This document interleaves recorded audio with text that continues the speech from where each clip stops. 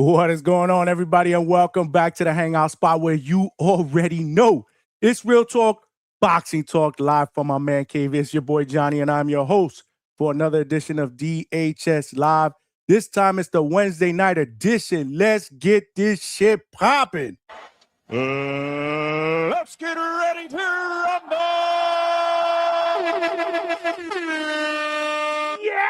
Yeah, and welcome back, DHS family, man. We back like we never left, man. Salute to all of y'all that rocked out. Great show last night. We did 5 hours, man. 5 hours, man. We had great panel members. We had Claymore Rain on the panel. We had my boy Johnny Boy from Fight Hype. He was on the panel yesterday, as well as our regulars, man, that called in, man, to talk that boxing shit, man. We were breaking down Ray Moyataya against Andy Cruz. That fight is going down, main event on Saturday. For the IBF Lightweight Championship. Will Andy Cruz finally win a world title? It's not like he's been a professional for very, very long. This is only his 7th fight, man, but he is a decorated amateur and Olympic gold medalist. And it's going to be a great fight, man. Ray Moyataya is undefeated. And I can't wait, man. I can't wait. It's going to be a pretty good card as well.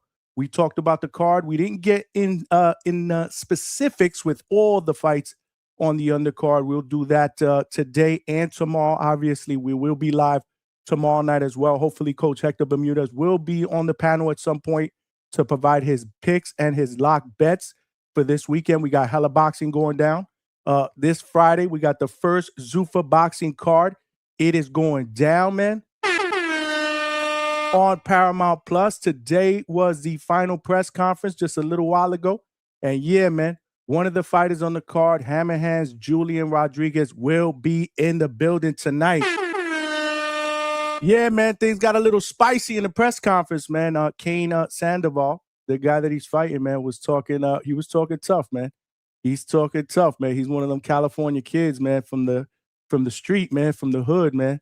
And he was talking shit. So we'll get Hammer Hands up here later on. He will be joining us at about 11 o'clock Eastern Standard Time. We got a jam-packed show, man. Jam-packed show. We got 2 interviews today. Not only do we have Julian Hammer Hands Rodriguez joining us later on, but in just about 20 minutes, we got Ryan Frazier from the 6. His dad, Coach Dewitt Frazer, will be in the building. He is the owner of the Dewitt Boxing Club out there in Canada. He also trains Ryan's brother, undefeated super welterweight Joshua Hellrazor Frazer. He also trains Melissa Wapu. And, I can't wait, man. I've been telling Ryan for the longest time. I saw an interview that his dad did a long time ago on the Boxing Voice, and I was so impressed, man. So impressed with the way he carried himself, his boxing knowledge, man. He's been around the game for decades, man. Again, he is doing big things in the community out there in Canada. So it's going to be an honor, man. It's going to be an honor to get Ryan's dad up here, man. Hopefully Ryan is watching. Salute to Ryan for making that happen. He will be here in about 20 minutes or so. He told me about 9:30. I did send him the link. So hopefully he's got the link. We'll get him on. For those of you guys that are DHS pound for pound members, it is a perk that you can ask any one of our guest questions. And I did put posts out there. In fact, Julian Rodriguez's post went out like 2 months ago.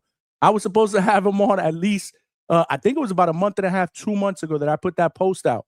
And we were all scheduled, locked in, and something came up on his end, and we had to cancel. The thought process was we were going to reschedule for the next week. It never happened, obviously. You know, shit happens, and he's been preparing for a fight that is happening this Friday. But that post is still up there. There are some members that did put some questions up there. So if you do have any questions for Julian Rodriguez, make sure you put them in the YouTube post. I put it on for members only. And, we're going to have him at least for about a half hour, 35 minutes. Again, he is preparing for a fight, last minute preparations and stuff, and getting ready for the weigh-in tomorrow. So, I'm just happy that he was able to give us some time right before this fight, man, because we got to hear what's going down in the world of Zuffa Boxing, man. We talked about that at length yesterday as well. We talked about a lot of things, man. We spoke about Zuffa. We gave some fight predictions. We talked about the crappy 80s or the crappy horror movies of today. We talked about everything. That's what we do here at the Hangout spot. You know it, man. You know it, man. We about to get started, man. I'm excited, man. I'm excited, man. 2 interviews tonight. We are working overtime in this fight week. We got fights on Friday and Saturday. And between interviews and after the Julian Rodriguez interview, I'll be opening up the phone lines. We'll take some calls and we'll talk that boxing shit. Y'all know how we do here at DHS. But first and foremost, y'all know the ground rules here, man. If you're watching this live on YouTube, please make sure you smash that like button and help us get this channel and this show out into the algorithm / homepage of other true hardcore laid-back boxing fans so they know we rock out weeknights, 9 p.m. Eastern Standard Time. We do our Sunday night show, 8 p.m. Eastern Standard Time.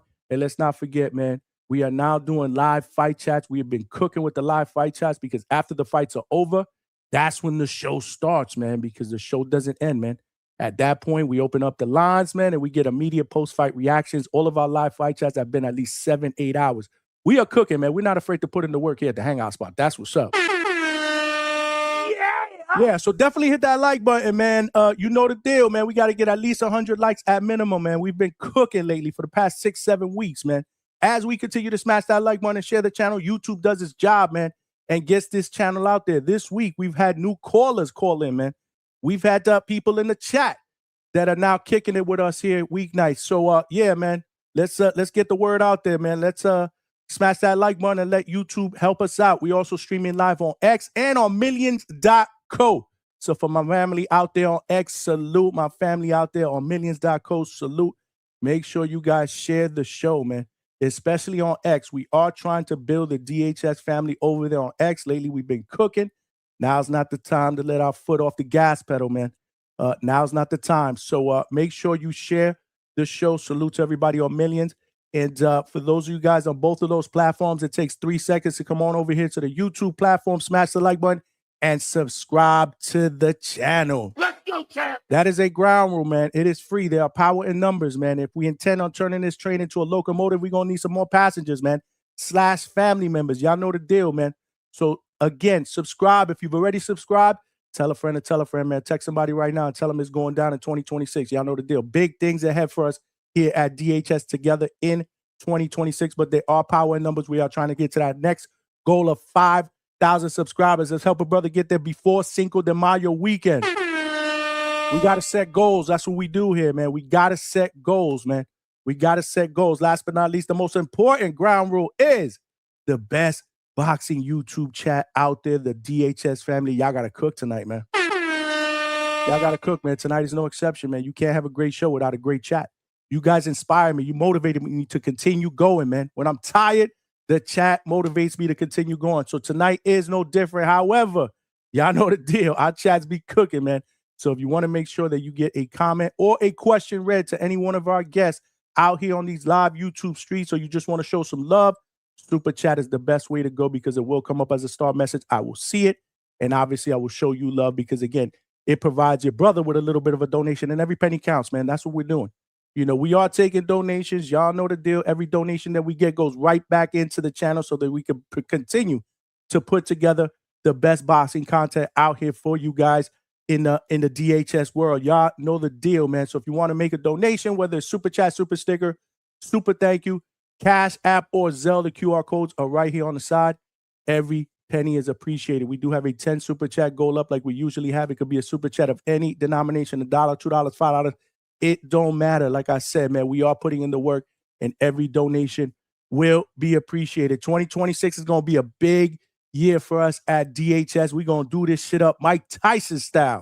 I'm the most brutal and vicious and most ruthless champion there's ever been. There's no one can stop me. Lynx is a conqueror. No, I'm Alexander. He's no Alexander. I'm the best ever. There's never been anybody as ruthless. I'm Sonny Liston. I'm Jack Dempsey. There's no one like me. I'm from Nairclaw. There's no one that can match me. My style is impetuous. My defense is impregnable. And I'm just ferocious. I want your heart. I want to eat his children. Ain't nothing like Iron Mike Tyson, man, to get us amped up before we do roll call. Y'all know the deal of this tradition to show everybody love, man. Let's see who's out there already. People are starting to file in. Y'all know the deal, man. As the show progresses, man, we start cooking. We put on our aprons and we start cooking, man. So make sure you smash that like button on the way in. We already got 23 likes. We got to get to 100. Let's do it. Who's out there showing love? The first one in the chat was my guy, Alex Vega. Yeah!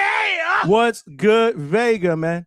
Salute to Vega, man. Putting in that work, training for his fight, Border Wars. It is going down. Salute to my guy, Nestor Gibbs, and the Boxing Boys, putting together another great amateur card, this time in Orlando, Florida, March 21st. Yours truly will be in the building to support, do a little bit of commentary. And yeah, man, Alex Vega will be fighting Miles Austin. That's going to be a great fight. I know Alex Vega is putting in that work, and he still finds time to call in or hate in the Discord or in the chat.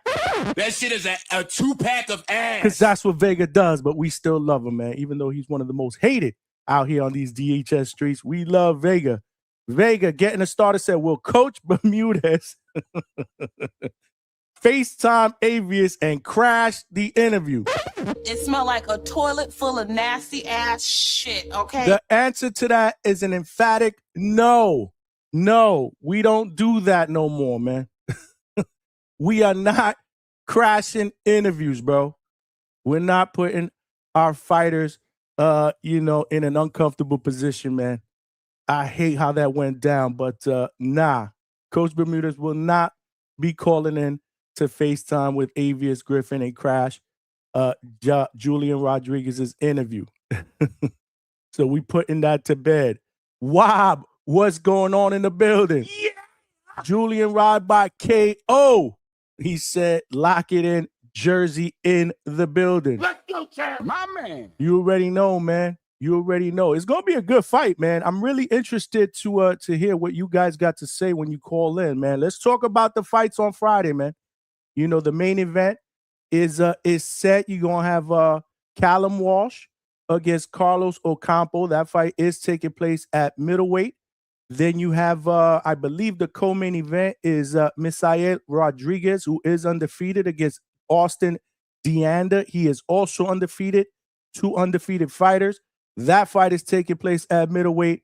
And then the opener of the main card, which starts at 9 o'clock on Paramount Plus.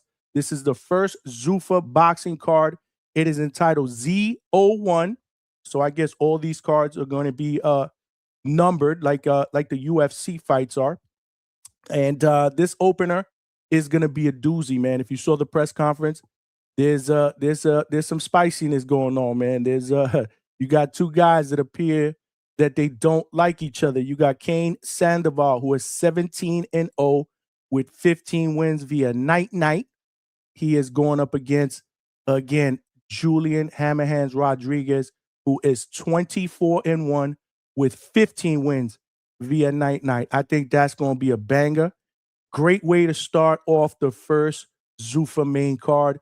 Again, we will have Julian Hammer Hands in the building at about 11 o'clock Eastern Standard Time. Y'all know the deal. That's when the show usually starts anyway. So again, busy week, fight week. My brother was able to give us some time. Whatever time we get, we are thankful for, man, because he doesn't have to do it, especially less than 48 hours away from his fight. So much appreciated. But if you do have any questions, I'll try to get them in. Or you can super chat them because I got my own questions. So we'll see how it goes, time permitting. We definitely get more than 17 minutes. Like I'm sure all you trolls are probably thinking right now, do we just get 17 minutes like Brian Norman? Nah, we'll get more than 17 minutes. That I could promise you. But yeah, I'm definitely interested to hear when you guys call in what you think about the card, the main card in totality, and predict some of the winners. Predict who you think is going to win this first Zuffa main card. There are some other fighters that are fighting on the undercard as well. So good night of boxing. It should be good. It should be interesting. I'm very, very interested to see how this all turns out. I'm optimistic, but it has to play out, right? It has to play out. So, yeah, salute to my guy, CJ Rich, Boxing and BS in the building. My man. Might have to pop out and cuss somebody out tonight. Salute. CJ.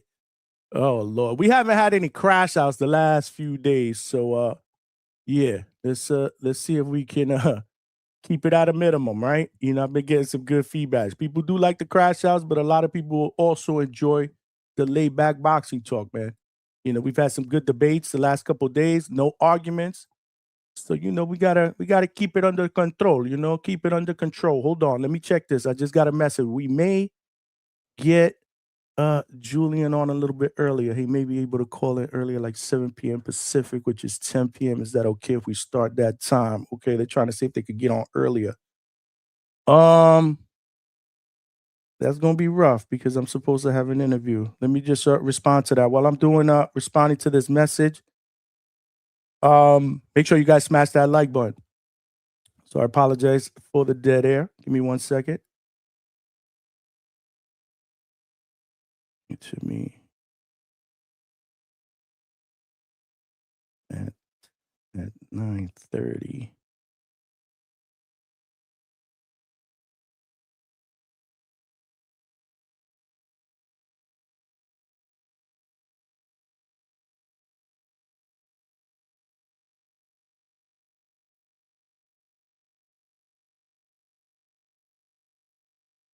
Yeah, let's see if we can get him up here a little bit earlier.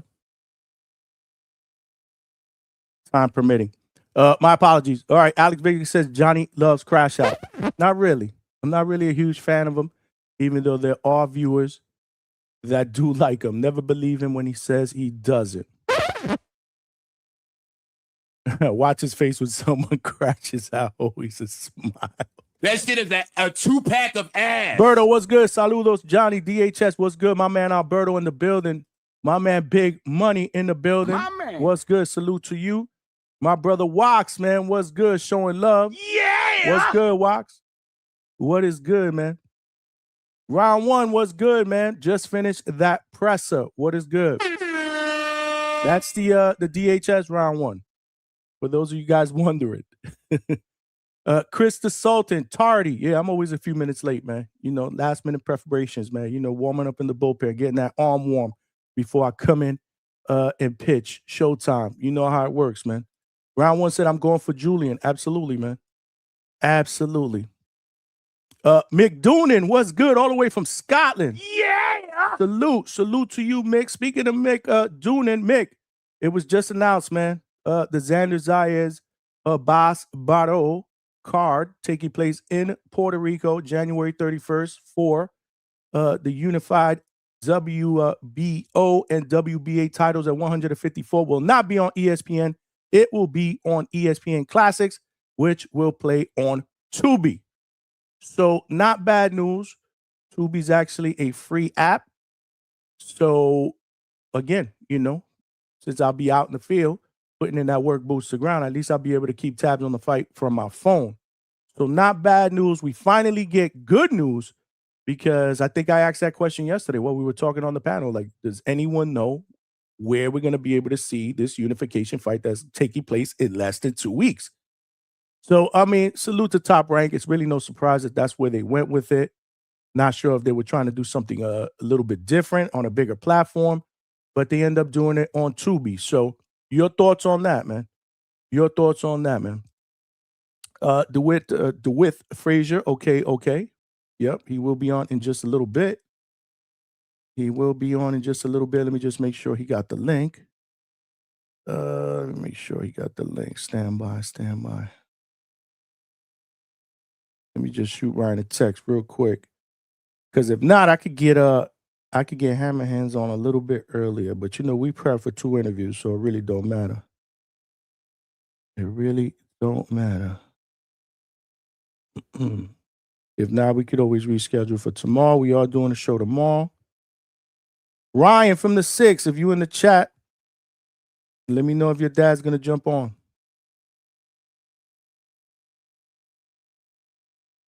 All right. We just send him a quick message.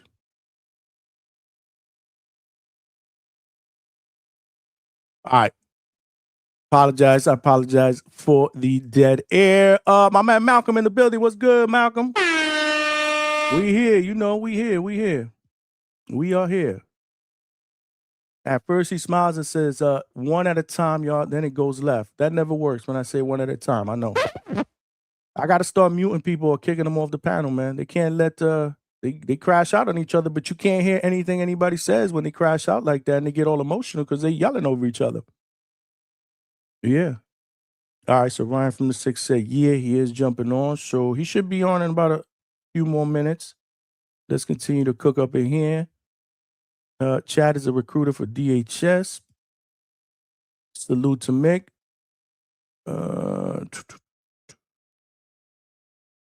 Here we go, Wob. Julian Rob by KO. Yep, you said that earlier. Jersey in the building. You said that earlier. That's what's up. Salute to Jersey. I believe Hammer Hands is from Bergen County. Bergen County, New Jersey. So he is a Northeast guy. Oh, Wizzy, what's good with the salute? He said, Johnny at the Hangout spot. What up, chat? We family. You already know. I'll tell you, man, I can't cook without y'all, man. Y'all here at the DHS family, y'all the real champs, man. Can't front. The champ is here. The champ is here. The champ is here. Word. We got Kevin McNamara. What's good, man? Thanks for rocking out on this Wednesday night. He's fire emoji. Julian, my boy, taking this win. Let's go, champ. Let's go, champ. Let's go, champ, man. I see y'all showing Hammer Hands love, man. Hopefully y'all continue to show that love when he's on the panel, man. Any questions that you have for any one of our guests, if you are a member of the DHS Pound for Pound list, hey, man, it's free. Just go to the YouTube channel, the Hangout spot on YouTube. There's a post up there just for members only. You can post your questions there. Time permitting, we will get your questions answered. However, if you have a question in the chat, I can't guarantee I'm going to see all the questions because I monitor the chat, but I'm also paying attention to the person that I'm interviewing, showing them respect, obviously.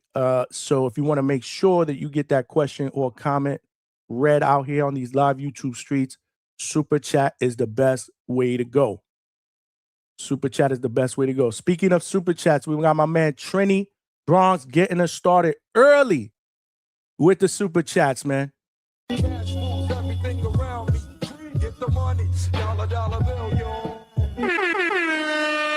Trini with the $2. Appreciate you, my brother. He said over or under on the 17 minutes chat. Y'all just no good, man. Y'all always trolling. Don't bet the under. I'm telling you that much, man. I doubt it. Honey Badger said 18 minutes. We'll see, man. Listen, man, any time that we can get with any of our guests is always much appreciated, man. Always much appreciated, man. 5 minutes, 10 minutes, we cooking. The fact that my brothers out there jumping on the Hangout spot to show love, man, that means the world to me, man. That means the world to me because we cooking, man. We absolutely cooking. Trini put the over. Might be a good bet.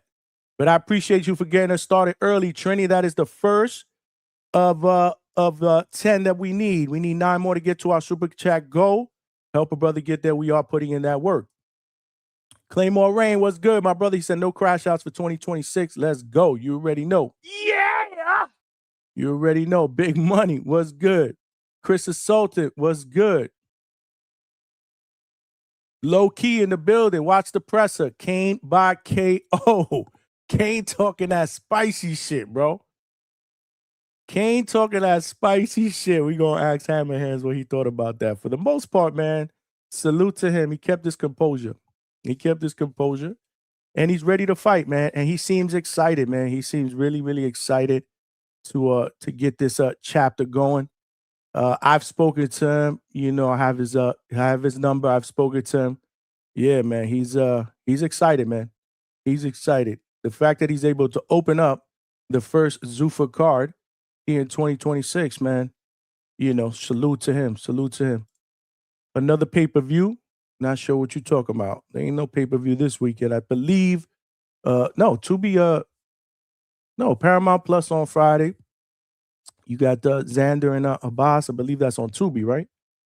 Tubi with ESPN. What is it? ESPN Classics or whatever. I think they said ESPN Archive. I don't know, some shit like that. But I believe that's on Tubi, if I'm not mistaken. Correct me if I'm wrong in the chat, y'all. Correct me if I'm wrong in the chat. Saturday, if you have a subscription to DAZN, I wouldn't say it's free because, again, you got to pay for a subscription. But at least It's free with a subscription. You at least don't have to worry about paying an extra pay-per-view charge for this boxing card. And let me tell you something, man. It's a sneaky good card, man. It's a sneaky good card. Flexing and stepping, what's good, man? Appreciate you. I see you, Honey Badger, in the chat. Unlaced Kicks, what's good? Salute. Johnny Tampa checking in. You already know the deal. Florida in the building. Polk County, baby. Cloth Different, what's good? Appreciate you for rocking out on this Wednesday. My man Bones 13. My man. What's good, man? Appreciate you rocking out on this Wednesday night. We got Vic Star 562. Johnny Boy, what's good? What's good? Yeah. We working, baby. We working, man. You know the deal. We got hella people up in here, man. Close to 100 people, actually. Yeah. And we still don't have at least 50 likes. That's nasty work. This is nasty. Come on, y'all. It's free, man. Help the channel grow. It's free. We get those 100 likes, and we let YouTube do their job. We gotta get some more DHS family members, man. We are growing at a rapid pace. We cannot take our foot off the gas pedal, man. Smashing the like button will help us. Sharing the show will help us. As I grow, we all grow. We family. Y'all know the deal. EF Nerd, what's good? Team Hammer Hands, salute, man. Salute to you. My man Square Business. Malcolm, what's good? Claimo when Shakur gets packed up, okay, because you got don't disappear. Ooh, Lord. My man Square Business said T.O. about to pack Shakur up. Lord have mercy. I can't wait for that one, man. That's gonna be a good fight, man. Zuffa gonna be a shit show. Watch Johnny. That shit is a 2-pack of ass. Hey, man, we got to give it a shot, man. It's gonna be the first televised Zuffa Boxing card on Paramount Plus. I mean, I got to be honest. I don't expect it to be a 2-pack of ass, but I do expect it to have, there's gonna be some bumps in the road. I mean, it's the first one. I doubt the first one out of the gate we're gonna be like, wow. I mean, I do expect good production at the very least. We'll see how the commentary goes. I'm not sure who's commentating. We'll see, what the interviews look like before and the backstage, footage and all this other stuff. We'll see. We'll see how it plays out. More importantly, we got to see how the fights play out, right? We got to see the fights, how the fights play out. But all in all, I'm excited, man. I'm not thinking it's going to be a shit show like you, man. I'm going to give it a shot, but we'll see. But he said Dana White sound like a used car salesman talk about he gonna have that shit lit in a year. I did hear that. He's confident. He's confident that that Zuffa is gonna take off. They are doing supposedly 12 cards this year, which equates to one a month. We got one this month. We got another one, I believe, going down on the 14th, 15th, if I'm not mistaken. We spoke about it yesterday. We'll see. We'll see how it plays out. We'll see. RL67, my guy, always showing love, man. I appreciate you, champ. Appreciate you, my brother. Salute to you. Appreciate you rocking out. Kevin McNamara said Team Hammer Hands with the boxing glove emoji. Friday, you know it. Khalil Cole, Saturday. That's what's up. Jersey, home team winning.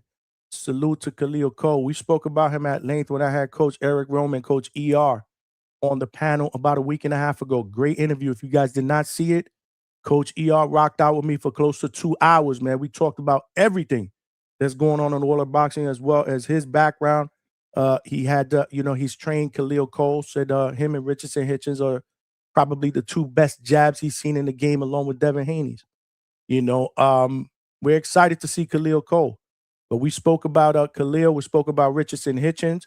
We spoke about Edgar Berlanga and his relationship with all those fighters and some of the other things that he's doing, in his boxing gym in Astoria. Salute to Coach ER if you are watching.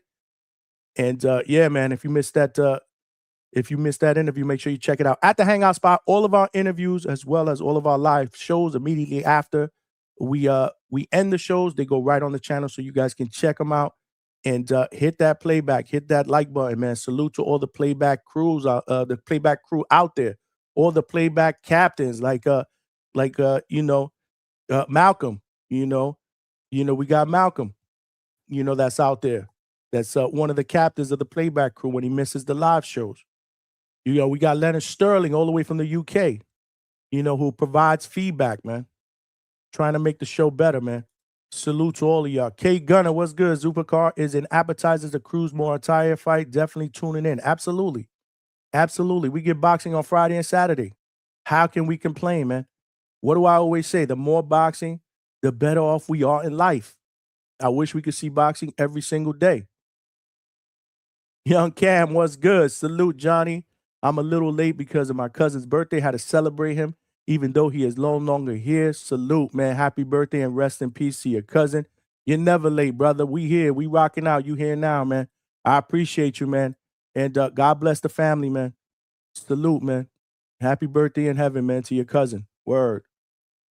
Respect. Khalil is a dog. I've been in the gym with him since he was an amateur. He sure is. Square Business got Cruz by unanimous decision, TO in 10. Okay. Damn, he got TO by stoppage, Cruz by UD. Interesting to hear what you guys got going on. Predictions. Again, this fight card starts with Julian Hammer Hands Rodriguez against Sugar Cane Sandoval. That is the opener for the inaugural. I always screw that word up. Inaugural Zuffa Boxing event is scheduled for Friday, January 23rd, like I said, at the UFC Apex in Las Vegas. This fight is a 10-rounder. It's a non-title fight. I thought it was taking place originally at welter, but I believe that this one is going to take place at super lightweight junior welter, which is 140 pounds. So salute to Hammer Hands. He looks like he's in great condition, able to go down and make that 140-pound weight class, because I believe the fight against Avius Griffin, if I'm not mistaken, was at welterweight. Yeah, that fight took place at welterweight. So this fight takes place at 140 pounds. And yeah, man, you got two guys that can punch. I mean, both guys, orthodox, both around the same size. If you looked at the face-off today at the press conference, Cane Sandoval is about 7-8 years younger, I believe. Yeah, Julian Rodriguez, according to Box Records, 31 years old. Cane Sandoval is 23 years old. Cane comes in with a record of 17-0 with 15 wins via knockout. That equates to close to a 90% knockout ratio, if I'm not mistaken, probably about 89%. And Julian Rodriguez comes in with a record of 24-1, 15 wins via knockout. Yes, that is a 63% knockout ratio. Cane Sandoval has an 88% knockout ratio. Julian is coming into this fight with momentum. We talked about it. Great fight between him and Avius Griffin, who is now being trained by Coach Hector Bermudez. Bermudez did put out a post, I believe it was yesterday or today, saying that there was a fight date for Avius that will be announced soon. So it's good news. I'm glad that that Avius is back at the firehouse. Originally, the thought process was they would take it on a fight-to-fight basis. But he's back at the firehouse, it seems. And Coach Bermudez will be training him. He's also coming off an impressive first-round knockout, if I'm not mistaken. So salute to Avius. But yeah, man, that fight was a banger. It was on a Most Valuable Promotions card. So it was a good platform. Hammer Hands came in as the underdog. Griffin came in as the undefeated fighter, the favorite. And although my guy faced some adversity going down in the 8th round in a terrific back-and-forth fight, he ends up knocking out Avius Griffin in the final and 10th round. So he is coming to this fight off of a knockout. That fight happened in June of 2025. So about 7 months, around 7 months to the day. He will get back into the ring this Friday. So interesting matchup because, again, he can punch as well. But Cane is also a puncher, man, and he's coming in, with some momentum on his own side.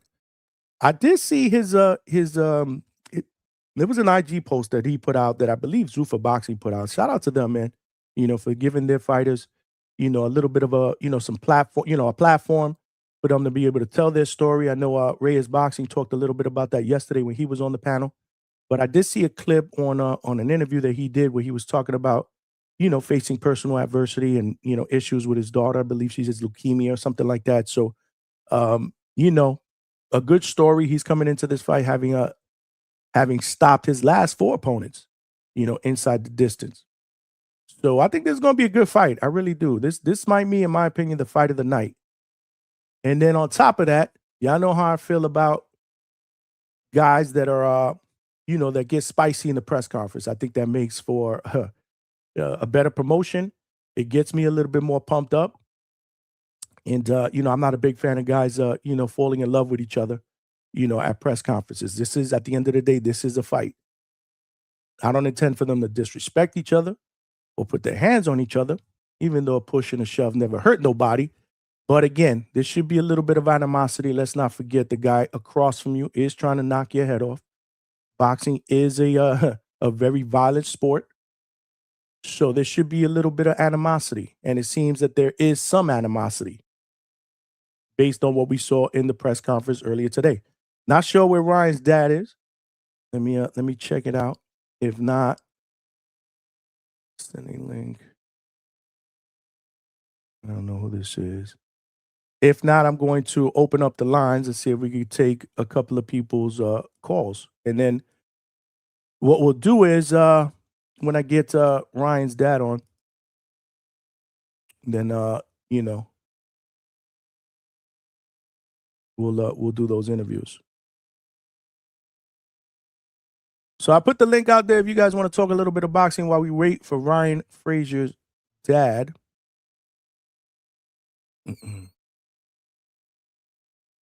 BoxRec ain't official, though. I think a lot of people are unaware of that. What do we mean? What do you mean by BoxRec is not official? Oh shit, my man Big Boss Bandalorian is in the building, man. What's good, man? Salute to you, my guy. My man. I just checked. Johnny Hammer Hands fights is at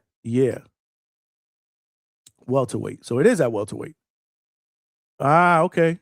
So why does it say here? Okay, so that's what you were talking about. Super light. Okay, I got you. Yeah, because BoxRec says super lightweight. So okay. Yeah. There goes BoxRec. There goes BoxRec at it again. My bad. So yeah, okay. So as I said yesterday, this fight will take place. So it is at welterweight, or it isn't? Because Vegas said Julian said before he wants to campaign at 140, so it makes sense. But then you got Big Boss that said that it's at welterweight. So I don't know. We'll straighten that out once we get him on here a little bit later on, I would guess. I did put the link in the chat if anybody wants to call in and give their thoughts on that fight, as well as the other 2 fights. Like, what do you guys expect to see in the fights? I mean, we talked about Zuffa. We talked about, being excited about it. Clay was on the panel yesterday. Reyes was on the panel. Those guys are extremely, extremely excited about what Zuffa brings to the sport of boxing, or what it's going to potentially bring to the sport of boxing. Respect to them. But let's talk about the fights in general. What do you guys think about this first main card, these 3 fights? Big Boss said Vega, the one who put the fight at slow on BoxRec. What? Super lightweight on BoxRec. Vega's the one who put the fight at the super lightweight on BoxRec. Junior welter. Somebody did. What's going on with these people at BoxRec, man? Get their shit together, man. We out here telling lies. Where's the fight? What is it? Welterweight or junior welterweight? Which one is it?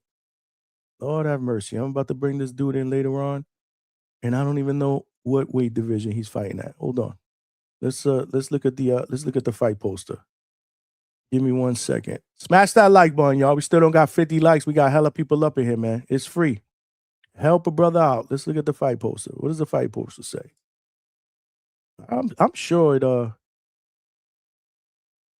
yeah, I'm sure it says welterweight because I remember seeing it. Welterweight. So there. I did say welterweight yesterday, but BoxRec threw me off today, so I want to apologize. So this is the fight poster.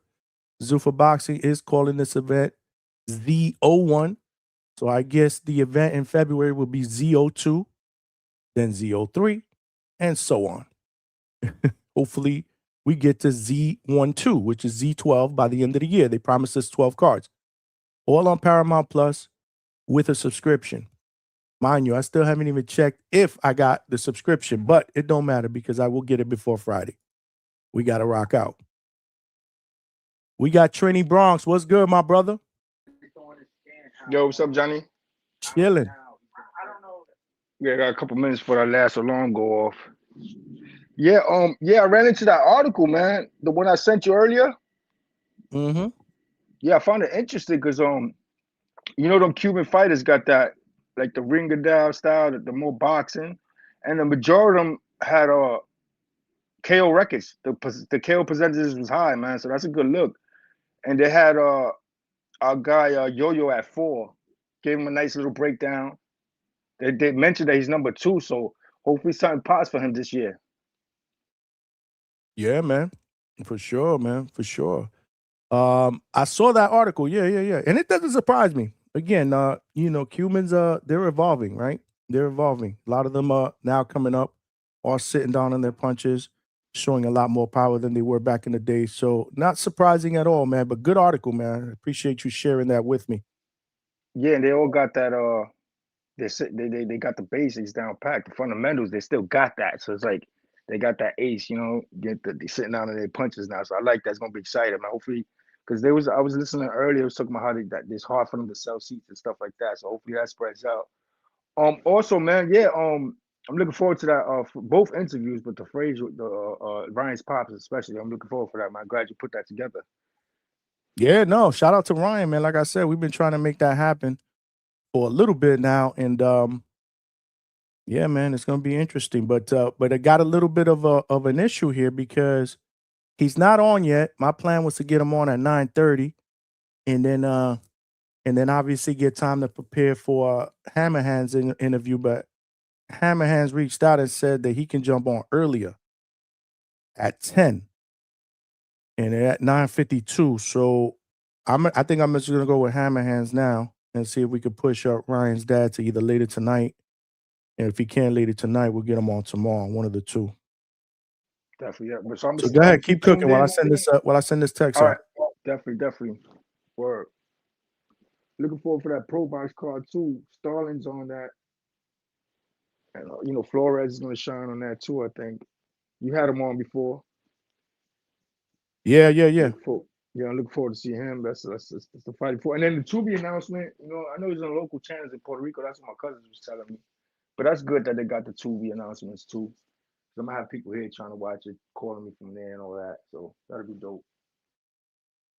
Yeah, no, for sure. That's right. The per box card, what is that, on Friday, right? Trini, you muted. Yeah, no, it's on the 30th, before The the 30th, big yeah, fight. Friday. So Yeah, it's on Friday. Yeah, it's a Friday. Yeah, sort of like what Zuffa's doing this weekend. I'm looking forward for that too. I'm gonna get the Paramount. I'm gonna jump on that just because you know it's monthly fights and I like what they're doing. I want to keep up with it, watch them closely. You know what I'm saying? And you said, and the Cole is not with Cole's with Zuffa. No, that's on the Cruz card, right? The Khalil Cole fight. Yeah. Because Which one you talking about? I'm sorry, man, because again, I'm trying to text two different people at once. Cole, the Khalil Cole fight. Khalil Cole is on the zone card. Cruz. Yeah, that's on the undercard of Muay and Cruz. Yeah, he's fighting against Jesse Hart. He's a potential Najee Lopez opponent. So I'm watching that closely. Shout out to Chiefs. But yeah, let me keep listening though, and I'll tune in later. All right, you got it. All right, good looking, King. One. You know it. Salute to Trini, man. Like I always say, man, my brother, either he getting ready for work, he walking to work, he's at work, but always listening, supporting, and finding time to call in and contribute. Hopefully HR don't get on his ass like a diaper rash, and he's able to continue to call in and contribute. I did put the link out in the chat, so we got to do a little bit of we got to adjust on the fly, man. Sometimes you get a curveball thrown at you, and that's what it's all about. But Ryan from the 6, we got to give him some shit. When y'all see him in the chat, y'all got to give him some shit, man. He said he just looked at the text and he told his dad it was tomorrow, Thursday at 9:30. That shit is a 2-pack of ass. Oh shit. So I guess we'll have Ryan's dad in tomorrow. Tomorrow 9:30 p.m. Either way, I'm ready. I was ready to cook, man. I had some good questions for Ryan's dad, but I did but that is good news because I was only able to put a post out to the members maybe about, I don't know, about an hour before the show started. So yeah, that gives everybody some time. If you are a member of the Pound for Pound list and you want to send a question in for Ryan's dad, we will have him on tomorrow, 9:30 Eastern Standard Time. And I just got with Hammer Hands. He gonna be dialing in just in a little bit. So Malcolm, what's good, man? You got to unmute, bro. Oh, okay. What's good, man? What's going on? Good, So bro? no interview. Not with Ryan's dad. We will be having Hammer Hands on in just a little bit, though. Oh, okay. But yeah, man, bro. Shout outs to you, man. I look forward to this card, to be honest. But it's pay-per-view, if I'm correct. What, the Zuffa card? This Zuffa shit? Yeah, is it on the zone? My bad, because No, I was in and out for the Paramount Plus. Oh, okay. So it has a subscription still, but no, we're good, man. But yeah, I really want to see how that whole card is gonna play out in general. I don't care too much for the main event. I didn't get to speak on it yesterday because the main event is Smith, right? It's Callum Smith and the Ocampo fight.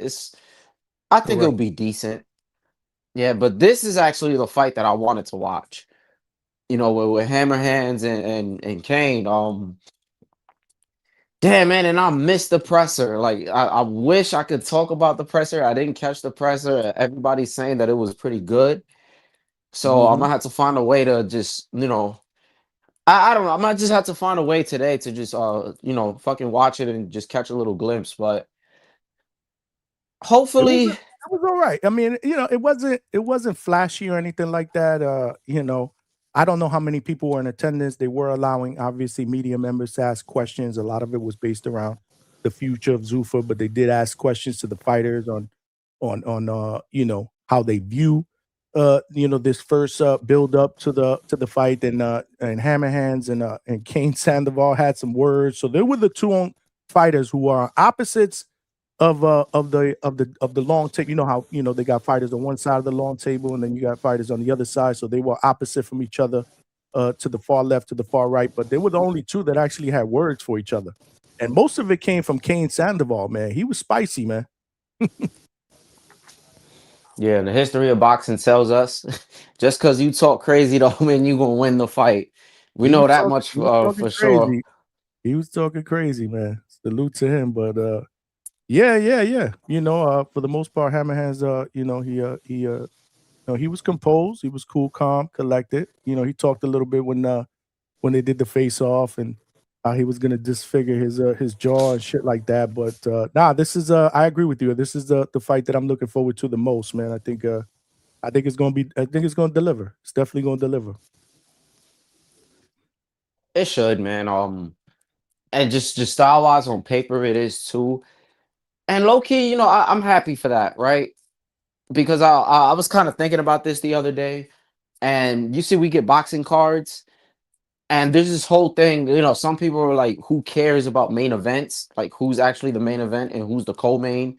And then sometimes we just give a fuck about the order. But I do think that there is some kind of value in the order of a fight. You do want to open up strong, but you also want to close out strong at the same time. But when you have these fights that are in the middle of a card and they're fucking ass or they're boring, it just fucking kills off all the momentum. So I'm kind of, so I think it'll start off good, but I'm just not sure about how everything else goes after. I'm just like, damn, like how will these cards played out? Like, if you get two stinkers or you just get two fights that's like mid-tier, then what?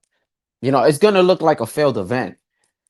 You know, but it's also their first event. But I feel like Zuffa is at the point where, or just because it's starting off and nobody likes it, it's some kind of league. They got that nasty ass belt now. That shit looks crazy. They're gonna get a lot of shit. I feel like they're gonna get a lot of shit, and they're gonna be held to a higher expectation. Yeah, no, for sure. Listen, bro, just like anything else, right? Curiosity killed the cat. We got to see what we believe might be a good product. At least I believe with time. I'm not expecting it, like I told Alberto in the chat, I'm not expecting it to be over the top, right? I mean, there has to be some sort of a learning curve, but I do think that this is going to be a good start to what I believe is going to be something fresh, something new, something that I believe that we're all going to embrace, because at the end of the day, we're all hardcore boxing fans. We're all hardcore boxing fans, so we got to give this thing a shot. I'll tell you one thing, like I said, they got it right, man, by starting out, the main card with this fight, man. But let me let y'all go because I got my man in the back. All right, do you think? Do you think? I'll get y'all back up here. We'll start taking calls after this interview. But yeah, make sure you guys smash that like button, man. If you guys have any questions or comments, or you just want to show love, again, the chat is cooking. We got over 100 people up in here. Make sure you guys smash that like button. But questions or comments, the best way to get those across is via super chat. Like I said, man, we make adjustments, man. We got my man in the back, man. He comes in with a record of 24-1 with 15 wins via knockout. He goes by the nickname of Hammer Hands. He's my guy. And he is signed with Zuffa Boxing. We know that. And he's going to be making his Zuffa debut this Friday on Paramount Plus in Las Vegas against Cain Sandoval, man. So without further ado, I want to bring in my guy. What's going on? Hammer Hands is in the building. Hey, brother, I Julian can't hear Rodriguez. anything. I don't know what's going on here. You might have to jump off and jump back on. Let me jump off.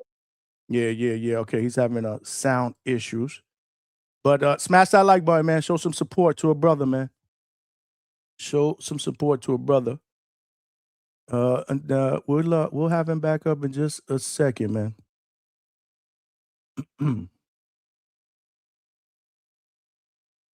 K gonna say, yeah, that belt looks horrible.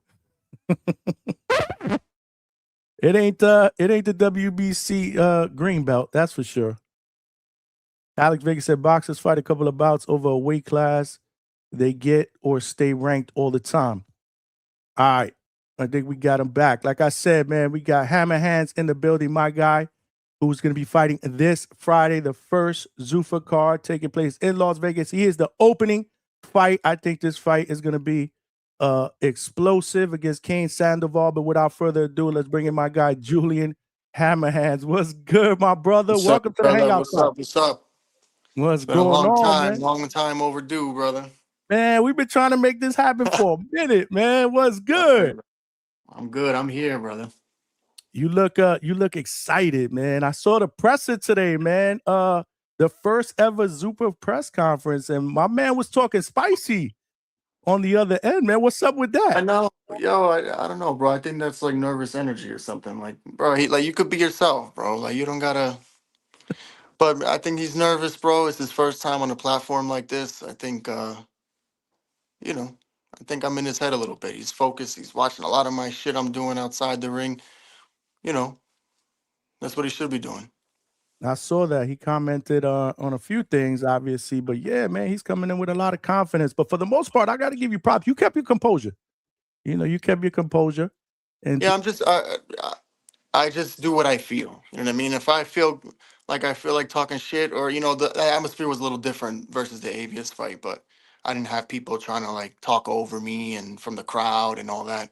It was just him that was saying that shit. Like, whatever, bro. A lot of the shit he said didn't even make sense, but whatever, bro. Talking about I used to sell tamales and when I was 14 to go to, I think he ate more than he sold. Honestly, bro. If you fucking see the way his stomach looks, I don't know, brother.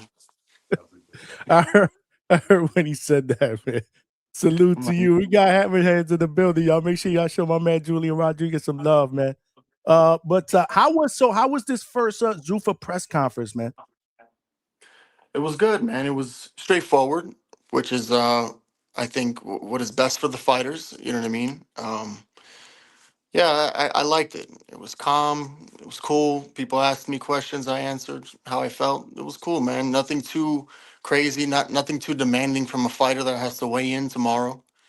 You know, and I think Dana's handling it the right way. I think his production team is top of the notch. And yeah. I saw. I didn't get to see how many people, but were there a large media presence there? I know some media guys were asking questions, but was it? I'm assuming it was much more smaller scale than most valuable promotions.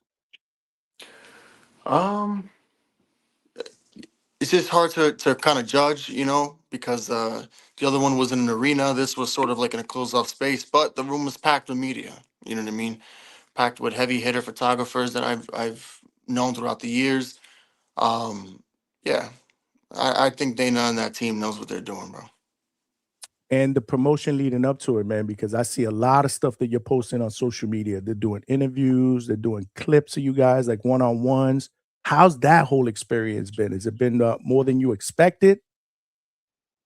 Well, as far as the promotion, it was kind of delayed. But I understand there was some behind the scenes stuff. You know, they're running their first show. They're trying to get through I guess some webs or whatever. But um, yeah, they're growing and they're ambitious. You know what I mean? So, and when you have a team like that, man, and you are ambitious and you want to keep the integrity of the sport, I think it's hard to fail. You know. Yeah, no, that's what's up. That's what's up. Yeah, like I said, man, I've seen some of the interviews that you've done. It seems like you're very, very excited, to get this journey going in this career, this part of your career, because you had a lot of ups and downs. A lot of ups and downs, Right. obviously. Yeah, a lot. I mean, you were a top ranked fighter. You've faced adversity in the past, a little bit of a layoff. But then it came full circle, man. The last fight against Avius, man, that was one hell of a performance. I do want to talk about the Kane fight, but I want to talk about what kind of led up to Zuffa, man. Like, some of your, a little bit of the journey, like how, what got you like where you've been, and then ultimately what brought you to Zuffa Boxing. Well, earlier in my career, I was out of the ring mostly due to some injuries at the time. Um, and I feel like because of that, maybe Top Rank didn't push me as much as they wanted to initially. Totally understandable. When you understand it from a business point of view. When you're out for 8 months at a time, from an injury, and these injuries are sometimes injuries that fighters don't come back from. So as an from an investor point of view, I can understand them, holding off on certain things, or maybe just giving me test fights to see how I'm holding up or whatever. But that's in the past. I still have a good relationship with everyone over there at Top Rank. Much respect to them, and I'm grateful for how they moved me. But moving forward, the most recent time away from the ring had to do with, like managerial stuff and stuff like that. There was never a point in time in boxing where I left the sport because I was tired of it or because I wasn't focused or any of those things. So it's just the last time I was out from of the ring, I said no more. I can't deal with this shit no more. So I had to rearrange my team, my management, and I have a powerhouse team behind me. And they were navigating these companies, man, and whoever was there to give us a shot, we were talking with them, and Zuffa was very interested. We signed a contract with Zuffa early in 2025, I believe it was, or late 24, either December or January, around there, a year ago. But we knew that their first shows were going to be at 26, so they gave us a year to go and find our own fights. So that's when Dimitri found that opportunity with MVP. We took it right away. We thought it would be good because they made us sign an option. So we're like, all right, cool. We'll have two fights on a big platform this year. Um, cool. We beat Avius. Then they exercised the option. We thought they were going to work with us as far as like, all right, let's get them another fight, good fight on a big, big platform. I thought I did real well. We brought a lot of attention to the press conference. It was a hell of a fight, great fight back and forth. Um, but when the negotiations for the option came around, they were like, "Yeah, the only way we're gonna work with you again is if you give Avius a rematch."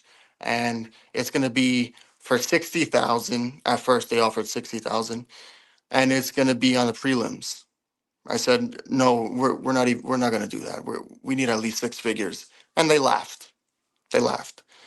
So yeah, I know how fucking like, bro, you're making multi-millions of dollars, and this is your investment. Like, how bad do you really want to get it back for your fighter? You know what I mean? Right. And I just got these two little fucking bullshit titles, these interim titles, whatever, cool, that placed me in the top 10. But, you know, bro, you want me to come back and give your fighter a second chance. You know what I mean? A second chance. So that's, you got to make it worth my fucking while. Give me the six figures. I'm not asking for nothing crazy. I took a pay cut on the first fight anyway, just so I can go and prove myself and be like, yo, that's it. Hammer time's back. Fuck all that shit. You know? And that's exactly what I did. So I knocked them out. I got some leverage. And I said, all right, let's work. They didn't want to work. They came back and they kept trying to like, we're not going to give you 100. We're not going to give you six figures, but we'll give you 90. And we'll give you, you know, if you do this, then there's a bonus. And get the fuck out of here. Bro, this is my price. Give me 150 or 200 and put the fight on the main card. The first fight was on the main card and it was the most talked about fight on that card, you know, It aside from was. the main event. You know what I mean? Right. So we Right. stole the show, me and Avius. We stole the press conference, me and Avius. Come on, bro. Invest back into your fighter if you want that shit back. But they didn't want to play ball with me. So I said, no problem. So I said, cool, give us the release. They gave us the release. And then we waited for this January fight for Zuffa, and we're on it. First fight on the first card on Paramount Plus for Zuffa Boxing. That's amazing, man. Like I said, bro, everything happens for a reason, man. It comes full circle, Absolutely. man. I'm here with my man Hammer Hands, Julian Rodriguez. The chat is showing love, man. I can't read all the comments, but they're showing you love. They appreciate Thank you you here, guys. man. You Thank know you you family. guys. I But appreciate the wow. support. See, that was I'm glad. I mean, I appreciate the transparency again, man. This is the things that we don't see behind the scenes, right? You know, fans are quick to say, well, he doesn't want the fight. Why is he being hard? Why is he ducking? Come on, that's bullshit. Yeah, That's bro. I mean, bullshit what he's and who talking the about fuck right is here. he? Like, honestly, let's be real. He likes to say he gave me life and stuff. Who was he before our fight anyway? The guy was fighting in a club show in New York where we're less than a 5,000 crowd. And come on, bro. Come on. Who this man never made fucking more than 10 to 15,000 for a fight in his life before me. So I don't understand. I go and knock him out, boom. His next fight is on the fucking prelims. Okay, cool. You want to scream, you're still popping and all this? That's insecurity, bro. Cool. Handle that shit in your personal life. Don't bring that shit over here. I'm trying to look forward, you know what I mean? And that's what I'm doing. Anyway, you know, besides that, Friday, I'm in there with a live dog. Kane's a good fighter. He's gonna come put pressure. But we're ready for anything that he has to bring to the table. I promise you. That's what's up. Like I said, I want to talk about that fight, but again, I want to get a little bit more information on Zuffa, man. I know you picked him, but and you seem to be very, very happy with with choosing Zuffa, to further your boxing career. But what has the experience been like, especially in this camp, like specifically, some of the benefits that they've provided for you guys? I want you to kind of touch on that a little bit. Yeah, I mean, there's a ton. There's a ton. But um, yeah, like I said before, Zuffa has been the most hands-on, and I feel so secure being under their umbrella, and any fighter that has the opportunity to experience this, they'll tell you the same, bro. The access to the UFCPI, that is an amazing facility for any type of combat sports, participant. They have the whole strength and conditioning area. They have strength and conditioning coaches there ready to work for you. Free meal preps for all the fighters, free supplements for all the fighters. Everything is cleared by WADA anyway, so you're not second guessing your supplements. You don't know if something's gonna happen, whatever. Free physical therapy. There's free, everything's free, bro. Anything you need, Wow. you tell the front desk, they give it to you. And it shows a sense of like security and care for the fighter. That's what a fighter wants. A fighter needs to go and live his life with no worry other than getting to the training gym, giving the most I can in training so that I can get to this fight and make the real money. That's all that they're allowing us to do, and it feels great. I love the atmosphere. Um, they're just very professional, and so far, you know what I mean. It's been life changing. I've only been here for 2.5 weeks, bro, and after 2 days, turned around and looked at my whole team, and everyone was like, "Yeah, we got to move here." That's how for sure it is, bro. The whole cafeteria is huge. They have healthy food. They're serving every single day. For the fighters, it's discounted if you want to step out of your meal prep plan, whatever. What else, man? They give you fucking free milk, free protein shakes every day. There's someone working there. Whatever you need. Hey, I want some. I'm feeling a little sick today. I need this and with ginger and orange juice. Cool. Boom. They make it for you free. Good to go. You could ask for 10,000 of them if you want. Like it's just they care about you. That's all, man. They just really care about you. That's amazing to hear, man. Again, man, thank you for again for sharing that information, man. So do you get to stay there too? Because you mentioned you get to stay in that facility as well. Well, no. I mean, there's nowhere to stay in there. Okay, It's just a training facility. It's also got you. where Okay. Dame's office is, so you're not far from the boss. You know what I mean? Everyone is heard. You know, um, the media presence is great. There's a lot of cameras around. I'll be training one day, and then all of a sudden, I have a bunch of media team around me, and they're like, "Yep, we got assigned you today." That's not even for the fight. It's just for the PI. Like it's just for the facility. Like they want to make sure that the fighters that are training in there are seen and feel seen and feel like they are cared for. And they just cover all bases, brother. They care for you. They have free resources, and these are resources that the typical fighter on the way up, or any fighter, usually they have difficult really getting in line. You know, meal prep, supplements, this, physical therapy, this. Brother. If you get an injury during training, boom, you go right upstairs. They fix you up for free. You need a test done, an MRI, EKG, whatever. You go in this room, free, bro. This is what else could you ask for, from a fighter perspective? The only thing we have to do is our job. Go in there and train. Go in there and be healthy. Come on, bro. It's ridiculous. I'm That's so I'm crazy, so man. excited. I'm so excited for this journey. You know what I mean? I'm so excited to be under this umbrella. And it's not even like I'm like a brand ambassador for Zuffa. I'm speaking from a fighter's perspective who's been a professional for 13 years, bro. Right. I know what the fuck I'm saying. And give it 6 months to a year, you're gonna see every fighter talking like this because it really is that it is that. So, you know, I'm just being honest, man. Amazing, amazing. And how's that relationship with Dana, man? Again, we've seen what he's done in the UFC, the business model over there. It works, right? It's been successful. But this is boxing. It's a different sport. It lacks structure, and it looks like he's putting structure in a world that structure doesn't exist. So, do you think that he's cut out to be able to make this work and make Zuffa the future of boxing? I definitely do, without a doubt. Yeah, not just him, but he has the whole machine behind him. It's him.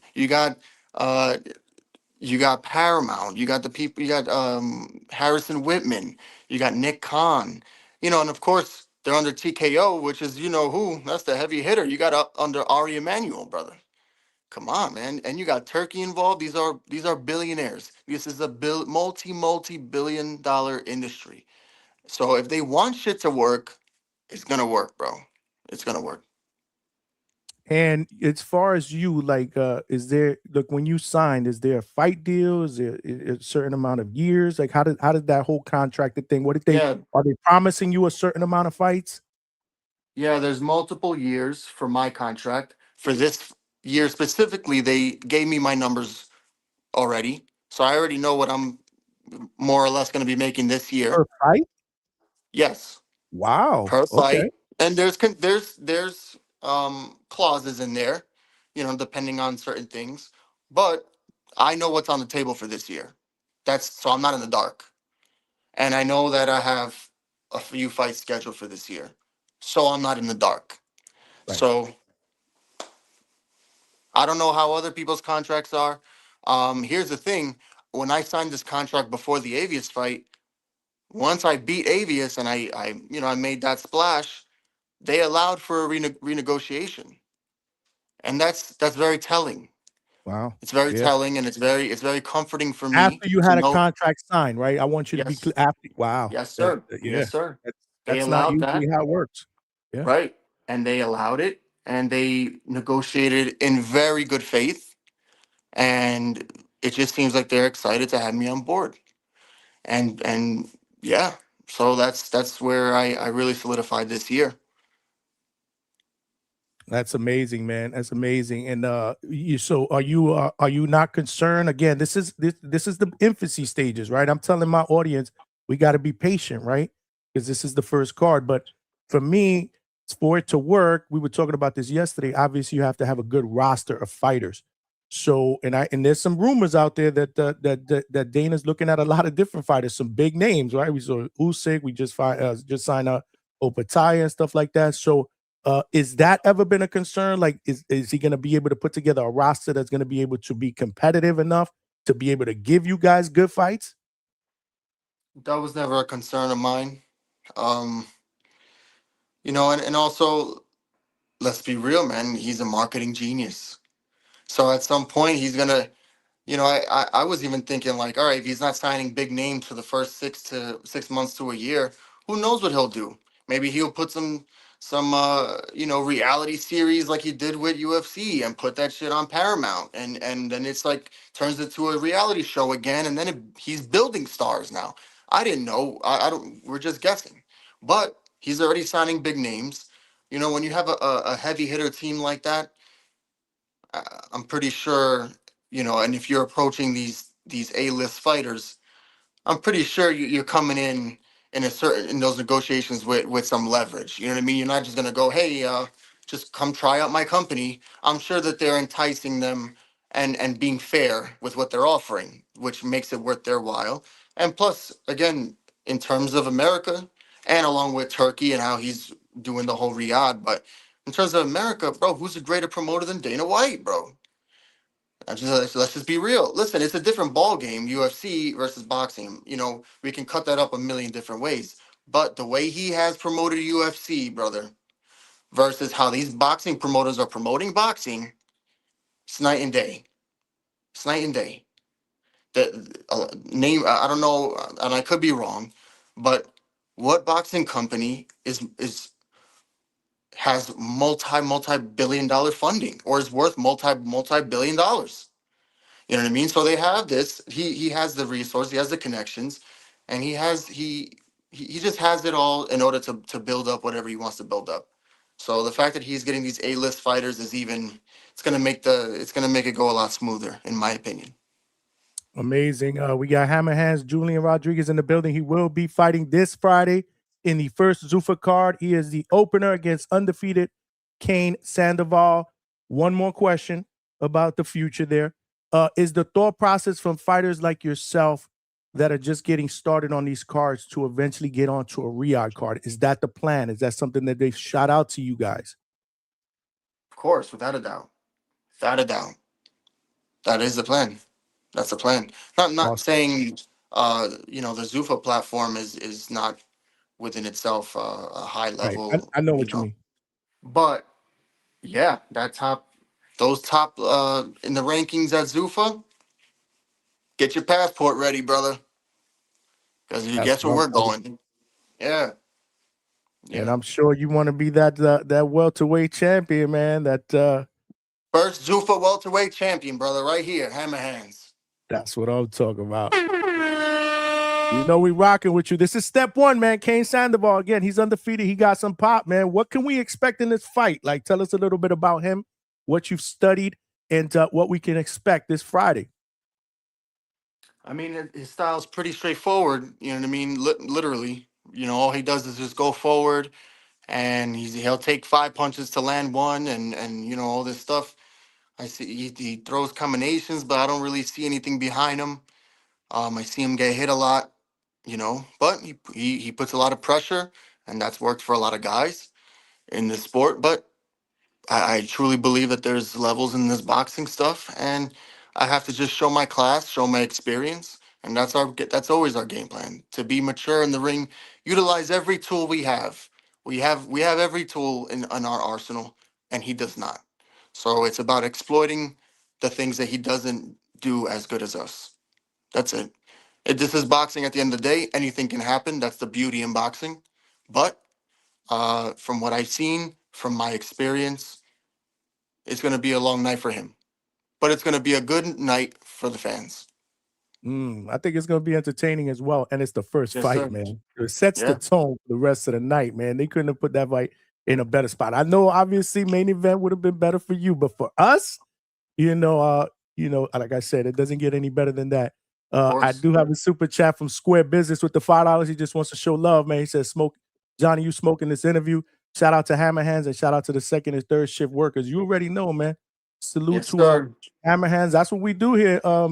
Hammer Hands, man. That's what we do, man. We here for the second and third shift overnight workers, man. We put that work in. We do these interviews, and yeah, I do have a couple of quick questions from some of my viewers. We got Dwayne in Virginia. He's got a two-parter real quick. He said, "Congrats on your thrilling KO in your last fight. What was your mentality when you got knocked down? Do you feel you needed a KO?" Honestly, I didn't. It was just so when I got knocked down, I was kind of off balance a little bit because he was forcing himself like, and I tried to move out the way, but my footing was off, so I was kind of like tripping over my foot a little bit, and then he was able to hit me, and it kind of like got me right here by the ear. I felt it. Obviously, it was enough for me to go down right there, but I wasn't hurt from it. I got right up, walked to the corner.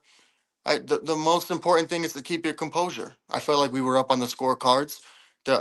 He wasn't making any new adjustments.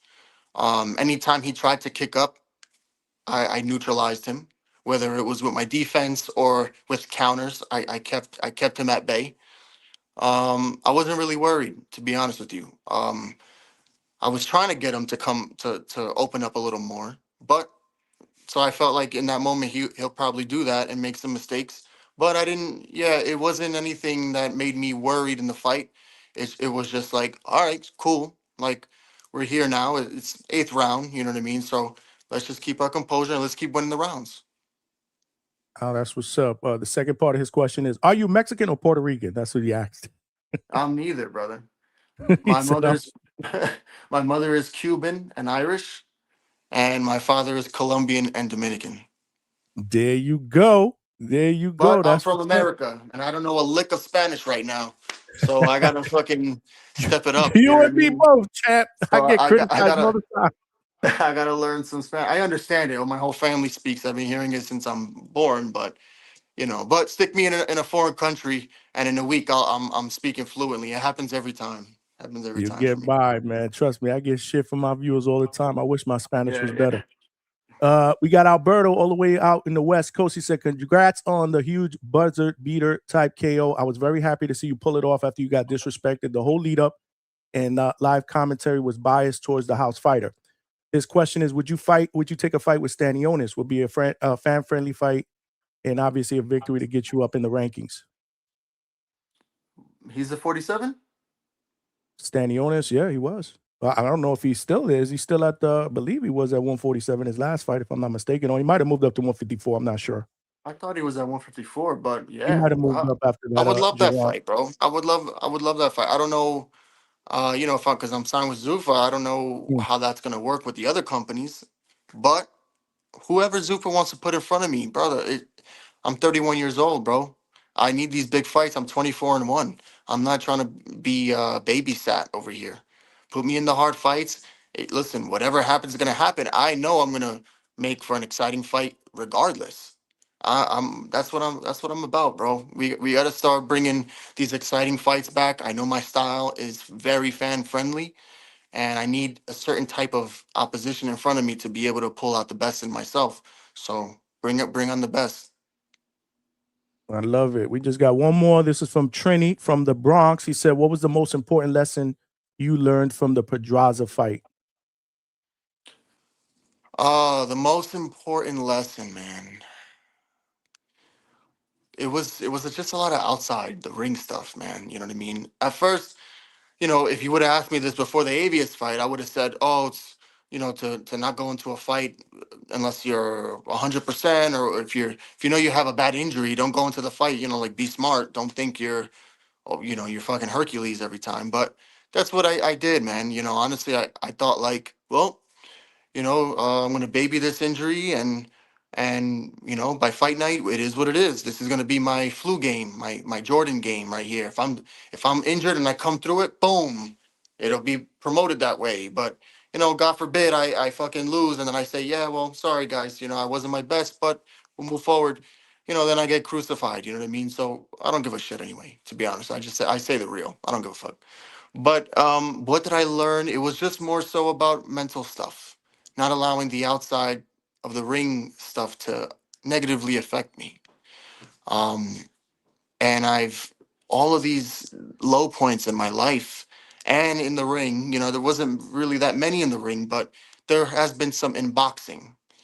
And it's always allowed me to grow in that period of time into a more mature person, a person that has more boxing experience. And every time I come back to the ring after these valley points in my life, I find myself a better fighter, and it helps strengthen my mind. And bro, I know it's so cliche, and I know it's plastered everywhere, but this game is such a mental game.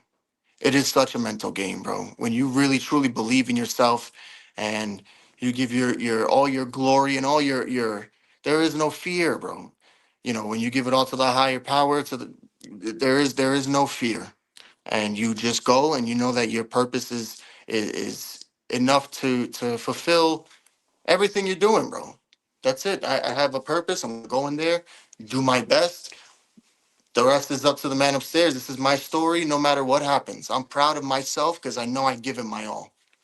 That's respect, man. I love it. I love it. That's why I rock with you, man. On fight weeks, though, like, what do you do to keep your mental in line? Like, for example, like, what do you do, like, to just stay I focused? pray a lot. I pray a lot, and I think about my family. I make sure that the dynamic within my team, we're on the same page. So it's not just, oh, I'm here and I'm focused, and everyone is over here doing their own thing. Like, no, we're all in the same house. We're all on the same page, and we're all very supportive of each other. It's not just, oh, everyone here support me. No, everyone here is doing a great job. And that's why I feel like, man, I have a whole pack behind me, strong people, and they're there to lift me up when I'm down. I'm there to lift them up when they're down, and you can't lose, bro. You can't lose like that. You just can't, bro. I'm not saying literally, I'm saying figuratively. No matter what happens in life, in the ring, outside the ring, when you have a strong, dynamic team, bro, they're gonna get you right back to where you need to be, and they're gonna they're gonna help you perceive what you're going through as a lesson and as a growth point. You know what I mean? There's sometimes teams that the fighter takes a loss, and then they scatter, and they leave the fighter to go and deal with his demons by himself. What the fuck you think's gonna happen to the fighter, bro? Not everyone is fucking Rocky and Rocky Four. You know what I mean? Like, this ain't a movie, bro. It's real shit. So sometimes the fighter needs to know that you're there for the fighter. I mean, for the person, and not just the fighter. And I'm so glad that I have a team like that. I love it, man. Like I said, you just seem different, man. Refreshed. We rejuvenated. Like, man, I'm so excited, man, to see what this chapter brings, man. Because I'm rocking with you, man. I'm rocking with you. You family up in. But I want you to show love real quick to the gym back home, man. Because I know you head boxing train. You do boxing training. Let everybody know what you're doing back home, man. Yeah, bro. There's two gyms back home that I rock with. Well, really three. I got True Warriors in Patterson. That's like my home. That's like my home gym. Then on a weekly basis, I'll involve myself with the community and help out with the kids. That's at Raw Fitness in Lodi. And my strength and conditioning gym, man. I think it's the best gym in New Jersey, bro. Impact Zone, led by Dave Palladino. You know what I mean? I don't. Those three gyms right there, they keep me aligned within myself. Also, you know, when I have some sparring, we go to Old Dog too. There's all of New Jersey, brother, is on my side. Old Dog Boxing Gym, True Warriors, Raw Fitness. Those are all Team Hammer Hands affiliated gyms, and the love is always mutual for them. Amazing. Like I said, you're doing a lot of good shit in the community. I follow you, man. I see what you're doing, man. I'm always commenting on your stuff, man. You know, Thank you, a brother. big fan. I'm rooting for you. Thank One you. last thing, because I know you got to go. I know the deal, and I appreciate this from the bottom of my heart. You giving me some time right before, your fight. I mean, you didn't have to do that. I do want to get you back on after, so we can kind of kick it a little bit more. I had a lot of questions to kind of dig into your career and stuff like that, so people can get to know Gotcha. the real Hammer Hands. You know what I'm saying? But Yes, sir. next time, you know, after the fight or whatever, victory tour, come back on. But last thing you want to say to your fans going into this fight. I appreciate all the fans that have supported me through the ups and downs. I appreciate all of New Jersey, even whether they're hating from the shadows or not, or wishing me well. I love all of you, and it's gotten me to this point here. Even the bad stuff, I use it as motivation. I use the positive stuff as motivation.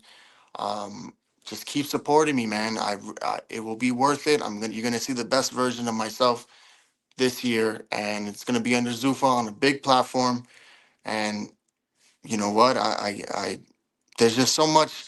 There's so much to say, bro. Because honestly, these last few years have been a little dark for me, and there's been a lot of helpful people around that got me straight. You know, my co-manager Steve Baharnis always kept me straight. My uncles, my father, my family, man. Like this is what it's about.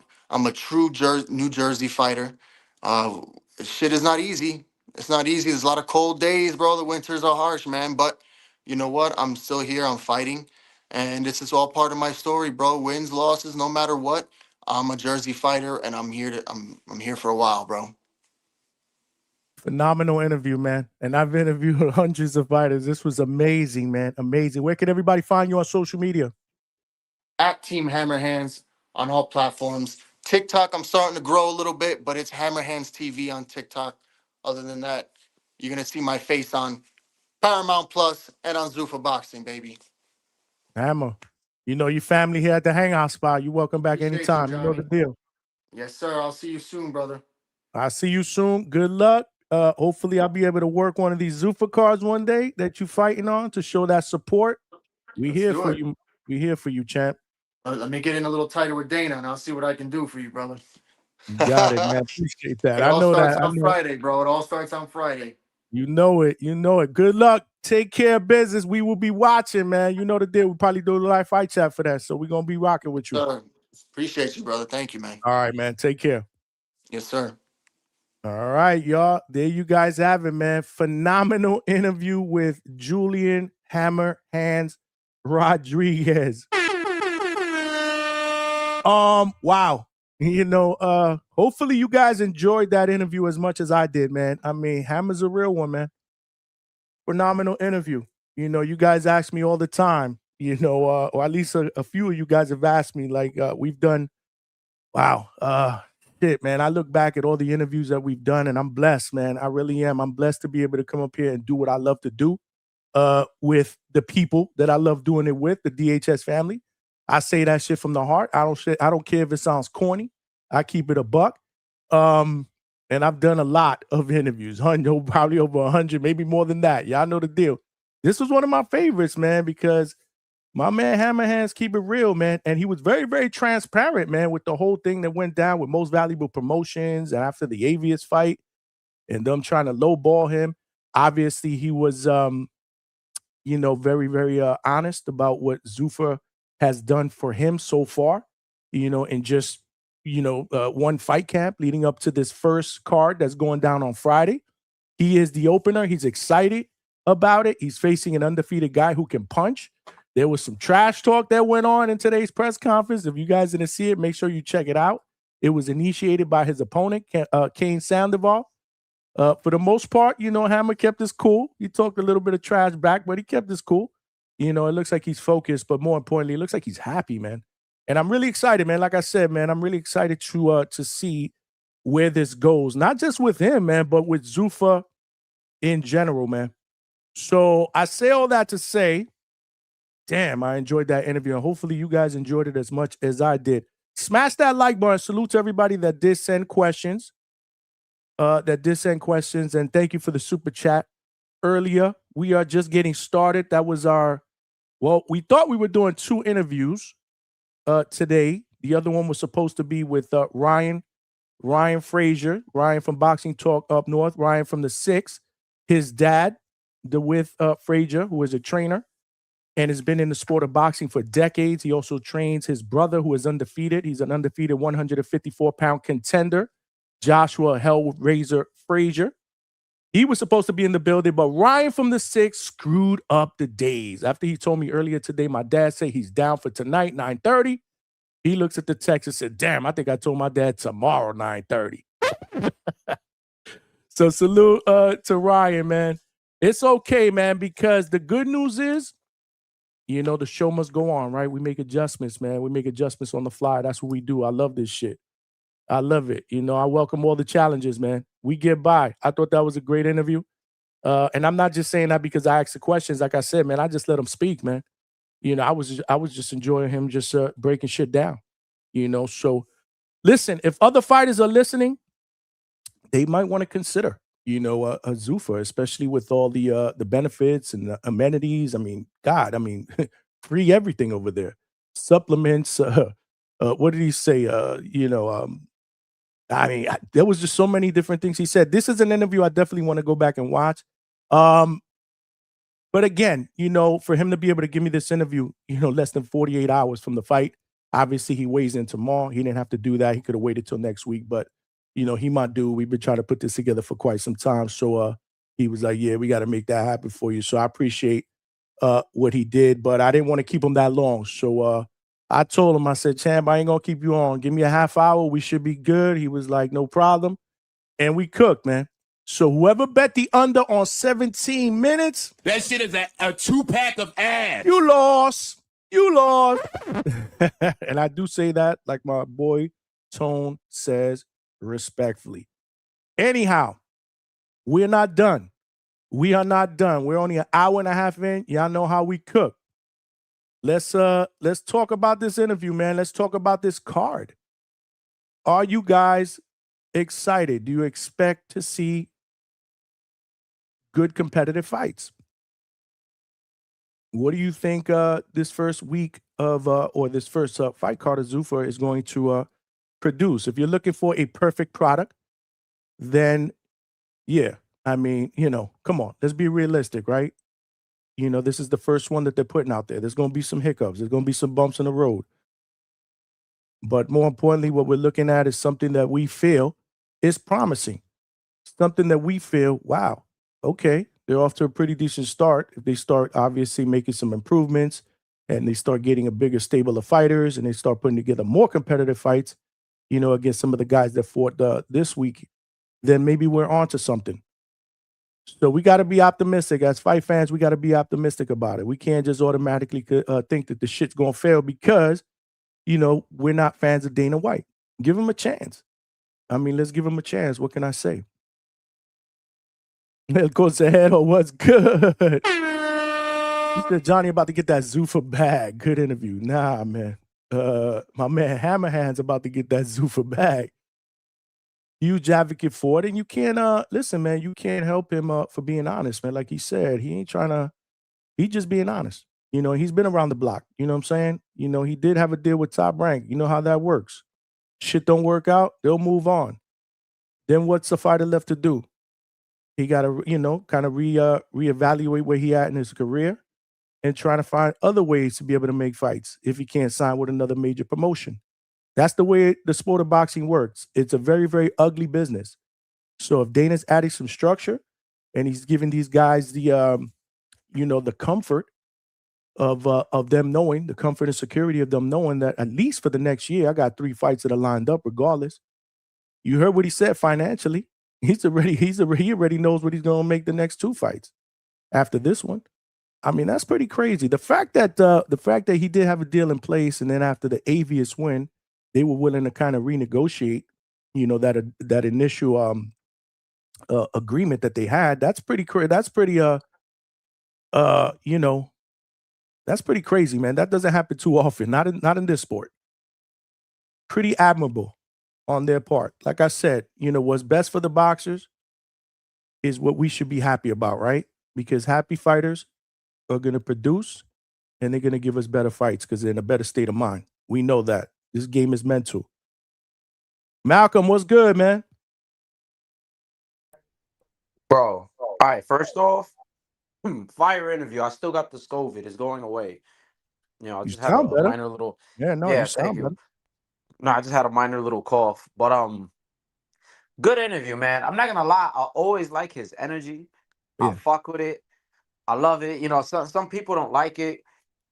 And I'm not gonna lie, man. If you were to get $1 for every time he cursed Johnny, you'd be good for the rest of the show, bro. He 'Cause cursed a lot. I wasn't really. yeah, he was dropping f bombs. I'm like, It's all I good. like it though. Yeah, He's real. He was very, very passionate in that interview, and that's what I like. I'm a passionate guy. I love passion.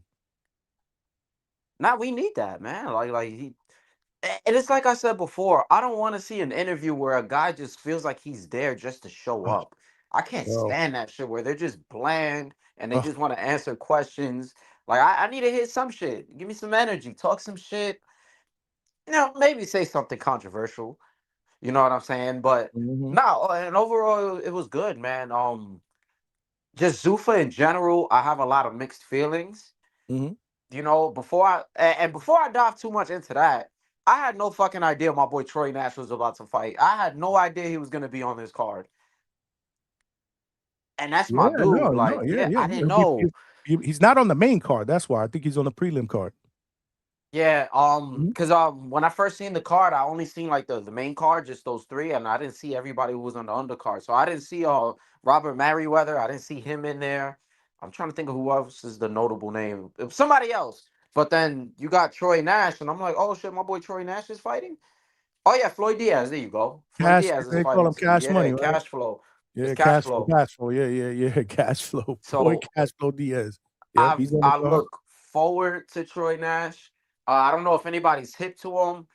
Very good boxer, and he was on the WBC prelims.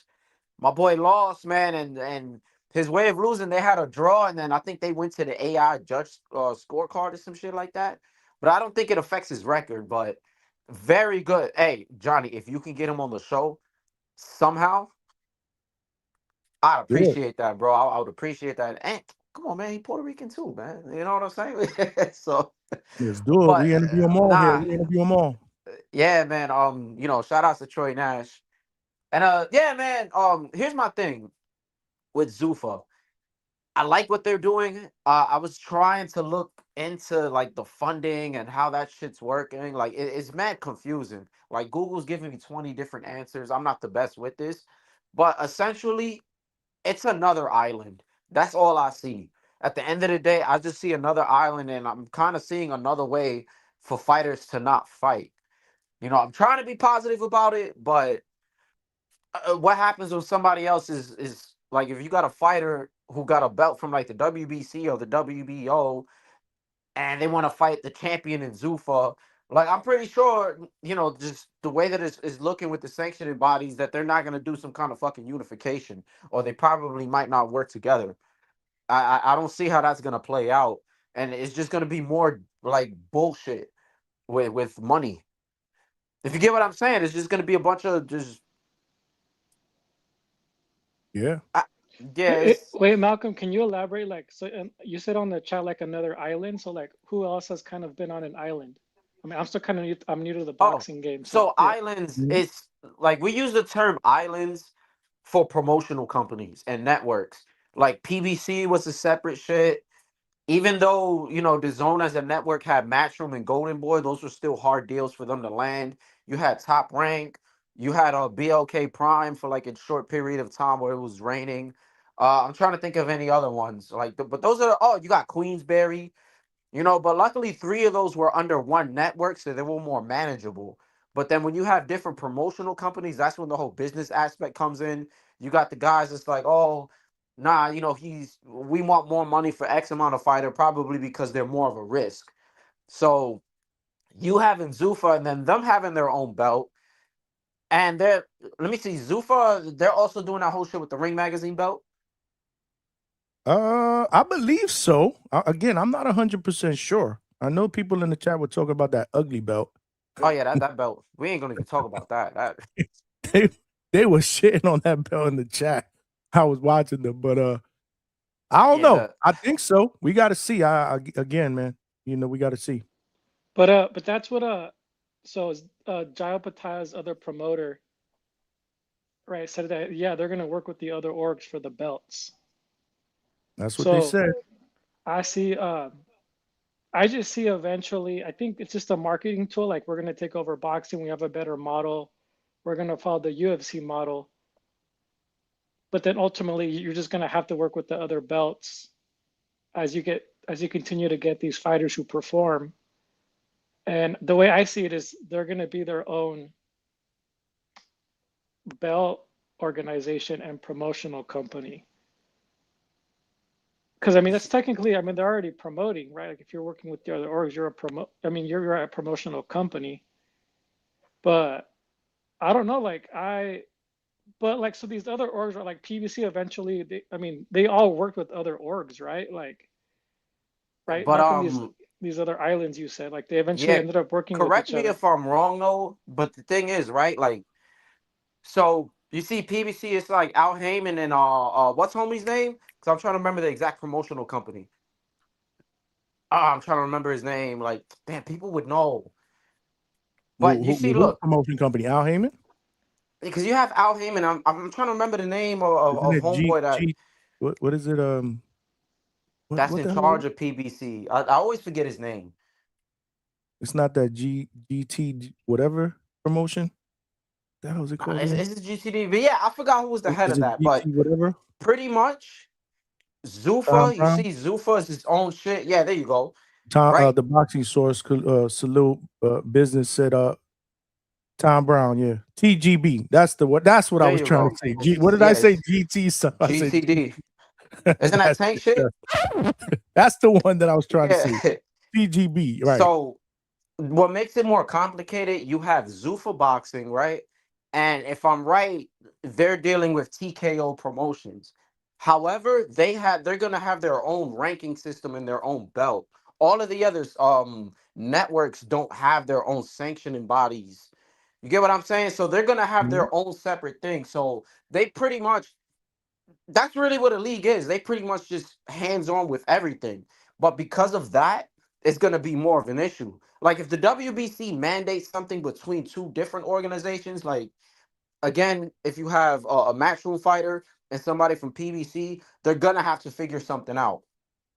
But with Zuffa, you can't have somebody like it's gonna be difficult for the WBC to mandate somebody to fight somebody who has a fucking Zuffa belt for some kind of like unification. It's kind of weird. Like I can't explain it the best, but it's just gonna be a little more complicated. And then the more people you have that are just in this pot and they're not on the same page, we're just gonna get more bullshit reasons why people can't fight each other. Like that's what I'm not happy about. And we're gonna go back to the same bullshit because Turkey's not what it looked like right now is that Turkey's not gonna really be hands-on with everybody. He was kind of funding everyone before, but I'm pretty sure, like I'm positive he's gonna focus more on Zuffa because that's pretty much your baby. That's your platform. It's kind of like Johnny trying to help out everybody, but it's like, nah, I want to work on the hangout spot more. You get me? Absolutely, brother. Yeah, 100%. Yep, 100%. Good point. Good fucking point. By the way, that's El Consejero. Salute to you, my brother. that was a good interview, Johnny. I'm excited. Thank you, man. On the Discord, shout out to Frank Bayman. He's answering some of my questions. I was just like, man, I feel like before this interview, like, was it yesterday or the other day? I was like, the way I kind of see Zuffa is, because I'm a big football guy, so like college football, like that atmosphere, right? It's like right. Obviously, the college football is a feeder system to the NFL, and the way I see Zuffa is like a college football with a mix of Last Chance U, where these fighters that promoters throw away, Zuffa will pick them up, and allow them to, continue to fight and bounce back. And the way Hammer Hands was explaining it is exactly like, you would the way he explained it, it was like he was somebody who got recruited to Zuffa, signed with Zuffa, as you know, and like he gets the whole like collegiate experience, like the weight rooms, the trainers, the food. It's all free, right? And they're all a team under one umbrella. So like I rock with that. Like I really enjoy that. You know, I enjoy when Queensberry did the five versus five with Matchroom, like whatever you guys want to call it, right? Promotional, you know, like gang banging. But you know, I mess with that. Like I like that. You know, so I hope Zuffa works with these other will work with these other promotional companies in some way somehow, even if it's just a tournament like that. You know, I think that'd be exciting. I You know, agree. so yeah. That was my biggest concern, you know, with Dana, you know, kind of heading this thing. And it wasn't a concern because I felt like he wasn't qualified. You know, obviously what he's done in the UFC, whether we like the UFC or not, we got to commend it, right? You know, it's just a business model that has worked. You know, it has worked for them. Now, boxing is different. I will tell you that, right? This is an unstructured sport. So he's trying to do that. My biggest concern with Dana has always been his is he going to be able to play nice in the sandbox and work with other promoters, right? Because he came right out of the gate. He's got beef with Oscar, can't stand Oscar. You know, Bob Arum, he hates Bob Arum. You know, obviously he said that the whole goal here is to kind of eliminate all the sanctioning bodies, right? So you got Mauricio and some of these other guys that have thrown shade at that, right? So that's always been my biggest fear. For something like this to work, I believe you got to be willing to work with others that even if you don't want to work with them, right? You know, you might be put in some uncomfortable situations, but for the betterment of the business, you got to put your pride in your pocket. I think it remains to be seen now. You know, it's got to play out, but that's always, like I said, early. Those were like earlier, like when the first, you know, when it was first out there, hadn't had marinated, the news had just broken. I was like, I don't know, man, if this is gonna work, but it remains to be seen. Like I said, what you said about Jai and whatnot, you know, the fact that they allowed, you know, Hammer Hands to be able to, you know, even though he was under contract to, you know, to make other fights before, they put together their first card and then they came back after his win and they renegotiated his deal. That's pretty dope, man. It's admirable on their part, man.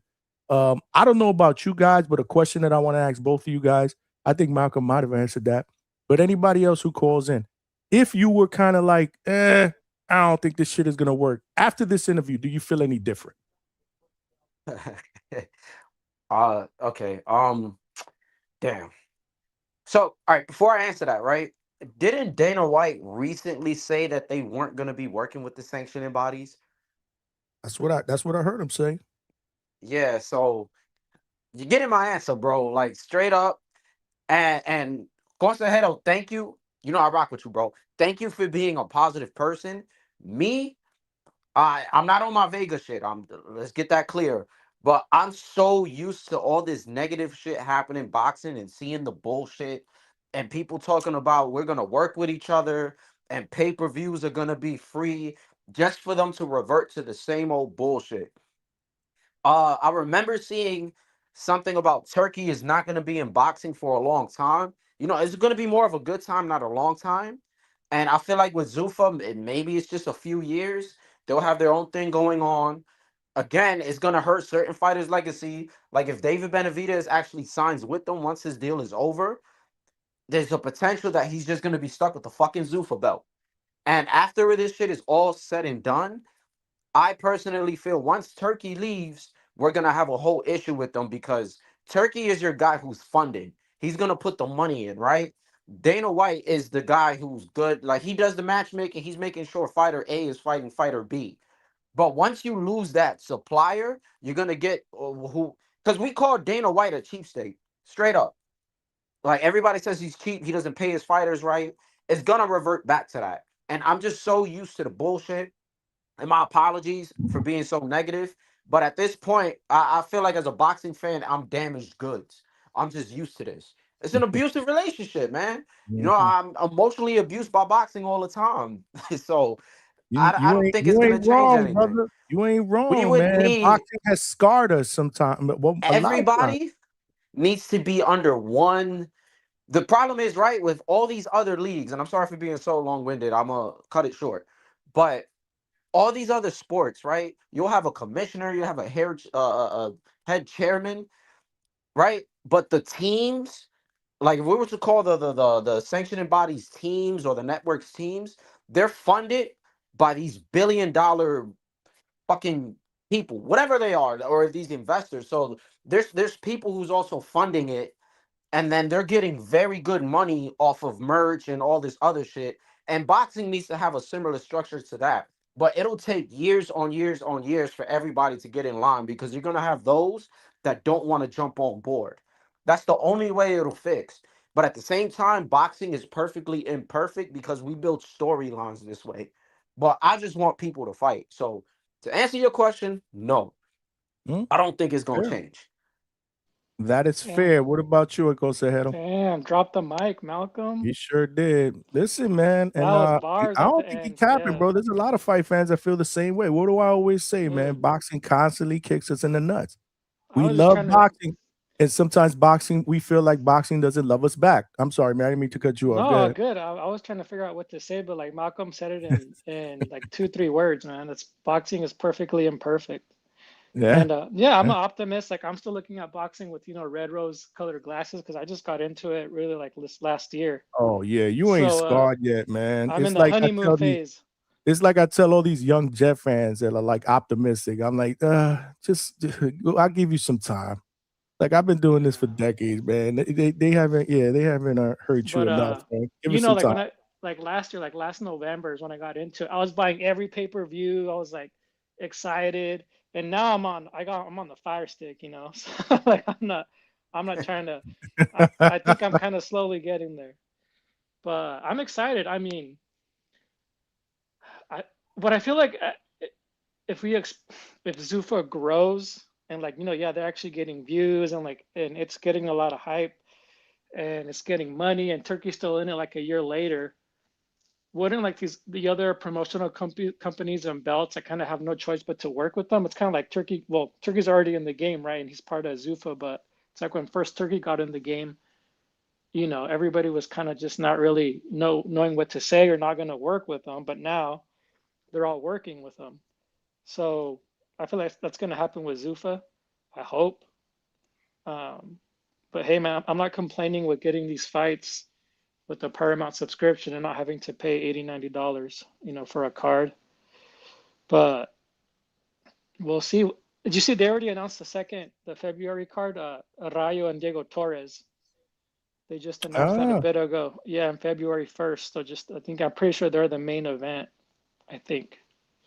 And what's this guy? Is they saying that Boyacek is going to be on that card? Could have sworn I saw that somewhere. Sergey Boyacek, am I lying? I could have sworn somebody put that in the chat and then somebody put it on the Discord.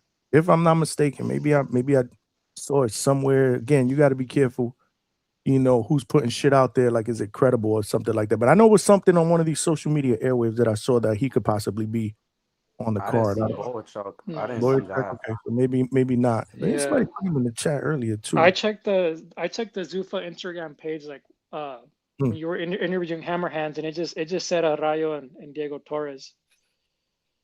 Okay, not bad at all, man. See, there you go. Boyacek versus Butayev, Alex Vega. Is that was planned for February, Alex? No, I saw that shit somewhere. The boxing source, Rayo against Torres, like you said, Boyacek against Butayev, and Collegiate against Vadzik. Hot Rod against Vadzik. Okay. Is that official? Where'd you guys see that at? Yeah, I've only seen one of them. If anything, because I seen the Rayo shit off of Ring Magazine because they put it up on Twitter like during your interview. I got the notification, and I'm like, oh, but you want to know what this sound like to me? And yeah, I'm being negative. I'm still being negative. This sound like when PBC first started, and we were getting all these big cards. I'm sorry, man. To me, boxing and these promoters, I treat them like I look at them like J-Lo because it seems like a good relationship, but then somehow it just ends all sour. Like that's my best way of looking at J-Lo it. caught a stray. Oh shit! Yeah, What an come on, man. You analogy. see all her relations. Shout outs to J Lo though, you know. Very good at taking people's background vocals and making hit songs. Shout outs to her though. Wow. Okay. All right. All these all these breakups are they J Lo's fault? Since we're on J Lo's topic, do you blame I J Lo? mean, if you're going like she's like what, 50 already? And then you're having all these failed Yeah. relationships, and I'm pretty sure she was married more than twice. Like, is she to blame? Like at that point, we gotta be like, yo, are you the problem? You know, so accountability, man. Okay. But that's a whole Yeah. nother topic for a whole nother conversation. Now back to boxing. I just Yeah, figured I'd throw that out there. Boxing and J-Lo is gonna be Malcolm's new name. Boxing and J-Lo. I think if we would have been about 1:30 in the morning, this conversation would have went, to low. Low said the J Lo spot. Yep, that's where it would have went. But it's still early. It's still early. It hasn't, like I always say, and I say this respectfully from the heart. The freaks come out after midnight, man. That's when the crazy people come out. They want to crash out. They want to talk about J Lo. Yeah, that's what it is. Mick, what you got, brother? What up, Johnny? What up? The Zuffa kind of thing's interesting because the Ali Act had amendments today and was passed. So it'll now go to the House of Representatives. One good thing is all sanctioning bodies may only have one world title. An interim can only be put in place if injury or illness. So that will cut back on belts for the WBO, WBC, WBA, IBF. One other thing that is not very good in the amendments is the insurance has to be $50,000. So that may kill small promoters. Also, they must drug test 50% of the fighters on each card. I do not know how small shows are going to afford that. They're literally running at small margins already. Mm-hmm. Well, it remains to be seen, man. It remains to be seen. But you heard Dana White when he was asked, a year from now, he said shit gonna be lit. Shit gonna be lit. They gonna do some amazing things this first year. So he says, but like people forget he's already tried this before and busted. He tried it with amateurs in boxing and it didn't work at all. But I'm willing to get a go, see what they do. But man, the amendments to that Ali Act will kill small shows in America. Small promoters, they're never going to be able to afford USADA testing. I don't know how they're going to do that and still be profitable. Remains to be seen, man. Like I said, there's still some questions, man. I'm not I said it, man. I'm optimistic, man. I want this shit to work, but it's gotta play out, man. They gotta earn my loyalty, by doing the right thing. It seems like they're doing the right thing for the fighters. That's a good step in the right direction, man. I mean, that interview was very, very refreshing because obviously I do believe that at times, boxing, the business of boxing doesn't have the best interest of the fighters, and that's bullshit, right? Because the fighters are what drives the sport. They're the warriors. They're the ones out there, putting it all out in the line. So that's why here on this channel we don't respect, we don't disrespect fighters, but the business of boxing does it all the time. So the fact that he was able to come out here and talk from the heart, because you could tell, bro, was passionate, bro. There was no cap, no nothing, man. I mean, this dude was like, yo, listen, man, this has been a breath of fresh air. It was good for me to hear. It was good for me to hear. So in that aspect, they're off to a good start. But again, just like anything else, right? The product has to play out on the field. Rosters, and I speak about, and I'm using an analogy of other sports. You put together a good roster, but if you ain't got the right chemistry and you don't execute on the court, on the field, or whatever, you're not going to win games. So, it all boils down again to the fighters. So that's why I asked them that question. Like, are you concerned that are you concerned that they're going to be able to put together a roster that is deep enough, to be able to put competitive fights together. That's my whole thing. You need fighters. But again, that's me being overcritical, guys. This is the first event. We got to let this shit play out and build. So that's the optimistic Johnny. We got other people in the back that do want to call, that do want to jump on though. So you guys make it quick. Yeah, my issue isn't really with Zuffa. They may work, they may not, but for boxing in America and smaller promoter shows, they could be in real trouble. That'll kill the grassroots of the sport, in my opinion. And I really think that this could be the end of small shows in America. I'm going to jump off. What's going on, Johnny? Johnny, I want to thank you, brother. Good, you said something about the kid that you had on today, Rodriguez, right? Mm-hmm. About an interview he had on the Boxing Voice. Man, I looked at that interview, man. I was like, damn. Because it's one thing to hear things from the outside, but when you hear the perspective from someone that's in that comes from a position of knowledge, then you know you're not getting no bullshit. This guy said, yo, this is the best treatment I've got in my whole career. Mm-hmm. The money, I'm looking for houses. When a boxer tells you he's looking for real estate, it's not because he's getting chump change. I'm letting you know right now, when I bought my house, you know how much shit I have to go through? The banking had to be right. You and I both, brother. You and I both. It got to the point where I said I don't want a house no more. Because the mortgage companies ask you for so much now. Oh, what's that $100? Where it came from? So these guys are being treated well, man. They from what I'm hearing from all the fighters that signed with them, they have promo for these guys like the A-stars. Have you seen the Zuffa YouTube page? Mm-hmm. They were talking about it earlier. Yep. A couple has never had a promo like that in his life. Mm-hmm. In his life. And Johnny, I'm letting you know right now. What up? You think they're announcing shit now? Oh my! Wait till the next couple days. A couple of people that I know, names that we know, just signed the last couple of weeks. Really? It's not even. No, listen to me. There's not even competition. Like the money that Zuffa's putting up, the other guys are not even. They're nowhere near it. You have to understand. Top Rank is not. They can't take fighters right now because they don't have a network deal. They don't have much of a cachet to offer a boxer right now. Matchroom, they have a budget. A lot of these people have budgets. So a lot of these fighters that have been just sitting on the shelf, the rosters are downsizing right now. They're not upgrading. Damn, what happened? Are you hearing me? They're not upgrading, man. I had a guy tell me today, man, they treated me like a superstar. They treated me like I'm Shakur.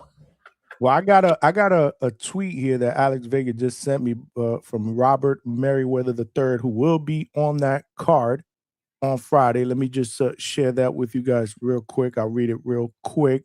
Make sure you guys smash that like button. We still need a little bit more than 20 likes to get to 100. We are cooking. We got mad people up in here, so there's no excuse. It is free. We also got Low Nose Boxing that wants to get a word in. Let him get a word in real quick, Juan. Yeah, before we flip it back because he was on. He was waiting. What's up, Lo? Yo, Johnny, just want to confirm, man. Are you officially coming out here next weekend? Yes, sir. So you know the plan, man. We linking up, bro. Around 2:00, 2:30, so we could be at the brunch spot.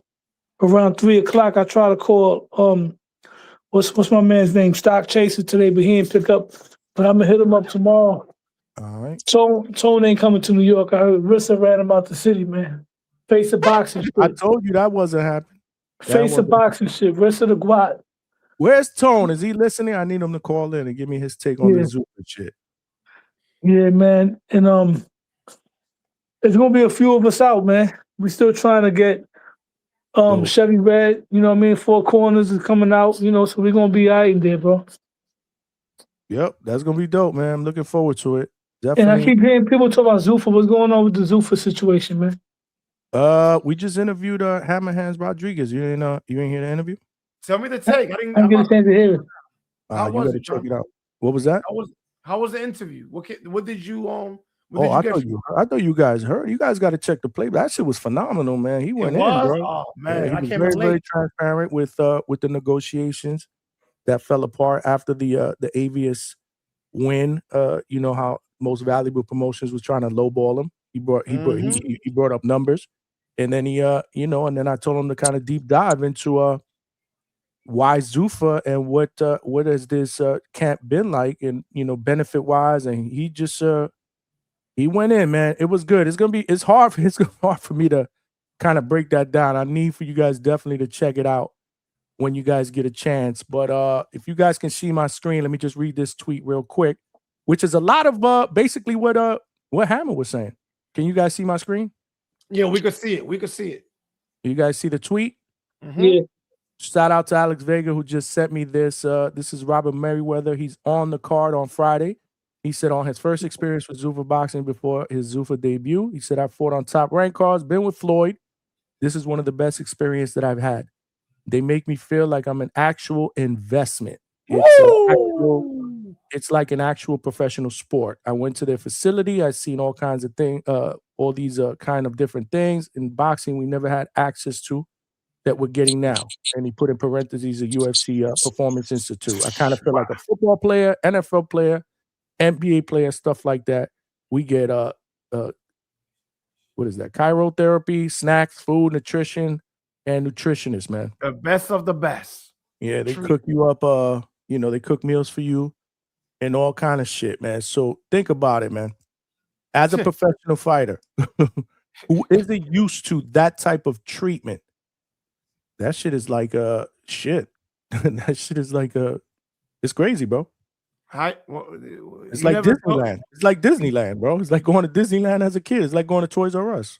That's who your favorite fighter was fighting against.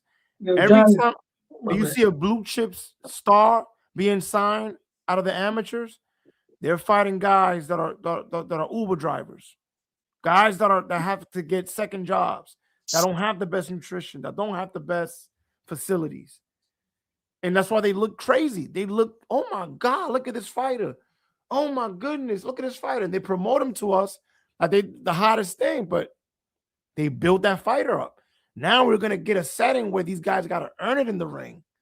So we might see new stars come out of this league. Can only Guys, hope so. Proven guys. We can only hope so, man. Absolutely, man. I hope And they you're have right. a machine behind them. So that guy that got on here earlier, oh man, that I feel like a bitter ex.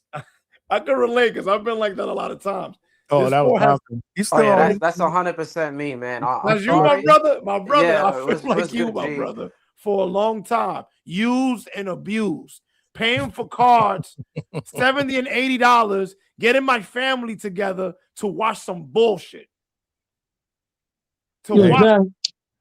Yo. This Saturday, bro, we're gonna witness the fucking future of one of the future stars in boxing. Andy Cruz got all the potential to become the Cuban Vasil Lomachenko. And he's taking on an undefeated fighter. That shit again, Lo. You doing that shit again. I want to see it in the ring. I want to see it in the ring with him. What am I doing? I'm digging him up. Andy Cruz is one of the most the modern day Marvin Hagler. He's one of the most he's one of the most technically gifted fighters today. Andy Cruz. Okay. Andy Cruz Gomez is gonna go in there and he's gonna put a masterclass on Raymond Muratalia. I want to see his chin. I want to see how his chin hold up. A lot of people, right? They have a tendency of judging fighters because they go through early adversity. I was hearing this. He was shitting on Andy Cruz, talking about Andy got chin checked a couple of times in one of his earlier fights. That's not always a trajectory of a fighter because we've seen Miguel Cotto get dropped twice when he was coming up. We've seen Oscar De La Hoya get rocked and dropped twice when he was coming up. We've seen a lot of fighters get down and get dropped early. We can't put this and hold this against him and say, oh, well, he's chinny or he ain't all that. He's a hype job. People don't understand this is boxing. When you got two guys in the ring flinging punches at each other, these things can happen. At the end of the day, my brother, what's up? We with you, but at the same time, we want to see it in the ring. We want to see it being demonstrated. You have to understand, when a boxer has the budget that Andy Cruz has behind them, you have to understand they put you in position to get a title shot right away. You know, so with him, you have to the fans in boxing are already a little bit on point. We've seen this before, and this weekend is a good test for him. A guy that has pop. Let's see how he does again. It's more than a test.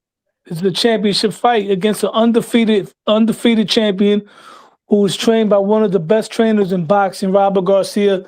So yeah, this is not Andy Cruz taking on some, even though he is a belt holder, because we all recognize the real champions there. Even though he ain't fighting right now with Gervonta Davis and Shakur Stevenson, those are the only real legitimate elite level champions in that division. Who? Well, Shakur Stevenson, and when Gervonta Davis was who's the other guy you said? When Gervonta Davis was an active fighter, whether we like him or not, Gervonta Davis. I don't even know who that is. Is he fighting? Is he fighting? No, the point I'm trying to make is that Raymond Muratalla is a belt holder, right? He's a belt holder, and I say belt holder, no disrespect, but he got the belt because that was a belt that was removed from Gervonta Davis or removed from Loma. It was removed from one of those guys, right? Not Gervonta. IBF was Lomachenko belt. It was Loma. Yeah, it was Loma. Lomachenko's belt. Yeah, he didn't win it in the ring. But if he gets a chance and does defeat the young, hungry phenom in Andy Cruz, that's a hell of a title defense. You know what I mean? AKA the father of Keyshawn Davis. You know, that's the guy. That's the guy that Keyshawn Davis doesn't display hyper energy towards. Because when you look at Keyshawn has that real hype energy. Like he's one of those. He reminds me of one of them guys I went to school with in special ed. That he was real strong, real aggressive. But for some reason, when it comes to Andy Cruz, aka the father of Keyshawn Davis, he doesn't show that type of energy. And by the way, did you watch Tone's show today? He said Devin Haney single-handedly destroyed the Wu-Tang Clan. It threw you in there, bro. And I know you got the joke. I don't want to repeat it, but he threw me in there too. I know. You part of the Wu-Tang Clan, bro. Yeah, man. Hey, low nose boxing. What's good, brother? The tradition of boxing has been to manufacture a blue chip talent way to a title. So a lot of these fighters at the top that know they have that talent, that skill set, they talk that talk against each other, but oftentimes they want to fight each other at the latter part of their career. They don't want to fight They don't want to fight themselves on the way up because that could ruin money, marketability. So a lot of these guys, once you see them face one another, then you're gonna realize, oh, he wasn't all that. Nah, it's just that oftentimes when the machine is behind you, they make you appear something that you're not. That's why the public is demanding for these guys to be in more challenging fights early in their career. Yeah. And could I say something real quick? My fault, man. Sure, of course. It goes into the point of what you're saying. The whole thing about Andy Cruz being rocked before. I try not to put a lot of stock into that. I'm not saying you are or you're not, right? It's that I feel I've always been big on people choose when to follow certain narratives, right? I like adversity earlier in your career. I wasn't high on Najee Lopez until I seen him get dropped. Nobody brings that up. They're probably going to bring it up when he's a bigger name and he got to fight a big name. They're going to be like, oh, but he got dropped by such and such. But he followed through with it. If Andy Cruz got rocked, he didn't fall. So that says something else. Keyshawn Davis, for example, when he fought Lemos, he had the Baranchek fight, and then we got this fight coming up with Ortiz. I haven't heard a single take about, he got rocked by Nahir Albright. Yeah, he did get rocked. He got rocked in the 9th round. Nobody says shit. When Canelo fights, nobody says anything about him getting fucking rocked by somebody early in his career. Yes, by Miguel Cotto's brother. Yeah, so people pick and choose, but then they're going to say it's because he was younger.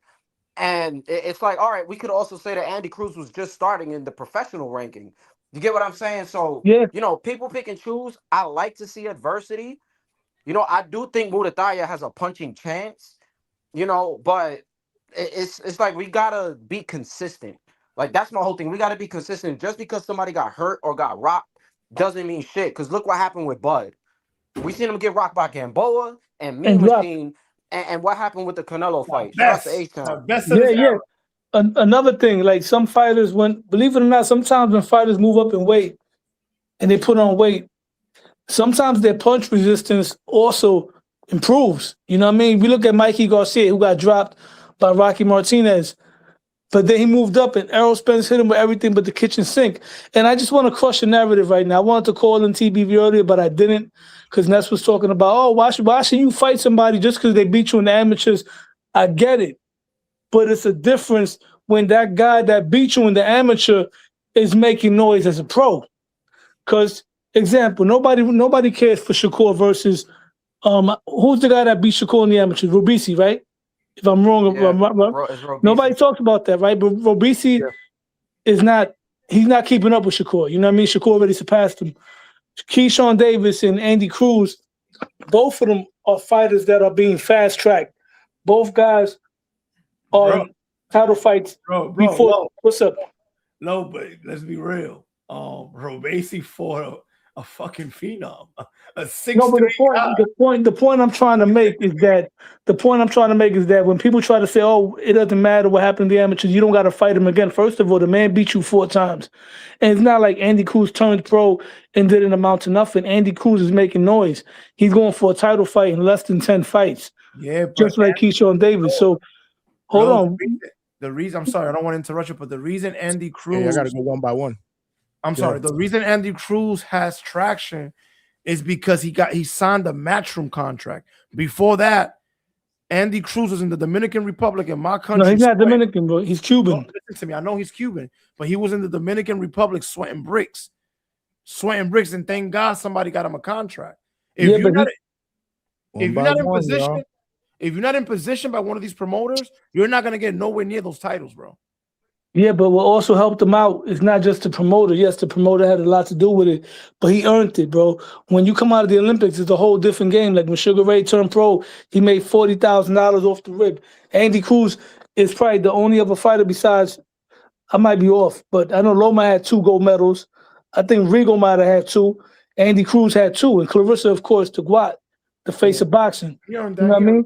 He earned that. The Guat. But Andy Cruz is a 2-time Olympic gold medalist. That also is like when you're in the streets, the drug seller itself. Yeah, you got the promoter, but the drug seller itself, because they got what everybody wants. Andy Cruz is an Olympic gold medalist 2 times, bro. Defeated top names in the Olympics. So either way, he deserved that. He's not a manufactured fighter.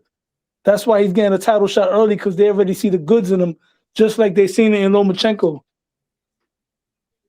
Amen, amen. I mean, let's see what his career turns into. Hey, I'm all for that fight. Yeah. I think Keyshawn said if he dominates Muay or something, he'll be interested in a fight. But I like the amateur, like I like the amateur history. Tiger Johnson at some point is gonna campaign for a Ryan fight because he lost to him in the amateurs. Like that's gonna be his bread and butter. But his name is probably gonna build up anyway. And to me personally, Keyshawn should have took out Andy while he's a little more green in the pros. That's how I see it. Like if I'm Shakur or I'm on his team, like yo, go for Abdullah Mason right now. Try to get that out the way because he's only gonna get sharper. You know, get that out the way unless you want to have a more difficult fight. But that's just more on the business side. But I'm gonna end up jumping off. Yeah, I gotta go to work. Take care. And real quick, and that's the perfect come home fight, bro. Like when we was talking about having a hometown fight, you know, it's a shame that Keyshawn momentarily stole his own momentum with what happened last time. But Andy Cruz is the perfect homecoming fight for him because at the end of the day, the Cubans produce a lot of fighters, right? Great fighters, history. But they don't really have a market like Puerto Ricans and Dominicans, like Puerto Ricans and Mexicans, right? So with that being said, with Andy Cruz, he'll be perfect to come in as a spoiler or potential spoiler to fight Keyshawn in his hometown, just like Bud Crawford in his first real big fight at the time that was challenging. He brought the Cuban Olympian in Gamboa to Omaha, Nebraska, right? So Andy Cruz coming into Norfolk, Virginia will sell out that arena because not only are you bringing in a Cuban star, You're bringing in a guy that beat the hometown favorite 4 times. That will be huge. So I'm hoping that if all stars align, I'm hoping that Keyshawn Davis has an electrifying performance. He beat him 4 times in amateur? He beat him 4 times in amateur. That's why he calls him his son. That's why he chose him. I was asking myself why he come at him like that. But again, this is the pro game. Like, I want to see them fighting the pros because I'm tired of him playing that amateur card shit. Yeah, that's why. That's how you get the fight. He got to keep talking about he's his pops and all of that shit. Like, he got to keep winning. You just got to keep doing it. Hey, Lo, where you from, Lo? I think you just got to keep winning. I'm in New York, bro. You in the city? Cool. Yeah, I'm in the city. Damn, it's an NYC panel? I see. Well, let me tell you something. Hold on. It was until now. Here I come to dispel the lies. The lies these guys are spilling. Ah, shit, my man, he got no brother. What's good? First, we got Malcolm. We got Malcolm with the nobody says nothing when Canelo was rock when he was young. When everybody and their mother was saying, if that guy rocked, imagine what Bud's gonna do. God damn, this guy likes to lie. Show me that Twitter. Show me that on Twitter. Bro, everybody and their mama was saying it. What Twitter? I don't need no Twitter. We have reality. So you came on, and then we got the he's a gold medalist, that's counting for something. But when Ryan beats a gold medalist, man, that guy's trash, man. That gold medal don't mean nothing. What gold medal did Ryan beat? Oh boy, a little white dude. Luke Campbell. Was he a gold medalist? Homeboy. You don't know his name. Oh yeah, Luke Campbell. Yeah. Luke Campbell. Yeah. Ryan get credit for that. I never diminished Ryan's win. Everybody and their mama was like, that dude's trash. That's the only reason Ryan beat him. Nah. Nobody shit on him. Oh, come on. Oh, now no. So, H-Town, why can't you be better? I thought that was a really good win on his resume. Yeah. And then we got the people like, oh, yeah, but it's going to be different. Bro, when Cruz fights Keyshawn, without that headgear and big gloves, the same thing's going to happen to him that happened to Haney versus Ryan. He's going to go over there and fight the same guy, and the punches are going to feel the same. He's going to get his ass knocked out. This guy's been rocked by lesser opponents on 2 of his last 6 fights. He's only had 6 pro fights. He's already been rocked twice. Oh, child. Wait till he gets to that upper echelon where the guys really got skill and really popping, bro. Y'all guys are, you see, y'all crown these guys because y'all relate to them because we're Latino, so we want to have Latino stars. But man, let's be realistic, man. Keyshawn most likely gonna have this guy for breakfast, then you'll be like, well, he wasn't ready. It was his 10th fight or his 11th fight or whenever he gets it. He should have waited. Oye, canal, ese tipo es bueno, ese cubano heavy duty, para que tú lo sepas, es bueno, bro.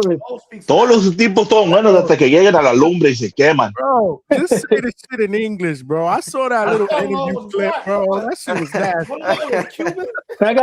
I gotta chop it up with my Mexican brother right there, man. I always hear you talk with the accent. I never heard you talk Spanish. You really talk that real Mexican Spanish shit right there. Hey, Lo, I thought you was black, man. Where you from? I'm Puerto Rican, bro. Yo soy boricua, para que tú lo sepas, bro. I thought you was a moreno, bro. When I talk English, I sound like moreno because I grew up around a lot of morenos, especially when I spend time in Philly and shit. You know what I mean? But yeah, bro. Oh, you spent time in Philly too? Yeah, I lived in Philly before. I lived in New York. I lived in Jersey. That's why I asked you where you from, because Andy Cruz trains out there, from what I hear. Yeah. That's why I met him at. I met him when I went to Bosing's. I went over there and I met him. Juan, now you starting to get it. It's starting to put together. This is why he's the next Lomachenko, because he's been in the gym with him. Hey, Jermaine Taylor was Andy Cruz. Hold on. He's translated. Which was that shit is a 2-pack of ass. It was a 2-pack of ass, but he translated for YSM. What is it? YSM? YSM, yeah, I did a translation thing when I was in the gym. I met him there. Of course, there's a different type of loyalty that he has. No, but I've seen him though. Let me tell you, and I don't give away sparring shit. What you see is what you see. When I first walked into Bozy, bro, I felt like I walked into a fucking elite fight card, and I'm sitting there live. As soon as I walked in, I seen some high level spar. I'm talking about. I seen Hitchens in there. I seen Andy Cruz. I seen a lot of guys was in there. So you could imagine the work that I witnessed. I'm gonna keep to myself, but it was a pleasure to see it. But I'm gonna tell you, Andy Cruz is phenomenal. I seen him in there doing the fucking You know, the dance that the Cubans be doing and all that shit, the brujeria dance, and all that. Why he was tagging niggas up, bro? Like that nigga nasty, bro. I ain't gonna lie to you. I don't know. I just want to see him. He gonna be doing the drunk man dance with Keyshawn. Yeah, Nah. I might be going for that fight. I'll keep but I him got away from that Keyshawn. fight if I was Eddie Hearn. One by one, yo. Go ahead, Malcolm. No, I got Keyshawn in that fight. I might be campaigning for it, but I fuck with Andy. Yeah, I don't see Andy but Cruz winning. I don't know in that fight. This is Yeah, different. Keyshawn Go gonna do ahead, bad. And for your people with the triangle theory bullshit, but Jermaine Ortiz gonna be Keyshawn. Hey, Andy Cruz is not Ortiz, bro. I don't Like, care about that name shit no more. This is a guy that's been in there with the best fighters that's fighting Keyshawn next. How you think This is not Shakur Andy gonna Cruz. look? Hey Leonardo, how you think Shakur gonna look? You think he's gonna look amazing? Hell no. He's I not. think He's gonna look. Is it gonna be a boring fight? I'm telling you. According to Two-Tone, he said Shakur is gonna do what Floyd did to Gotti, and I'm like, yo, bro, man, Two-Tone's crazy. Two-Tone's crazy. Smoking crack. He couldn't do that to a fucking piñata in William Cepeda, a Mexican piñata that come forward with no head movement or nothing, and he's gonna do that against Slick Black Gordo, Slick Black Boxer Gordo. One by and you one. got a Suleiman, the so-called scholar, saying that Teo's Duran like it's an insult. Duran didn't beat nobody. Duran beat the King of Kings of the Four Kings. Yo, let me shoot a shot at that dude real quick. That's crazy. That's the dude that caught me and him. I murked him on another channel, right? He's my man, but he sound like John Leguizamo when he fucking talk. That dude will tell you any Puerto Rican to beat anybody. He said Belanga was gonna beat Canelo down to his knees. Like I can't take anything Suleiman said.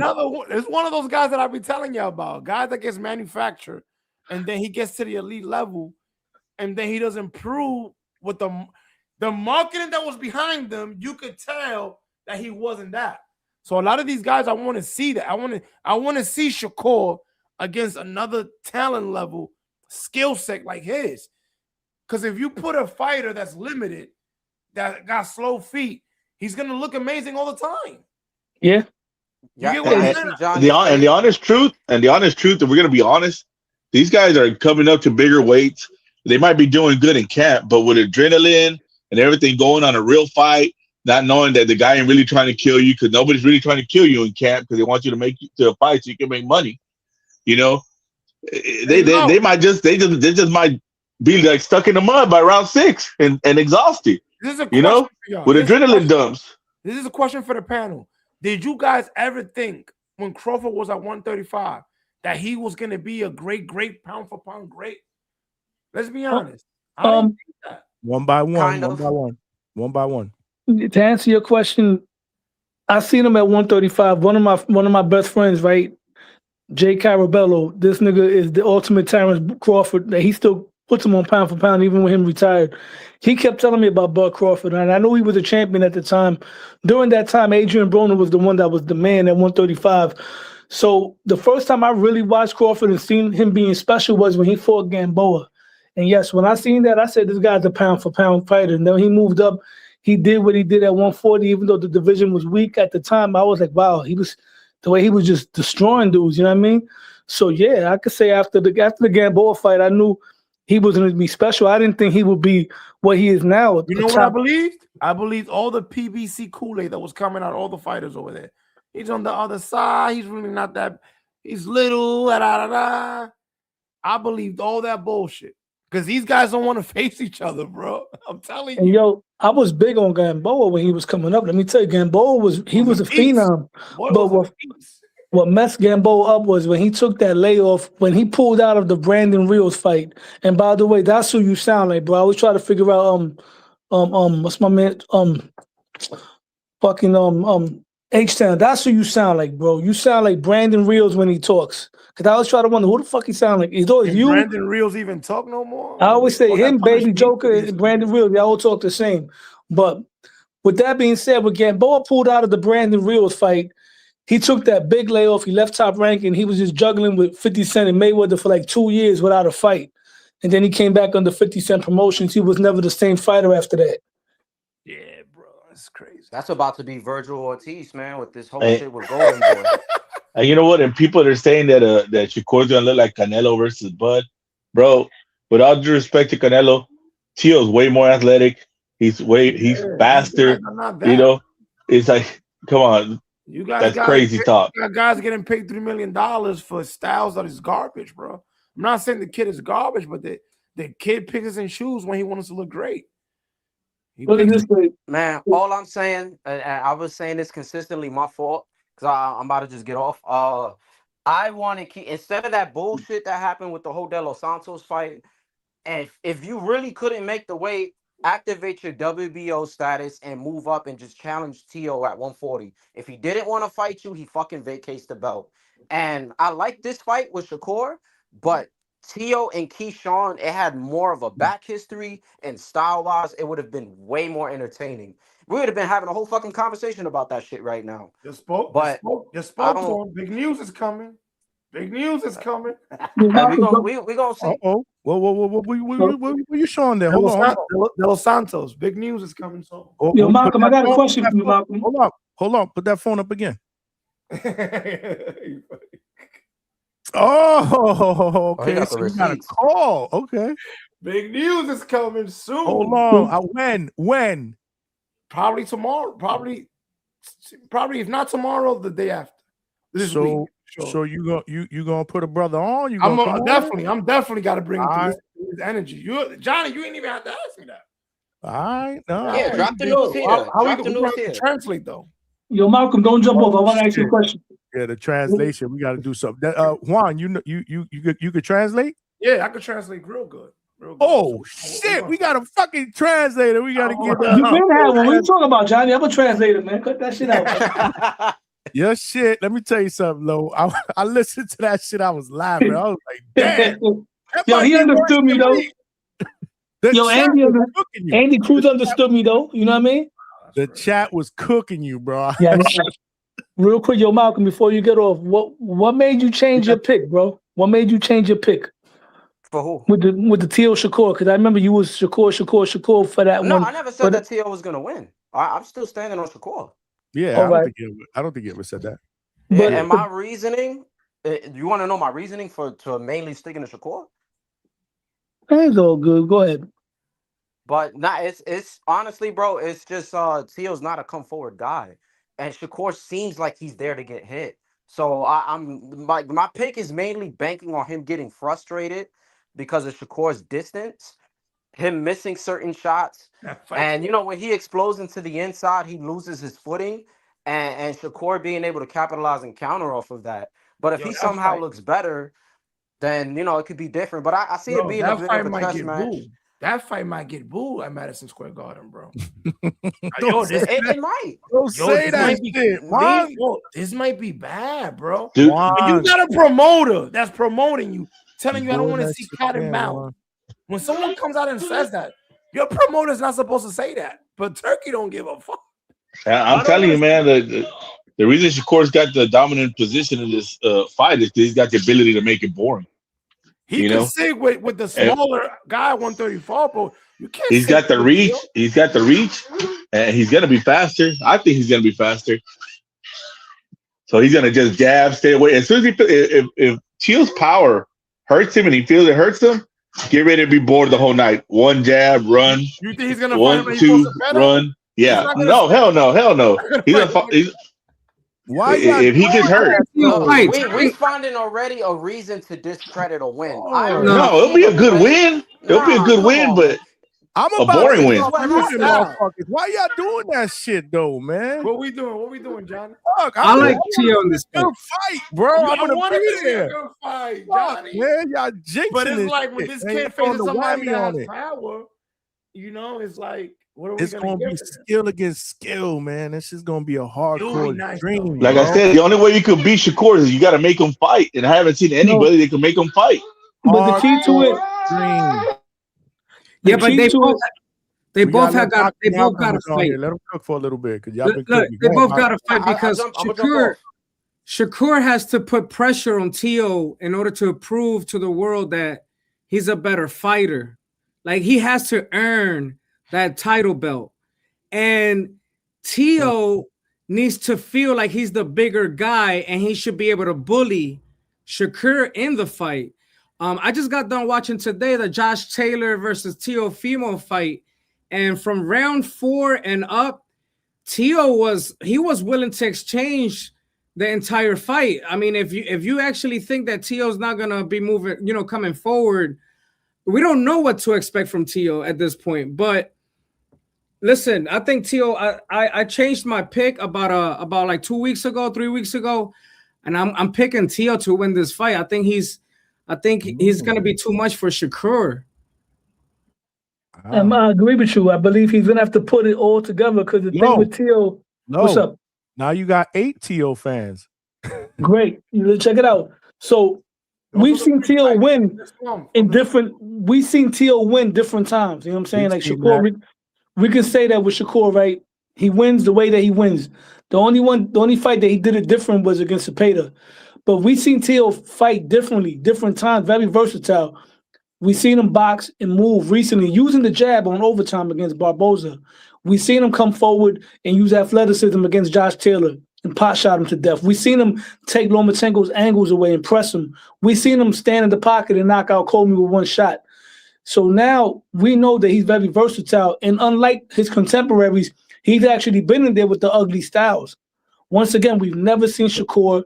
We've never seen Devin fight. I love everything you're saying, but you know what I'm going to come back with, right? I can't get one fight out of my mind. Help me get that one fight out of my mind. You know what fight I'm talking about? Sandor Martin. Yes. Sandor Martin made a lot of guys look bad. He made Puello look bad. Oh, but why? Once again, he could fucking box. He's crafty. That's what I'm talking about. He's a good boxer. And look at who Teo is facing, my brother. Wow, great analogy. Great analogy. Yeah. We're talking about probably, one of the best pure boxers in the game. Not to mention Jermaine Ortiz made him look bad too. Probably the best pure boxer in the game. Jermaine Ortiz made him look bad. So again, I'm just throwing something at you, different perspective. I get what you're saying. I'm a Teo guy. I need for you to I'm gonna tell you what you do. I like what you do, and you bring up a lot of good points. But I'm gonna tell you, convince me with that fight. I'm gonna tell you. We all know that Teo is a chameleon. We seen him switch up he learned. He's a student of the game, right? When he fought Lomachenko, his defense wasn't what it is now. We see him using the George Foreman cross block now. We see him doing different things in that ring now. He's using his jab, so that means he learns, right? He's already been in there with 2 guys that move around the ring, bro. Once again, if you put Shakur or Devin Haney in there with a Sandor Martin, they're going to look lost because they never had to cut the ring off in their life, right? Teo already been in there with that. Now, it's up to him and his team whether he really learned. I'm going to give him the benefit of the doubt and say, for one, he steps up to the biggest challenges, right? And 2, he's already been in there with that type of style to an extent where he could pick up the experience from that.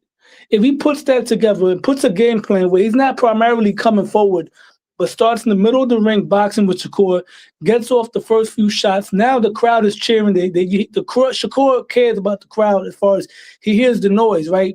He hears them cheering for Teo's shots. Now Teo can take his foot off the gas and play counterpunch for a little while and let Shakur try to come to him to get that get back. And then he can use that to create counter-punching opportunities. And then when he creates those opportunities and Shakur feels the power, Shakur is going to be more timid. Now Teo can start switching it up and start playing the bully and start pushing forward as well. Instead of just boxing Shakur, there's many ways. De Los Santos told me that you look stupid and foolish trying to chase Shakur around the ring. Because he's looking to, if he knows you just as fast and athletic just like him, he'll just try to jab all day and just stay on his back foot. He's not going to commit an exchange with you. And I'm glad you mentioned De Los Santos because De Los Santos had him biting for every feint in that fight. If Teo can get him to respect his power, Teo can set things up with the feints. And he got the athleticism to break the distance, which is something that De Los Santos didn't have. Shakur bites a lot for the feints. People don't see his weaknesses, but I do. Yeah, but when he feints, he's jumping back. It's not like he's just stepping back, he's jumping 2 or 3 times back. You can't do nothing against him. And when he does that, it's because he wants you to engage to come forward so he can counter you. It's not like he's moving back one time. One thing I agree with Lo is that same thing with Devin is they listen to the bullshit online. You know, Devin's fans had him hyped that he was gonna knock out Ryan. Everybody was he's gonna knock him out 4 rounds, 3 rounds, 2 rounds, and they had and we know this because Danny Ringwalk, Danny's in the camp, and they were looking for puncher's gloves to fight Ryan. Devin wanted puncher's gloves because his fans hyped him up enough to believe he could exchange with Ryan. Now Shakur listens to the people that say good stuff about him. Now they start saying all this stuff that he's gonna knock him out, like people been saying, and Shakur listens and decides to trade with Teal. Teal will have to hurt him, but really hurt him, not a flat knockdown where Shakur gets up. He knows he lost that round. He's gonna just pump the jab, be safe, and win every other round all the way to round 12. No, it's got to be like really hurt where Teal takes 2 or 3 rounds in a row to force Shakur to come forward and have to exchange them to win the rounds decisively because he knows he's down. But I mean, if that happens, I'll be surprised. Because like I said, man, you have to show me you can force Shakur to fight for him to lose. You know, Shakur's going to just jab you. Jab, lateral movement, 1-2 lateral movement. You get frustrated, counter. Because now you're jumping in, leaping in, trying to catch him. Yeah, but that could also leave a bad taste in the scorecard as well. Because if the other guy is doing stuff to him and making a fight, let's say on even grounds, the judges are not going to really like his way of boxing. Remember, Shakur, as great as he is, not to shit on him, because Shakur is a hell of a fighter. He's not Floydish. You know what I mean? People compare him with Floyd. He's not. Floyd stands in the pocket. He slips punches and counters you in the pocket. He doesn't overcommit to movement. He doesn't move out of position. Neither did Pernell Whitaker, neither did James Toney. These are guys that compare him to. Shakur, like the gentleman just said, he jumps. In fact, you said he jumps all the way back. Jumps all the way back, depending on how much he respects the other guy's power. He's not Floyd. We all know that. I keep saying that to everybody. Nobody's Floyd in this generation.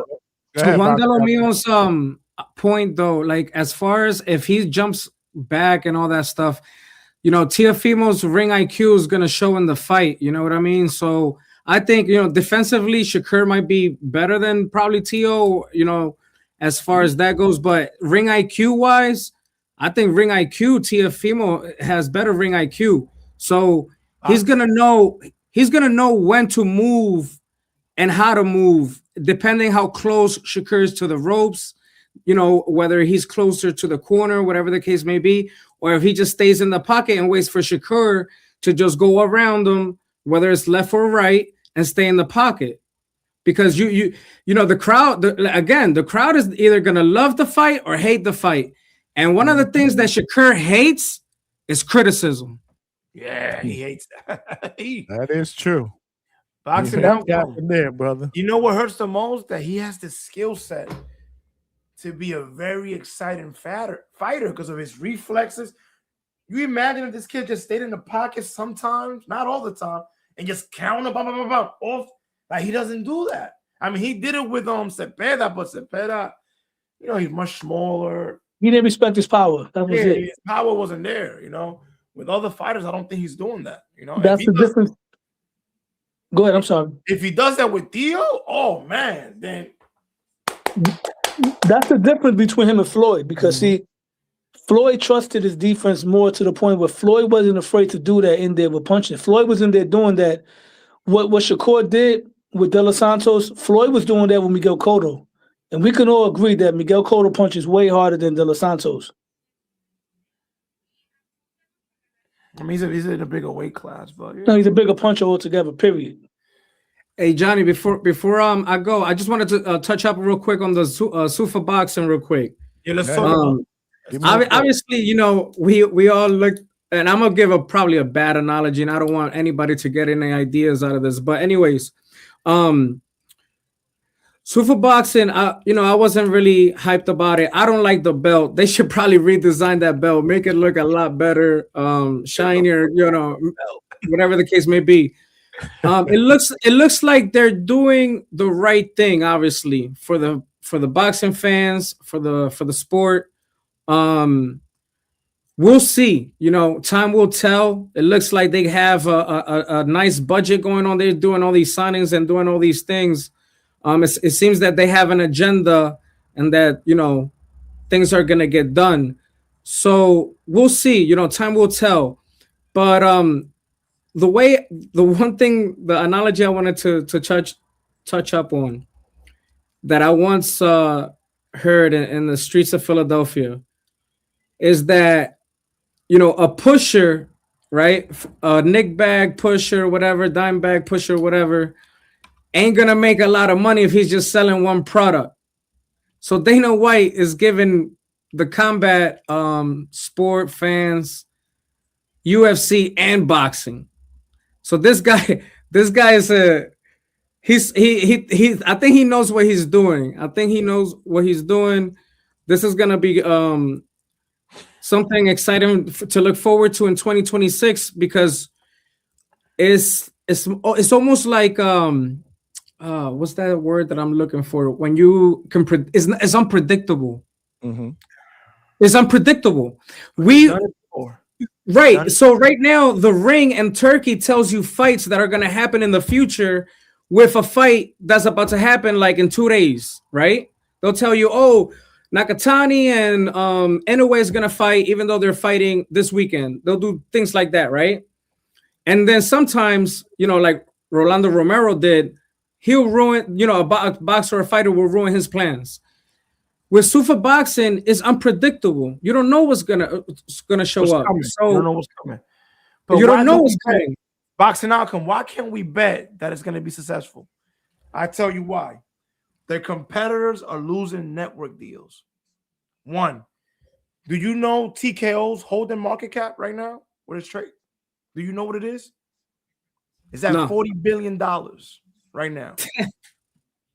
Brother, the machine that they have behind them, SELA, which is the Saudi Arabia major company events, Dana White, Nick Khan, Shapiro, these guys are proven people, brother. Ocampo, he has never seen a promo like the one they did for him, and he's supposed to be the B-side. They did a promo for him telling his life story, and my dude, these people have money. They have money to throw around. And look what they did. They didn't come out with a crazy card. They came out, they're giving you crumbs right now. But I'm focusing on the production, and then I want to see the fight, how it looks, the TV, the analysis. Let's go. I don't think these people are going to lose, bro. No, and we don't lose as boxing fans. We don't lose either. I mean, listen, si tú sabes, tú sabes. You know, there's websites out there. You know, Fire Stick Boys are still gonna be outside. That is a fact. I'll pay my $13. $8. I'll pay my $8 right away. People still don't gotta sign up to Paramount to catch all this stuff.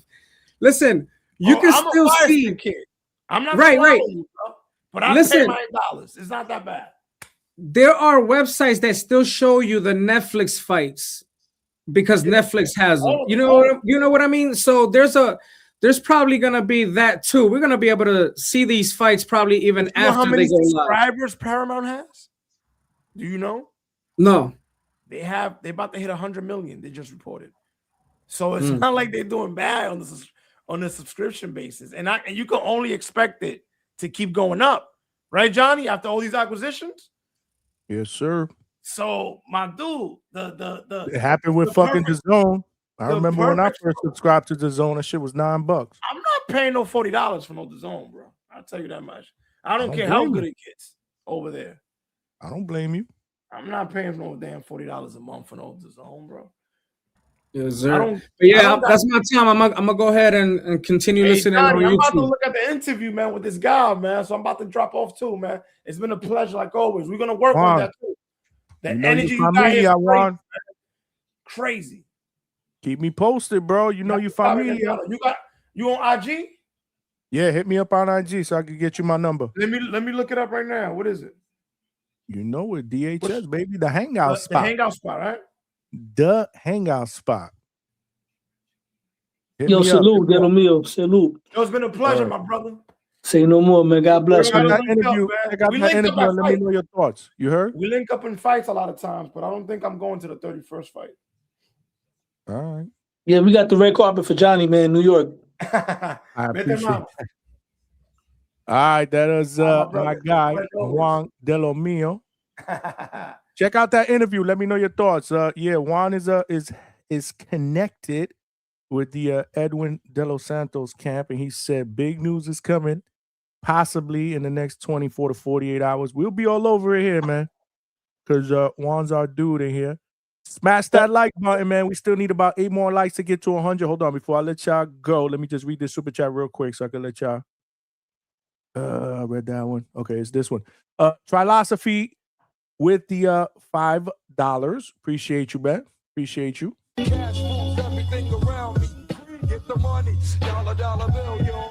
He said, told you before, who will deviate from the plan first? I think T.O. the showman, when he messes around, he gets touched and is showed against Barboza. Low, what you think, man? I ain't gonna answer that, bro. That was a whitewash performance.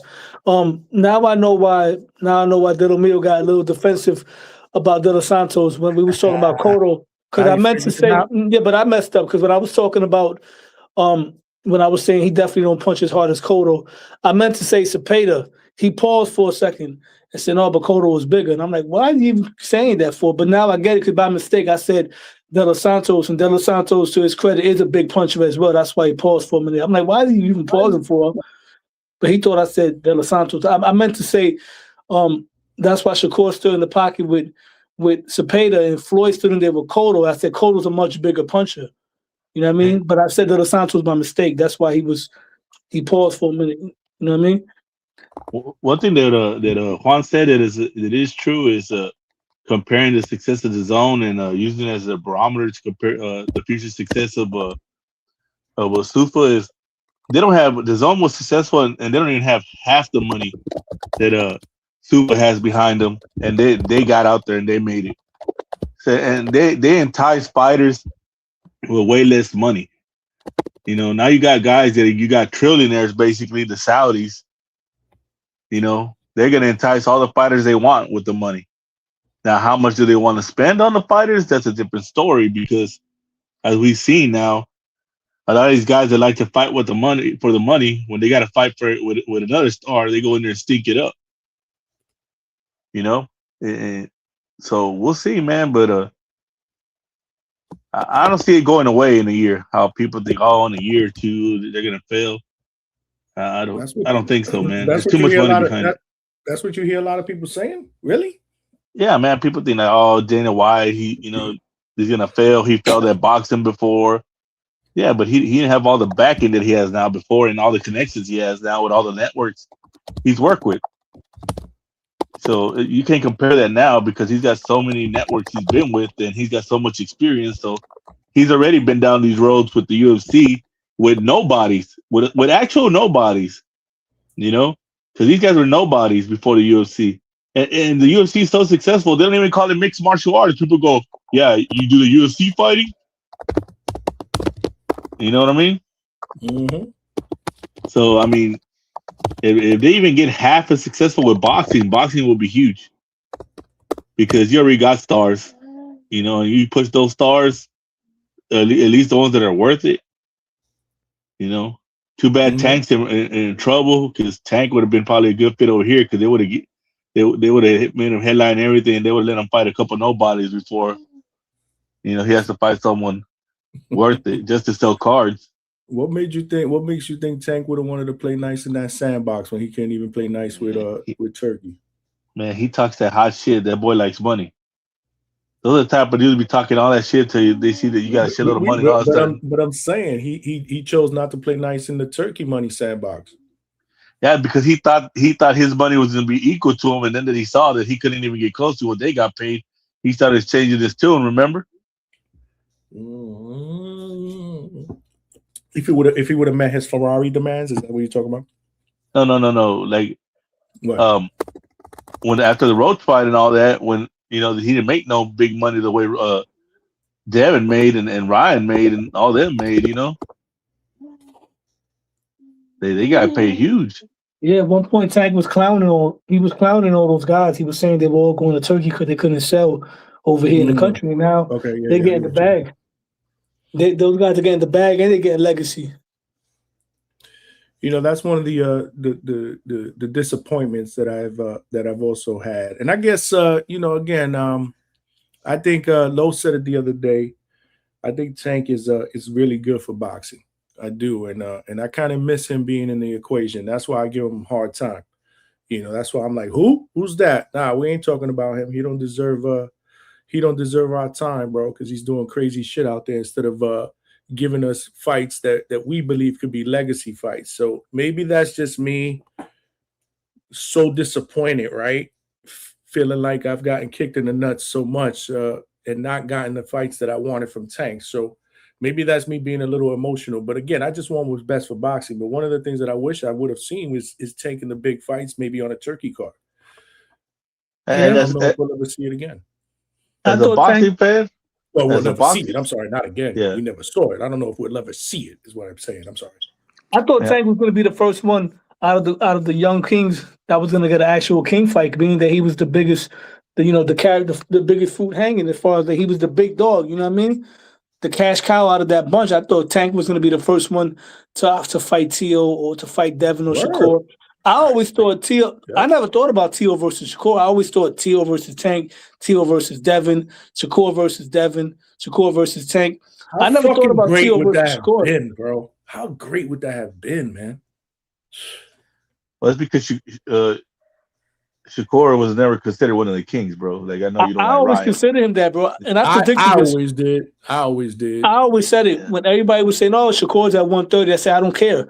Duran was the smallest one too. He moved up to 147 and got in there with those guys. But Shakur's not the smallest one. The smallest one is Tank. No, but Shakur was the one that started in the smaller weight classes at the time. Tank was already at 135 when they were talking about the Kings. Shakur wasn't there yet. He was at 130.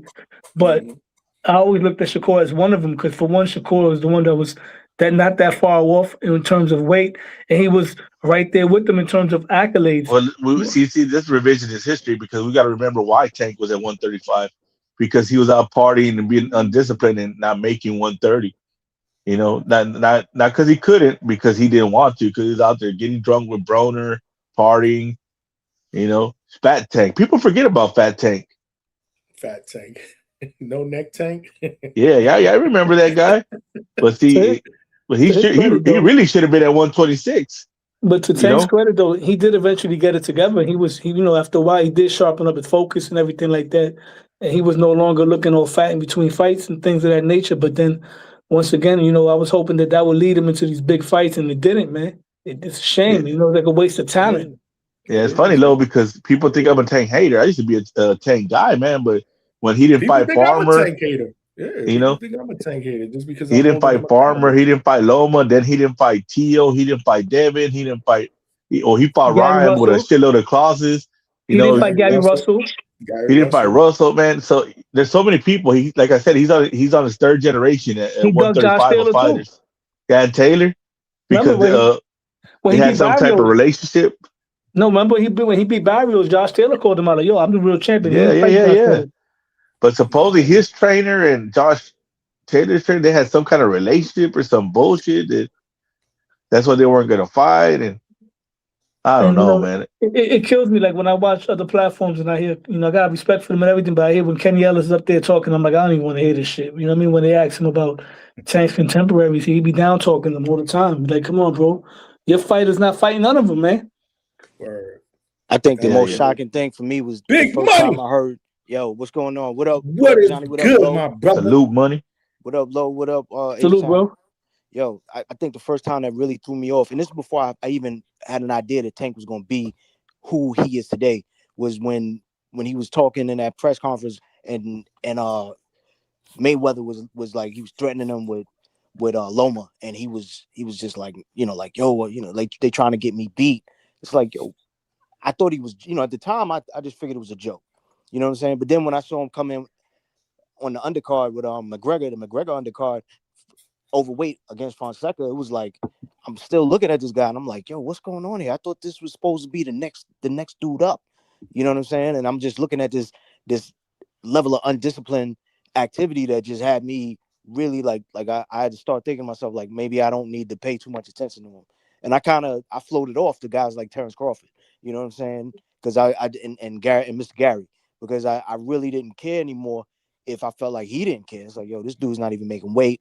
You with Floyd. Like, how are you with Floyd? You with the biggest dude in the game, and you shitting in the bed. It kind of reminded me of like when, you know what I'm saying, the if you a cop, like you a police sergeant or something, or lieutenant, and your son is out there committing crimes. Like, he don't give a fuck, even though he know what lineage he comes from. Is disrespectful. And it just reminded me of that. And I always had it always been a bad taste in my mouth about Tank ever since then. It was cool to see him knock guys out here and there, but I never felt like he was really trying to be that. And then as time goes on, you hear from him and people around him that he's in it for the bag. He's not really trying to, I don't need the belts. I'll fight you for free. It's like, wait a minute, I thought it was strap season. What's going on? It's just too many conflicting things that was going on with Tank where I could never really invest totally in him.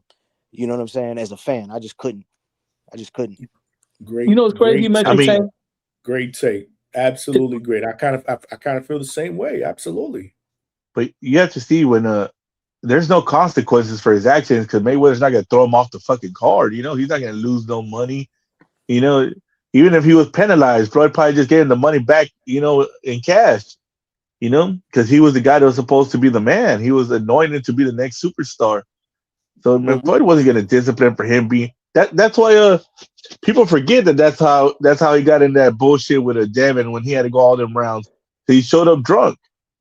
And they put him in there with Devin as a punishment because he was drunk. And they were like, oh, this young kid's going to put it on him.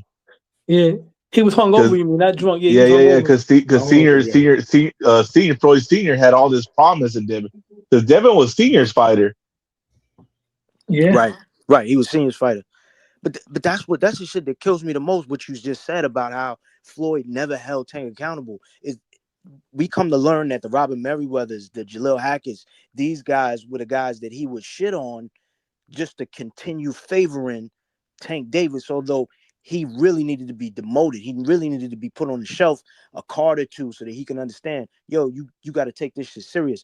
And it's just so mind-boggling coming from a dude who expects so much out of himself and the Floyd Mayweather that he allowed Tank Davis to shit the bed anytime he wanted and just told somebody else to clean it up. And money, and this is a product of that lack of discipline in the beginning of his career. And now you got a guy established with a shitload of money, and you think you're gonna tell him he can't slap a girl? Shit, he on the run, which is crazy to me. I get that maybe he's trying to get his affairs in order, but that's bananas. The guy that he is, the fighter that he is. I was over on the Tank channel a little while ago, just to, you know what I'm saying, because I was walking around and I wanted to see what Tank channel is that, Big Money. They got a Tank channel. I'm not going to say the Tank channel because that person, when he hears his name spoken, he likes to go on rampages. He likes to go and make fucking videos about you and talk a whole bunch of shit. And I'm not even getting into it. But the idea is I saw him going live and they was talking about allegedly the topic was about this whole stuff with Tank, and it was, yo, he don't really he may not have any charges going against him. And I'm like, yo, you got to be kidding, bro. Ain't nobody else reporting that. Where are you getting that from? And then when I get on there, they talking about winter snowstorms and craziness. I'm like, yo, this is the length that people go to excuse this dude. So it's not even a Floyd thing; it's an everybody thing. At one point back in the day, Mike Tyson was a villain. I know you remember that because it was. Oh yeah. When he got accused of rape, I was like, that's bullshit. That man didn't rape nobody. But mind you, go ahead. Speaking of Tank, this is when Tank was partying. Tank was part of the cool crowd back then. Right now we got a different cool crowd. The cool crowd then was Javante, Errol Spence, Adrian Broner, the Charlos. That was the cool crowd. The in crowd. Everybody was, that was their little circle. But they was all partying. Today we got an updated version of the cool crowd. But this cool crowd is a cool crowd out of discipline. You know what I'm saying? With the Keyshawn, the Shakur, Terrence Crawford, Andre Ward, you know what I mean? Little Zay Quill. That's the little circle right now. That the little the group chat. That's the group chat. That's the group chat right now. But back then, Tank's group chat was all due respect, the ones that was fucking up. I mean, their careers was great, but they was fucking up outside the ring. Car crashes, getting drunk. Even now, as a boxing fan, part of me hopes that this shit's just a bunch of bullshit, and he gets it cleared because he's needed in the game for the sport to progress because of his stardom. But as a human, you know, you're like, man, this is beating up women. This is a piece of shit. Well, You see, know? that was my point I was getting at about him, is that Mike Tyson had an arc in his story where he came back from the negative view that everybody had of him. Tank has always been loved. Nobody's ever who have you ever heard talk shit about Tank? You know what I'm But saying? I mean, but aside it, from us now, you know, we but you hardcore. think money, but you think I'm joking when I say this, but that's a part of being a little guy. People always see them little guy. He's just a little guy, dog. Come on, man. Look at him, man. You know, he got braids and carries a purse. You know, I don't think people have considered Tank a little guy though. I think You really I feel get that what he's way? I trying mean, to he's get a at. big bro. puncher. People were laughing when P Diddy hugged him and picked him up off the ground like a child. I mean, we do now because we know about that. I never knew about that shit when it happened. You know what I'm saying? But I think I get where you coming from when you saying like Tank smiles and he has a big smile. And So, he's not menacing like Tyson was. Tyson, you see Tyson coming down the street, you'd be like, oh shit. yeah, Let me get on this side of the road. Yo, if Tyson Yeah. walked in the room in 1987, everything was gonna freeze up because you don't know what's gonna happen to him. But then when I met him in Club Flamingo in '97, he was with Iran Barkley. Everybody was on him. You know what I'm saying? And then you see Tank in that oversized clothes, carrying a purse, looking like young Ma. You just be like, oh, what's this little dude?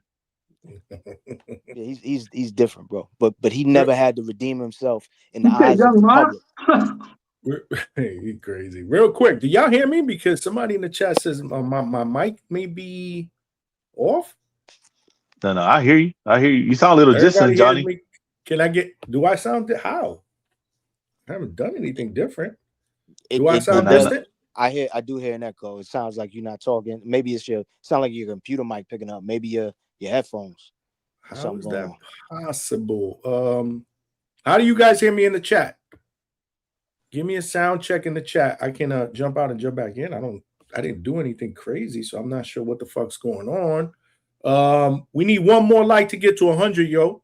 If you guys are hearing that, let me just read this super chat before I let you guys cook, and then what I'll do is I'll jump out and jump back in and see if maybe okay, so J-Max says slightly echoey. I don't know why. Don't know what the fuck I did differently. Let me just read this real quick. We got Juan Delomio with the $10.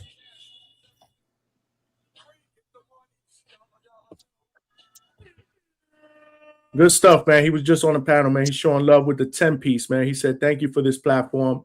It's amazing how you let the fans cook. Absolutely. That's what it's all about here, man. You guys talking your shit. I don't think Tank is allowed to go to Turkey. How will PBC do cards without Tank when they're drowning without a TV deal? So I guess what Delomio is saying is he's keeping the lights on over there. But TGB is over there rocking with Zuffa. So you know what I'm saying?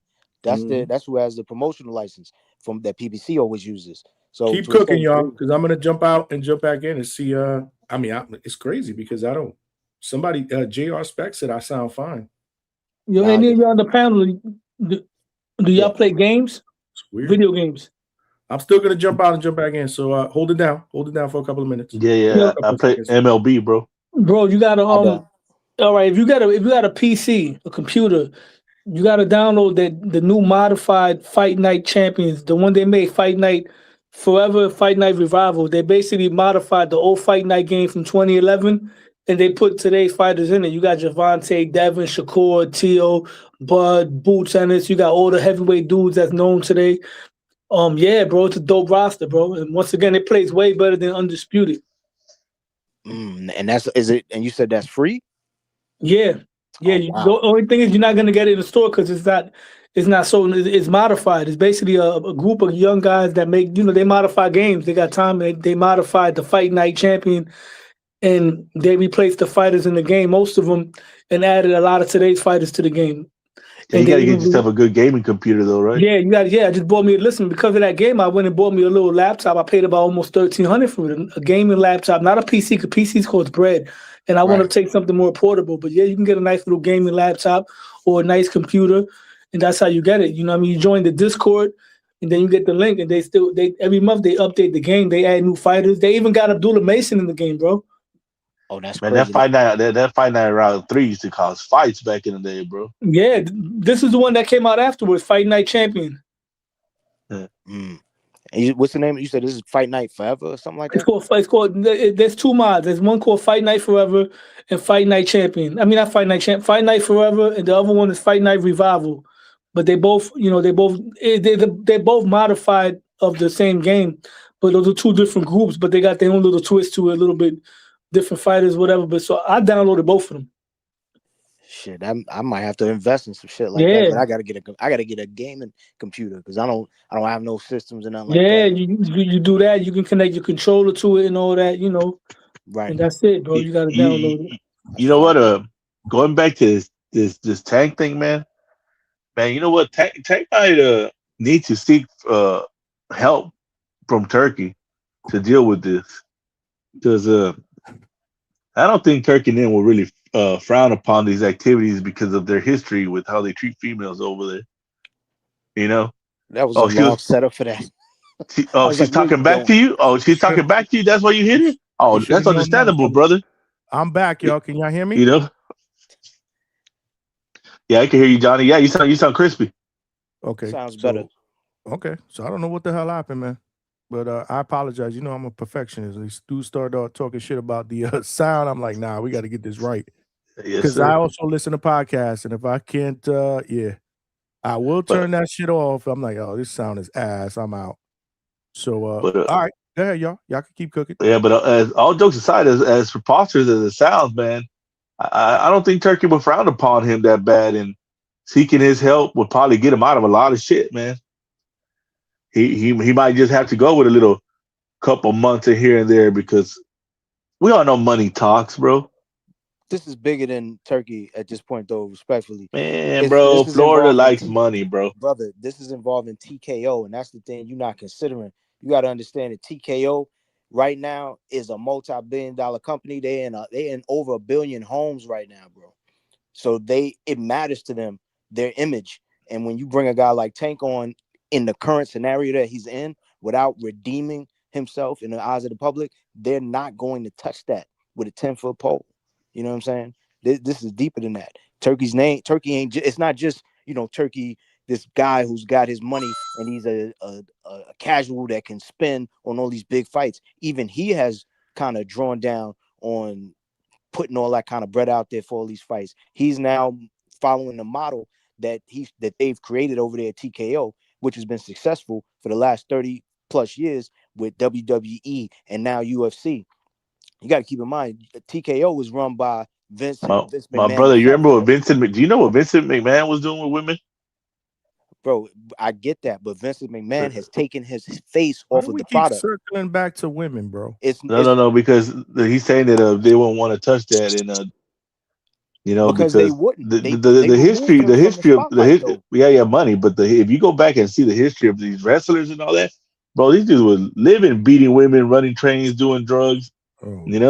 I mean, I seen a documentary about that, like in the 80s, like back in, and even in the 90s and 2000s, bro. And I don't know about all of them beating women up, but I could tell you that they just had I don't know if you're familiar. They had a sex scandal in the WWE like maybe like 10, 15 years ago. Yeah, no, it wasn't Big Man. They had that little 19-year-old chick that they took in from England, Paige. Where they had her on film, them running trains on her. Yeah, that's the chick. She was dating the Mexican nigga, Alberto Del Rio. Yeah, her. But you're failing to realize that they removed Vince McMahon as the face in the ring. He used to be in the ring. He used to get in on the antics and shit. They took him out. Yeah. No. I realize that, but I'm just saying they removed Papa John when he said weird shit. Yeah, but I understand money, but you got to remember, these guys that are businessmen are heartless. They don't care about humanity. They care about money. They're sociopaths. It's called sociopaths, bro. This is a front for the people, But in keeping with that front for the people, they got to make sure that the people don't see that. So if with Tank is on the front page, they need him to erase that part of his image in order to embrace him. That's what I'm saying. So and the thing is, I'm not even combating what you're saying about the past. The past is the past. Whatever the hell happened back then, it is what it is. I can't even speak to it. But I do, and I know that there's been wild shit. I used to hear about a lot of crazy shit. But at the same token, right now, the business model, so that to your point, to keep that hidden from the public is to at least present yourself as somebody who does not condone a guy that's a woman beater. You know what I'm saying? So I don't think that they'll just take him right now. Like they're not gonna pull him out of this situation again. He got to get himself. I'm not saying he's not gonna do that get punished. I'm saying that they'll help him get that punishment to be a little less. You know, instead of him being gone 4 or 5 years in jail, maybe a little 10 months, little year.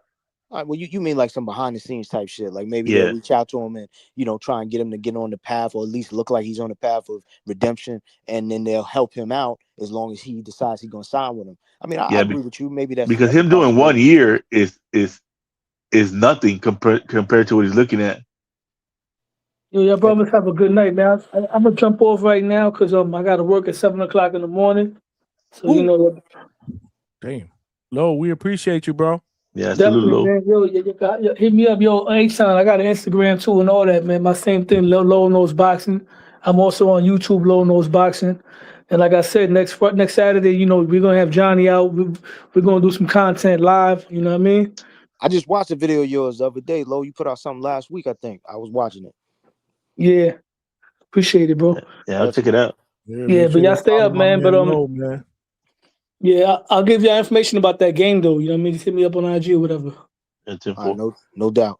What do you think, Johnny? You think that there's an avenue for Tank to save his career? Hard to say, man. I want to be optimistic about it, but I mean, just what Big Money said when he first jumped on, like this shit is crazy how we're talking about this guy on the run. Like, are we really, really talking about Tank Davis, like not turning himself in? I mean, this is crazy to me. He's not Larry Davis, so I'm not going to look at him like there's some craziness to that degree. So other people made significant points. He may be just aligning with his lawyer, trying to set his business straight because he doesn't know how bad this is going to turn out for him. So he wants to at least set that shit up before he's in custody. And that makes sense. And it's only been a couple days. Now, if it was like a month, then it's like, yo, what the fuck? Has it been a couple of days? When did we first hear about this whole warrant thing, bro? It had to be at least a week. Yeah, but and then these charges are from October, I believe. Lord. Yeah, it's from that last one with the one that Jake Paul was saying that they had a video for. You know what I'm saying? But then they just put out that warrant for his arrest, and shit went haywire. Mm-hmm. I can't answer that question, man. Unfortunately, H-Town. I don't know, man. I don't know. I mean, we gotta let this shit play out. First things first, right? He has to surrender or whatnot, and then we have to go from there. I'm just afraid that we'll never see Tank Davis in the ring again. Yeah, I mean, it's sad, young man destroying his life like that, Yeah, hopefully he can, he can see his way out of this and dig himself out and realize that he has to keep himself accountable.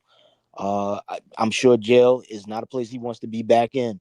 You know what I'm saying? But I'm pretty sure they're gonna put him in a protective custody type unit. He's not gonna have to worry about the level of street criminal that you know what I'm saying. So he's gonna be in some sort of protective unit. But it's the same token. And you have to remember, Money, this is the first time he's really gonna be in jail because that fucking home jail bullshit. There ain't no jail. You got women coming over. You're cooking you good food. You just can't leave the house. You just on the PlayStation all day, bro. Yeah. What did he do? Like 20 days in jail, and then he did the rest of it in that home fucking lockup, whatever. Oh, you mean he was on house arrest? House arrest, yeah, house arrest. Yeah. He didn't really go to jail, like not jail. He wasn't in there for like a year and then house arrest. No, he was in there like a couple days, like 20 days, I think, and then house arrest. Listen, I wouldn't want to spend 20 days in there, but I get what you're saying. I mean, listen, if you've been locked up for even a day. Oh yeah, it sucks. It sucks, but it's not where you want correct. to be. That was my point. Yep. Yeah. But if I know I got 20 days to where then I'm gonna be in my house having the finest of yams come over and I'm gonna be eating lobster and steak, Them 20 days gonna go real quick. And it goes back to your point. There's no accountability because if you don't even think to yourself, this is fucked up. Like if you like, man, fuck it, I'm gonna have bitches over. You know what I'm saying? We're gonna get the PlayStation out. We're gonna be wilding out. Then you don't really. It hasn't really sank in the level of trouble you just barely escaped. And I think that's what it is from. I think right now he's taking That's exactly what it is. Yeah, but now he got to take this shit serious. This is not, you know what I'm saying? This ain't no joke no more. Ain't no joke no more. You know what I'm saying? So no, the joke is over. It's long been over. This is serious shit, man, and hopefully, it gets resolved for him. Wow. Again, man. I who was I talking to the other day? I think it was my wife. I don't remember. And because she's not really tapped into what's going on, and she's asking me like, "Is this really true?" And I'm like, I said, "Babe, I don't know what to tell you." Yeah. And he's a star. It's wild that he's a star, dude. This is like, she was like, but what happened? What I was like, I don't know. Don't ask me. We don't even talk about it on the show. We actually touched upon it yesterday. Obviously, Big Money was on the paddle. We touched on it today, but I don't know, man. We just got to let it play out, bro. Yeah, man. It's a wild situation. It's sad. It really is, man. It reminds me of a Bronx Tale, man. You know what they say. Wasted talent, right? Yep. Wasted talent. Somebody in the chat, who was it that called him the next Adrian Broner?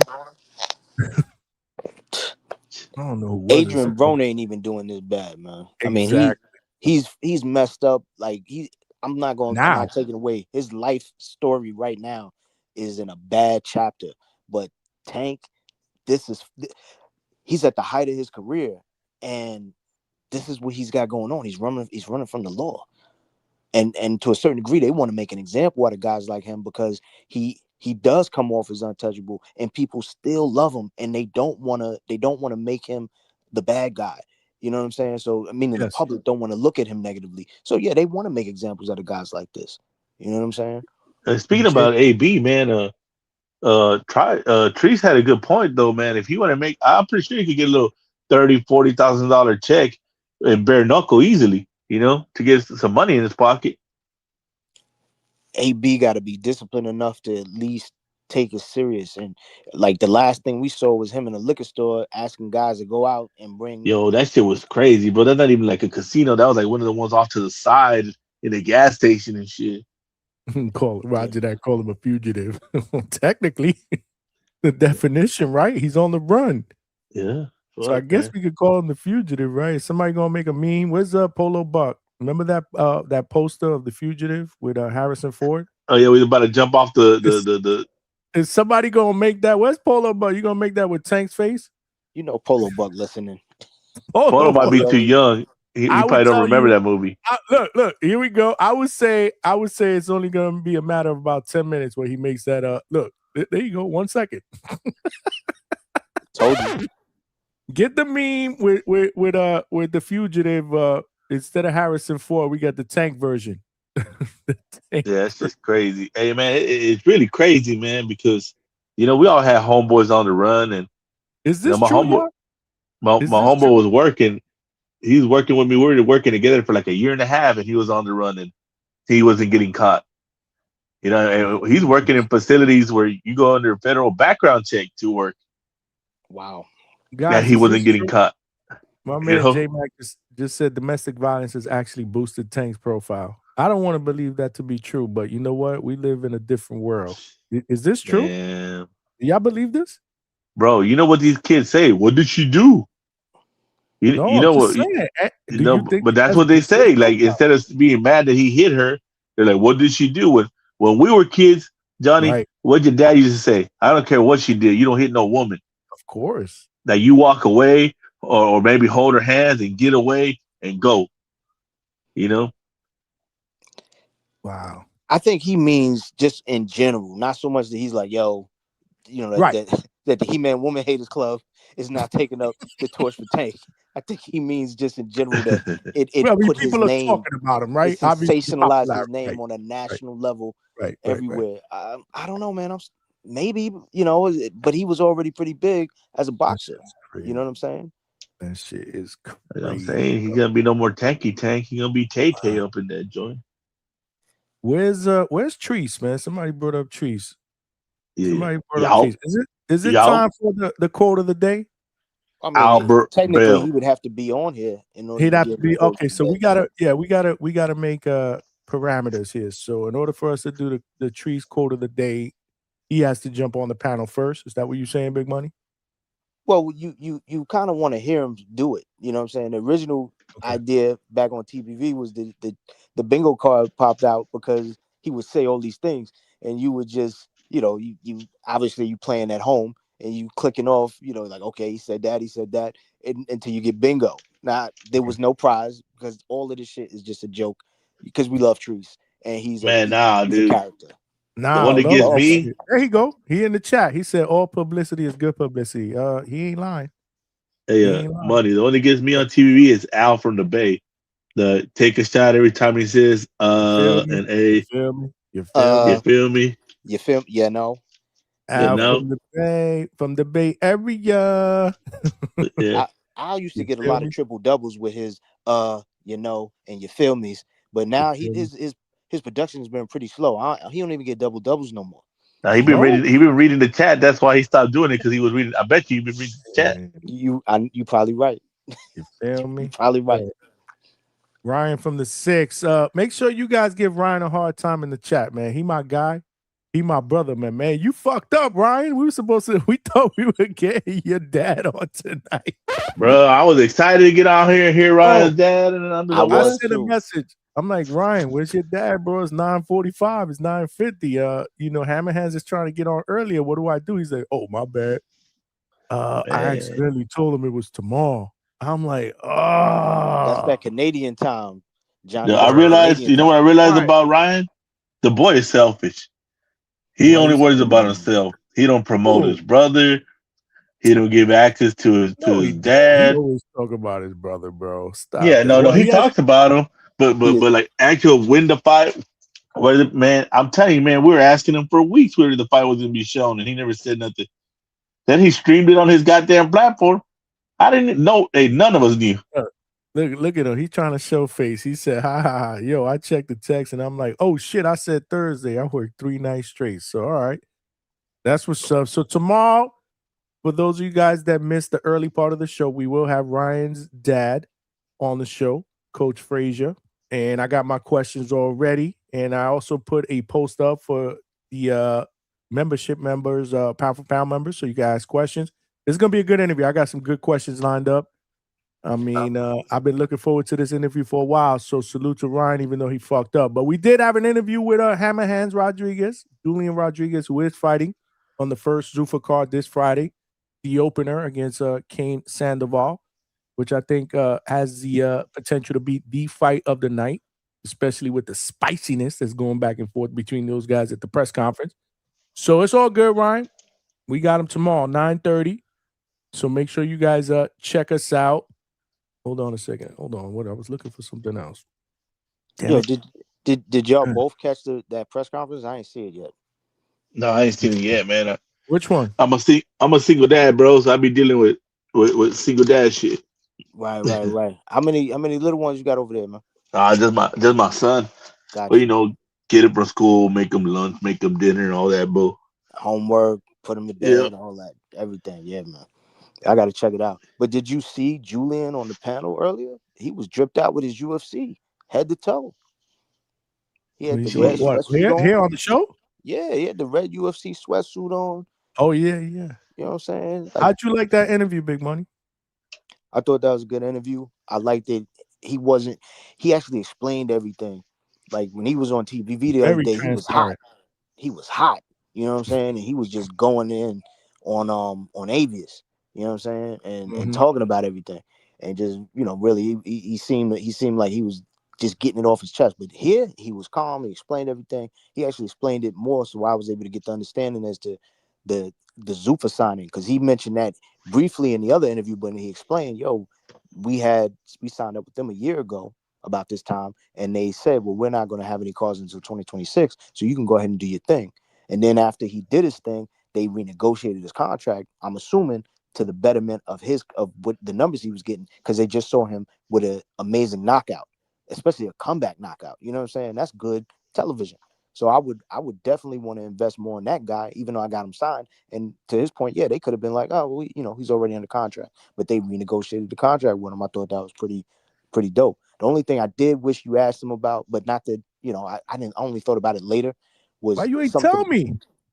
I thought about it too late, man. Oh. You was already off. I was But making something. hey, Johnny, but a lot of people are not taking it into account when you hear these fighters talking about using their Wait. facilities. Let me hear what Big Money's talking about. What question?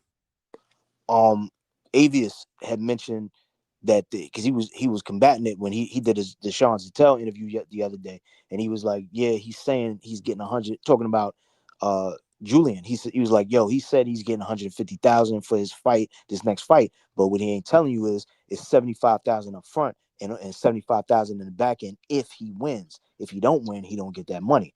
And I was like, whoa, is that true? You know what I'm saying? Like, I don't know if that's true or not.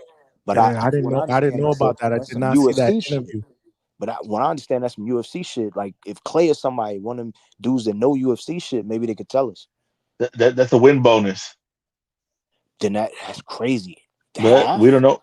We don't know if that's actually the way it's negotiated. Double your purse? Because you're talking about doubling the purse, right? I guess the point that let me rewind a little bit. The other day on TBV when Julian was talking, he said to Avius, when Avius confronted him, like, yo, why at the UFC center, he was like, yo, what's up with the 90,000 we offering you? He said, I'm getting triple that. But then, so, if he's getting triple that, that's almost 250,000 or 250,000, something like that.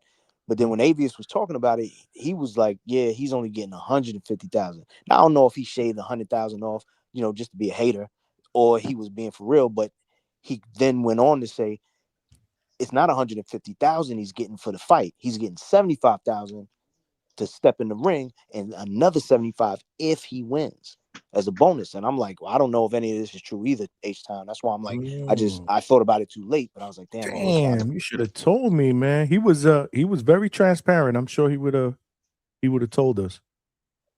But this is connected to that. But a lot of people are saying like, oh, well, they're getting food, they're getting all the training, all the recovery. No, he was specific, man. Did you see the interview? No. But I'm just saying everybody's been saying it, not just him. I don't think that people are taking into account how much money they're saving by getting all that for free, that they don't have to pay it out their pocket. You talk about, and that's for like 2-month camp. You're looking at about $20,000-$30,000 worth of money out your pocket. Food. Paying for the time at the cryo, paying for the time at the gym.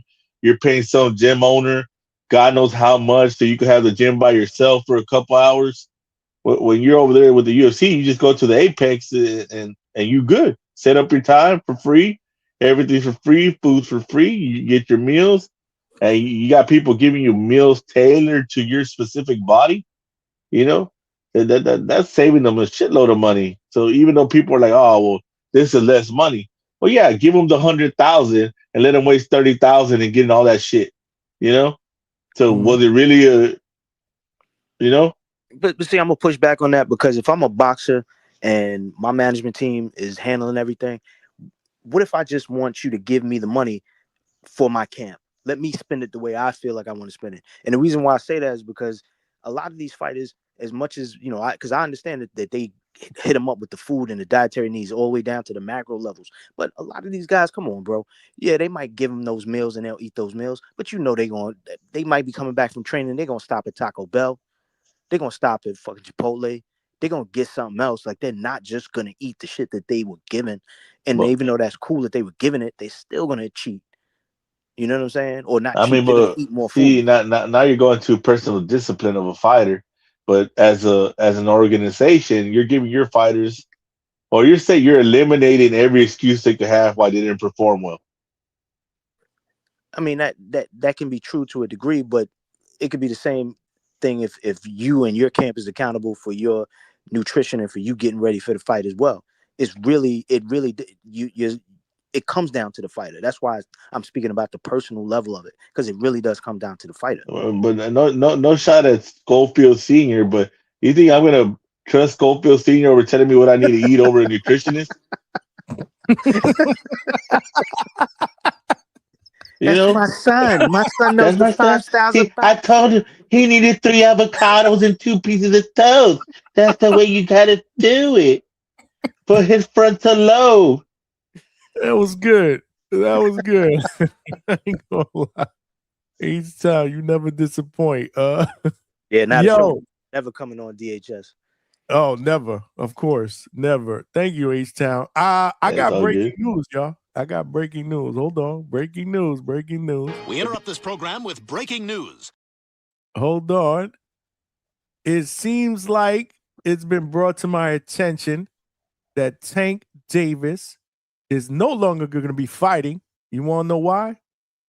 Because he just got a movie deal to play in the next Fugitive movie.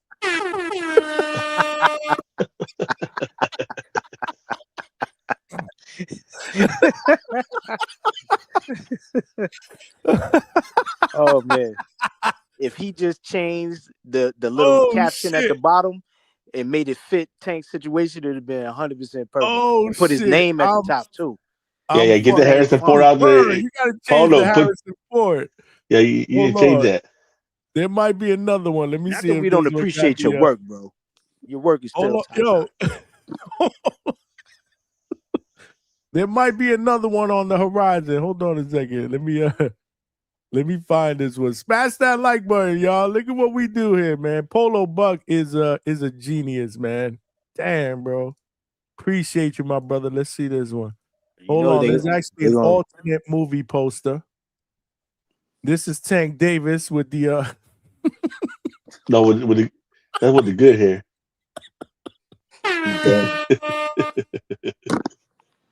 Oh shit, bro. Damn, yo, Polo. That's that Pretty Ricky shit right there. Polo's the man, bro. Hold on. He's sending me another one.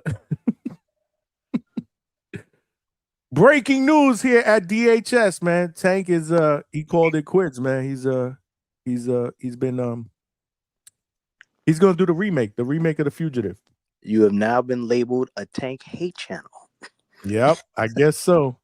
Which is crazy, man, because I want him back in boxing. I do want him back in boxing. They're gonna be like, get ready to be on them channels where like you got racist channels like DHS hating on Tank. Not racist. That's comedy, man. That's the angle they go at, though, bro. See, you don't know the angles they go at, bro. Johnny don't watch them channels, H-Town. He don't know. They got to hit the trigger words. They hit the trigger words to get the people on their side.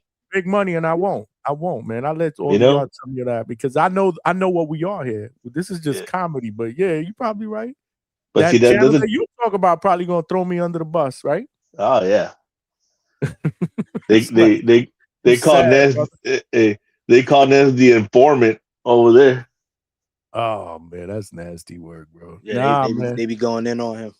Listen, man, this is what DHS is all about, man. The Hangout spot. We have a good time, we laugh, we joke around. It's not a joke, I get it, but fuck, man, what's going on with I mean, sometimes you gotta laugh, man, to keep yourself from crying. Personally, I'm a Tank fan of what he does in the ring. I wish the brother would fight people that we want to see him fight so we can see exciting fights. I don't want to know that he's got a fight coming up knowing that he's going to knock the guy out because of who the guy is. You know what I'm saying? Like, the closest we had to entertainment where we was like, ooh, was the Jake Paul shit because it's like, yo, he's way bigger. Can he knock this guy out? You know what I'm saying? And that was a circus fight. They just spotted him in real time from what I see. Look. Oh shit. That's just crazy, dog. Hey, that picture stay. I don't like that picture, dog. That shit does look real, though, man. Yeah, that shit. Yeah, man. That's a little AI too far. shit, bro. That AI shit. Hey, man. Listen, we wish nothing but the best for Tank, man. Listen, turn yourself in, man, and get your life together, and hopefully, and get back to boxing, bro. You know what? But if we all had it together, though, Big Money, right? Because it's bigger than boxing, right? Get your life back together, man. For real. And then hopefully one day you can get back to boxing and I'm gonna shoot him some bail. He said that he wanted to do therapy. He said he wanted He that. did say that. So, Yes, he so did you say know what that. I'm saying. So I'm not going to act like the man didn't say out loud to the world that he has some issues, and I think that he should get credit for that. Even in this situation, like they should be willing to understand that the man knows he's got issues. He's not just some guy who doesn't give a fuck about nothing, and you know, is just on this. I'll beat a bitch ass and I don't care. And now I'm running from the law. No, the man has said, I know I have issues. I want to get them addressed. I just don't know that I can mix boxing with taking care of my mental health. So you know what I'm saying. I'm shooting some bail because we want the best for him. You know what I'm saying. We want the And best. he's For got some deep hate Correct. for women in him. You know. Correct. I don't even know if it's again, man. He's got issues, man. You don't know what mental health is. That's serious, man. You don't know what the hell's going on inside his head. And Johnny, but you have to understand, man. I mean, I was let it be known. I've grown up with a lot of guys that come from a single mother home, and their mom will be blaming the women for what their sons are doing. Instead of correcting the son, they'll be like, "Nah, man, she's a little bitch or this and that," and always an excuse for what the son's doing, man. And when you grow up like that without a father figure to tell you you're doing wrong, and you got a woman enabling you and choosing their baby boy ahead of any one of these dirty bitches messing with him, they're never gonna correct themselves, man, because there is no correction. There's the you're right, they're wrong. Instead of being like, yeah, okay, they called you out your name, don't hit them, just leave. Say you ain't wrong. There are But there's a actually gray doing area worse. here though. There's a gray area here with a guy like Tank, and this is not shooting him bail. This is just speaking about the idea that he's not me and you. He's not just some dude who's in the hood who messes with a bunch of hood rats and his mama's on his backing him anytime they go through some bullshit. This guy's a dude who people want to glom off of him. They want his fame. They want his money. And I don't know that. I'm not even saying that that's what the girl did. I'm just saying when it comes down to him in this situation, it's a little more complicated. There's a little more going on. What I want to know is exactly what happened if I'm going to pass any judgment. I don't know what's happening. I got to accept what they're saying because the man has been in this situation more than once. And I'm not, so I can't say this everybody else. You know what I'm saying? It's like, what, women aren't sitting around in a meeting going, you know how we going to get this motherfucker? We all going to say he kicked our ass and we going to get all his money. So I don't believe that. I think You'd be surprised too. You'd be surprised, money. I don't believe that. No, I get you, but at the same a token, lot of these girls are predators too. Don't get it twisted.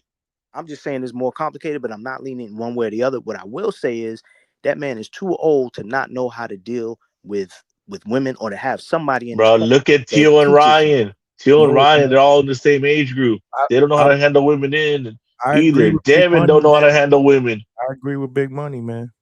All these guys, look, all these guys grew up sheltered with the boxing life, where their dads kept them in the gym and all this. They don't know how to handle women, bro.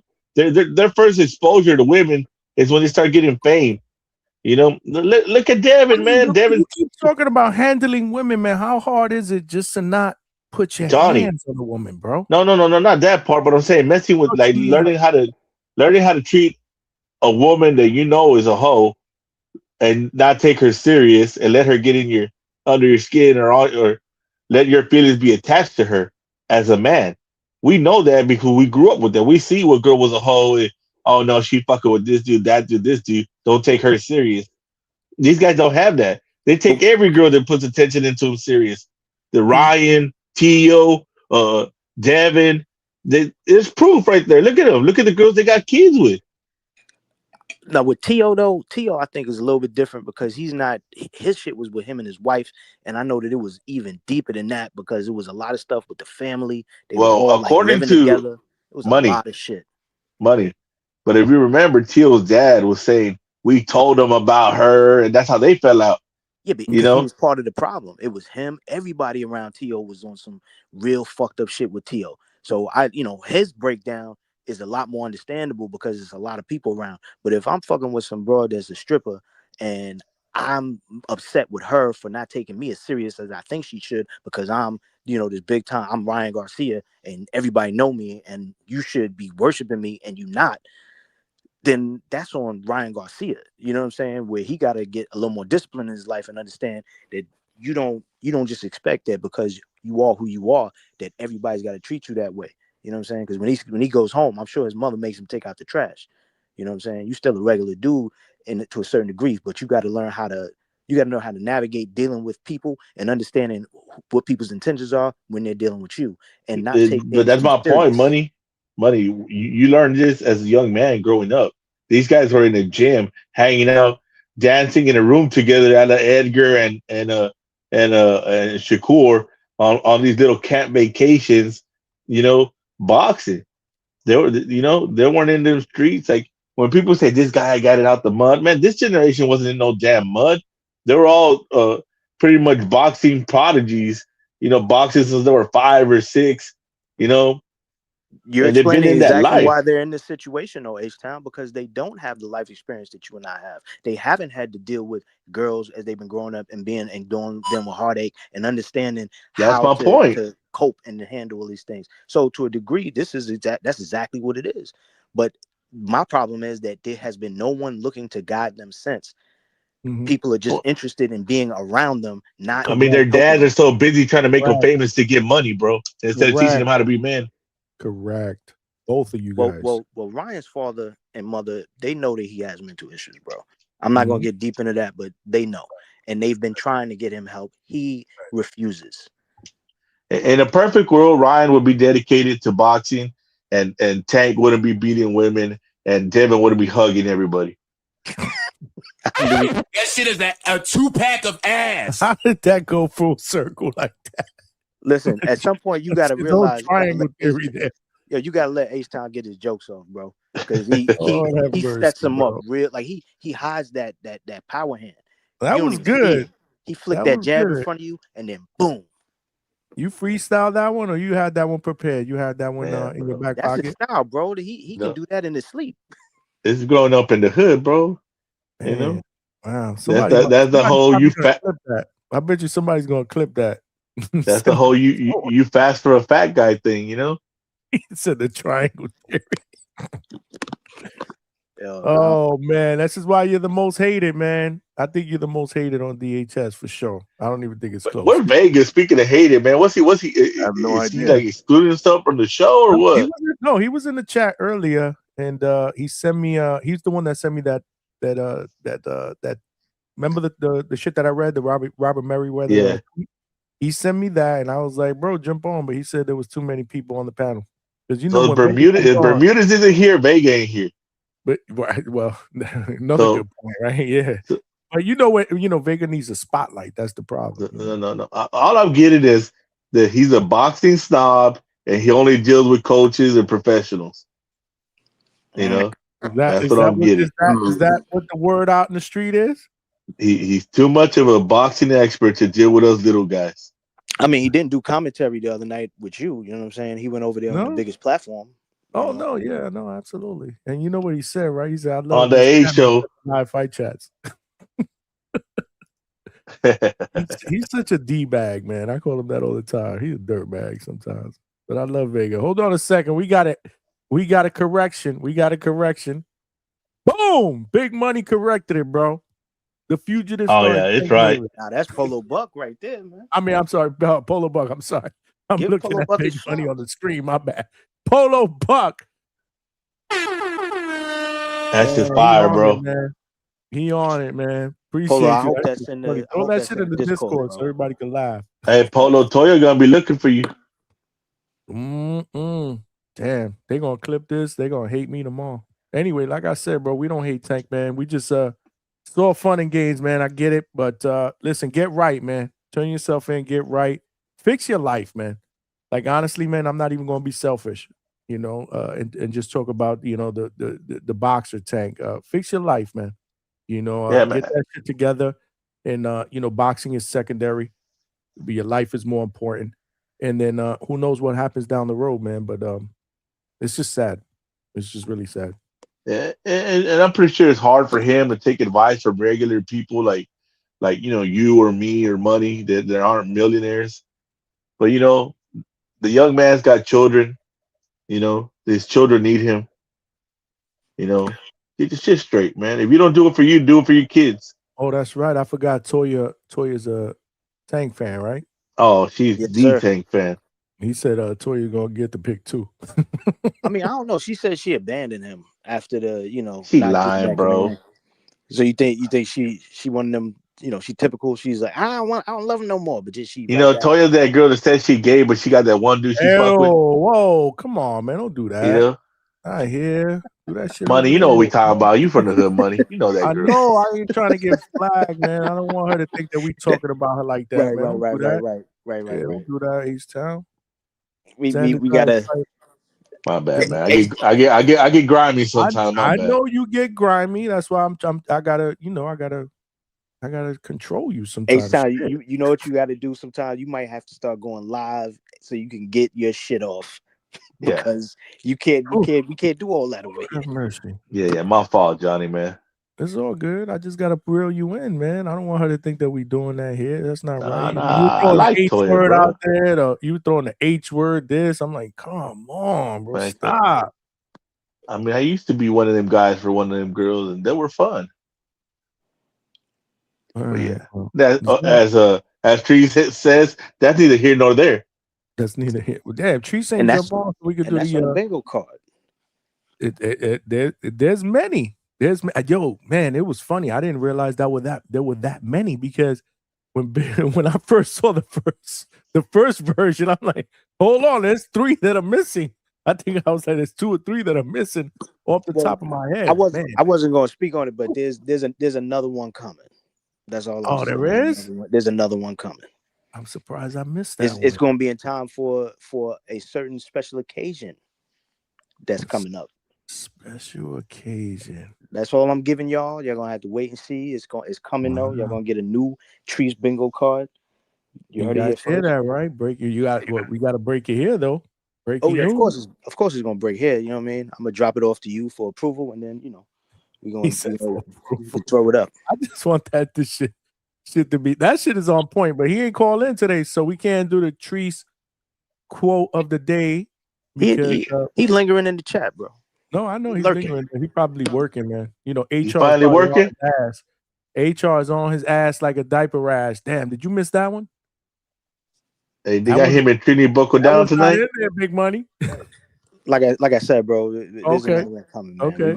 I'm about to say, you see, right off the bat, I'm like, oh shit, I can't believe I missed that one. Yeah, top notch. Canna Xander Zayas fight is on Tubi next weekend. Yes, we talked about that early. Finally, we have confirmation that we're going to be able to see this fight because that was my biggest fear. We talked about it yesterday and nobody knew.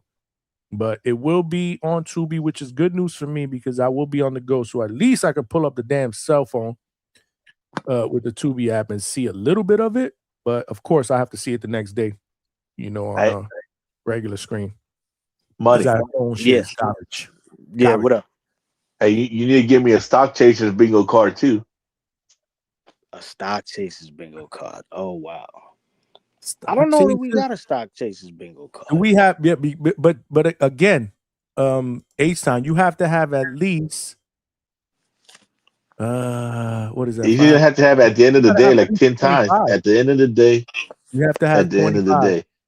We have to have at least 25. Do we have 25 of Stock Chasers? I don't think so. Not 25. Literally, there's probably about 30 plus of Trees. That's because I know we probably Trees got a deep catalog. He's got a deep catalog. He's like Don Rickles. He got all these one-liners, man. Damn, yo. Well, again, we set the parameters. We can't do the Trees quote of the day unless we hear from him. And then we ain't got no coach either. He has to use it in a sentence, right? Like he did yesterday, Big Money. Yeah, man, it got to be natural. That's how we did it, with the bingo card originally. It was just yep, he said that. Yep, he said that. He said, I'm Polo Buck said, I'm down to play that bingo. Shit, HR, I agree, J Mac. HR is on his ass like a diaper rash. That's why he ain't calling. Him and Trini, they're on lockdown. Yep, you notice Trini ain't calling. Well, he called in before work, but he ain't calling during work. I think HR is on to them, man. It ain't from me because I appreciate when they do call in and show that support while they working. So it ain't me, but somebody peeped it to HR, man. They like, yo, you got to watch these two, man. Yeah. They goofing off. They goofing off, man. Calling podcasts, in the middle of the night. You got to watch these guys. It's but so long you could be talking loud in the bathroom Hold for up. 30 minutes. Trini Or said somebody text HR. on. So he listening. He said HR sleeping, bro. I don't know. You think they sleeping? You think they sleeping? Treats on his 5th second chance. You might have yourself a Tekashi 6ix9ine right there beside you. Treats on his 5th second chance. J Mac been cooking today, man. Salute to J Mac. The whole chat been cooking. We got over 100 likes too. This has been a great show so far, man. Great interview, man, with Hammer Hands, man. I really enjoyed that. I thought it was good. I did. Johnny, do you think Zayas is really gonna stunt this weekend? Zayas is gonna what? Say that again? He's gonna really show out. You got all the bodies going crazy. Yes. And he's the next. Yes. Unified champion after next weekend. We'll be talking about it on Sunday. Damn. What time do I How get sad home? it gonna be if you lose?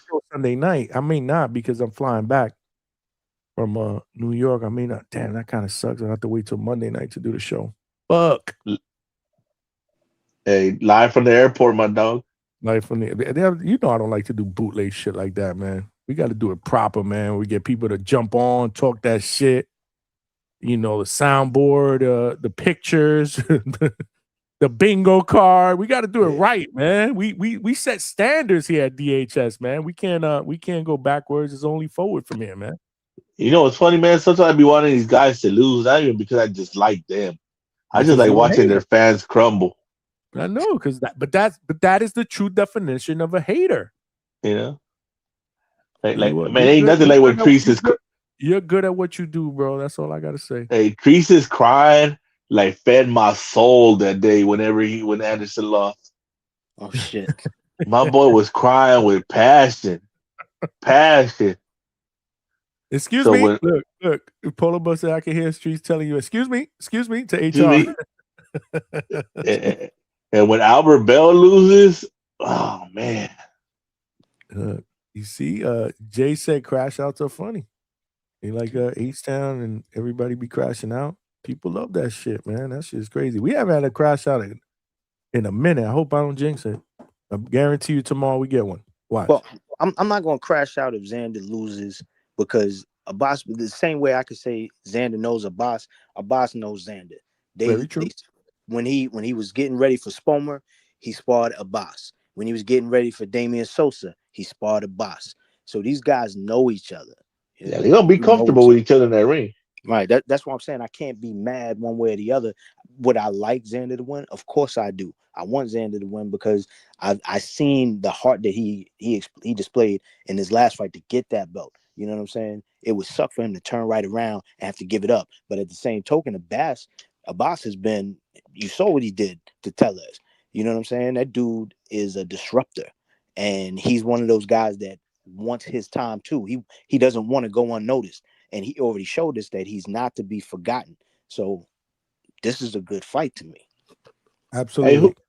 Hey, earlier, Johnny, who's the one that was saying that Robisi was never linked to Shakur and nobody ever talked about him beating Shakur when they were in the pros? Who said that lie? Yeah, man. It had to have been maybe Low.